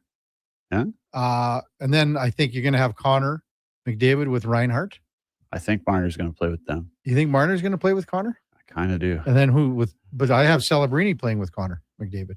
Oh, yeah, that's true. So I have Connor playing with Celebrini. And do you think that's why maybe Bedard wasn't considered? Like Celebrini plays way into the top 6. Either Bedard was going to do that too, or he's not going to make it. Even if Bedard is a 13 or 14 for me, I'm fine with that. Okay. I just think I was surprised at that comment to say that, here's a guy that puts the puck in the net. He creates. Well, here's a guy that's going to be around forever too, and he's going to be a big part of these Olympic teams. So maybe it wouldn't be a bad thing to even have him go through the experience, even if he doesn't play at all. Yeah, Randy says, to be fair, Schlemmer's played the game. KK and Duke haven't, from Randy. Yeah. That's fair. That is very fair. 833-401-1440. Hey, I mean, as we get to a close here in 2025, Ashley Meyer, great young lady, sends in a text. Merry Christmas, Happy New Year to everyone on Sports 1440. Been listening to your replays and Spotify and really enjoyed getting to know everyone. Your shows are very enjoyable. Always brings a smile to my face. All the best in the upcoming years. Ashley Meyer. Hey, all the best to you, Ashley. Met her with Gary coming in to the studios here a few months ago. So nice. Thanks, Ashley. Yeah. But Ben, top of the page here, top of the table is all people texting in and disgruntled fan. Yeah, well, they're too fast to come in. Triple C says Marner was horrible in Four Nations. Got one good assist the whole tournament. That was the winning assist. What has he done? Pretty sure he scored an overtime winner too. Eddie says, what about Drew Doughty? Any thoughts? I didn't have Doughty on mine. You guys did. To me, Doughty's like he's like Stone, where he's lost a step here. Yeah, for me too. I don't know what it is. Like, I just love Doughty. I know, I get it. But I know. like, he's one guy at the Four Nations for me, even more than Stone, that I thought looked out of place a couple times. Greater Man says, I think the only one bad thing about Wilson that scares me, he might take a bad penalty. That's there. This is in his game, but he has cleaned that up. Yeah, I was gonna say he doesn't take a lot of bad penalties anymore. Yeah. The IIHF rules, though, True. Canadian A little Olympic different. rules, different. Yeah. We'll see. I watched the late hits. Wow. I mean, did you watch that Canada-Latvia game with the juniors and the guy got the 5-minute major? That was embarrassing, man. That was embarrassing. You know, that's a 10-game suspension, you know. Especially when Baudouin came and clipped the guy in the face like the next shift and no call. Tiger actually, one of his decent posts, we need guys who can play a 196-foot game because the rink is shorter. I like that, Tiger. Yeah, Not that's bad. good. Clever. Not bad. Well, this discussion is going to continue over the course of the day, not just here on Sports 1440, but when you walk down the mall or have a beer tonight, people are going to be talking about this all day. So for you, Schlemmer, Scheifele is the probably number one omission? That's my number one surprise for sure. I think it would be for me too. I still think I would have had Bedard in there somewhere. Yeah. If he's injured. Can't argue with that. Now you can replace him. So like, what are you going to do now? Like, what are you going to say? No, Cirelli. Well, obviously Cirelli's never coming out, but what other player is going to be that borderline guy?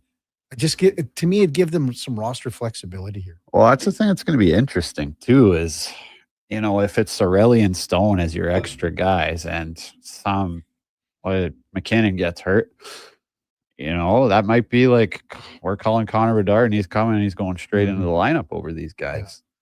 Yeah. Well, Schlemmer, New Year's Eve, big guy. Nice quiet night with a book and whatever you do. Just a small get together. Nothing crazy. Little small get together? Like what? Like what? What do you mean? Like you gonna have just like my sister and husband and kids coming over. Oh, great. So watch the ball, get that early one in. The kids don't know what time it is. Exactly. I want lots of good hockey to watch tonight. Should be a good night. Oh, no kidding. I'm kidding. Happy New Year, big guy. You too. Best of everything to you and your family in 2026. And thanks for everything that you've done here in Sports 1440 with us. Thanks, buddy. You too. Merry Christmas. Happy New Year. All our fans and listeners out there. Have a great night, Schlemmer. Thanks again, big guy. Thanks, buddy. Okay. David Schlemko, our co-host on Wednesdays for Cougar Paint and Collision, our family helping your family for over 40 years. Part of the Napa Certified Auto Body Program, CougarCollision.com. Top of the hour, it is Fantasy Frenzy with the former Rochep T-Bird, Connor Halley, and the Duke of Delburne at 12 o'clock, the lowdown with Alan Mitchell. 2 till 6, it's the Jason Greger Show with Connor Halley sitting in for Greg's here to round out 2025. We've got the pregame show with Andrew Walker, Landon Ferraro, Donnie P at 6 bells. Puck drop for the Oilers, 7:37 or so against the Boston Bruins. Those Cats will be back for the post-game show to follow. The Duke will be with you on Friday. I'll be off tomorrow, and then somehow the schedule came out, and I was off Friday as well, so kind of good luck there for sure. We'll see you back in 2026 on Monday. Before that, time now for a Sports 1440 update brought to you by AWS Welding Supplies in Nisku. Product sales, servicing, calibrating, free same-day delivery of in-stock items to Leduc, Nisku, and South Edmonton. Your one-stop shop for all things welding, AWSwelding.ca. Hey, everyone, thanks for listening. Thanks for listening the entire year. Thanks for being a part of the show. It's been a wonderful 2025. Wish you all the very, very best in 2026. Stay safe this weekend. We'll see you back here on Monday. Until then, here is the Duke. The Sports 1440 update.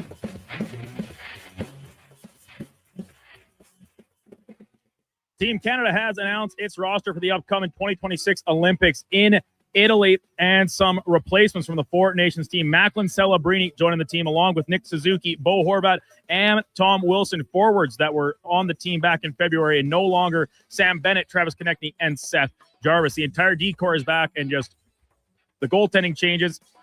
Darcy Kemper and Logan Thompson replacing Sam Montembeau and Aiden Hill. Oilers in action tonight at Rogers Place for a New Year's Eve tilt against the Boston Bruins. Puck drop coming at 7:30. Andrew Mangiapane expected to draw back into the lineup. Connor Ingram expected to start in goal. Elsewhere around the NHL, 9 other games, including one already underway. The Capitals lead the Rangers 1-0 towards the end of the first period. Coming up at 1 o'clock tonight, host the Predators.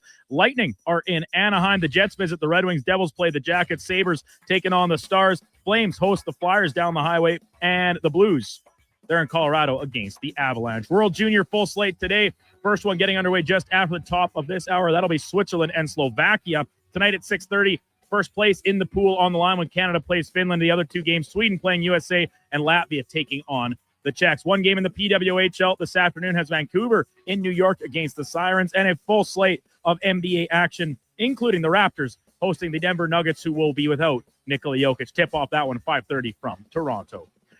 Coming up on Sports 1440, it is Fantasy Frenzy with Hallie and Douglas. I'm Brendan Douglas at your Sports 1440 update.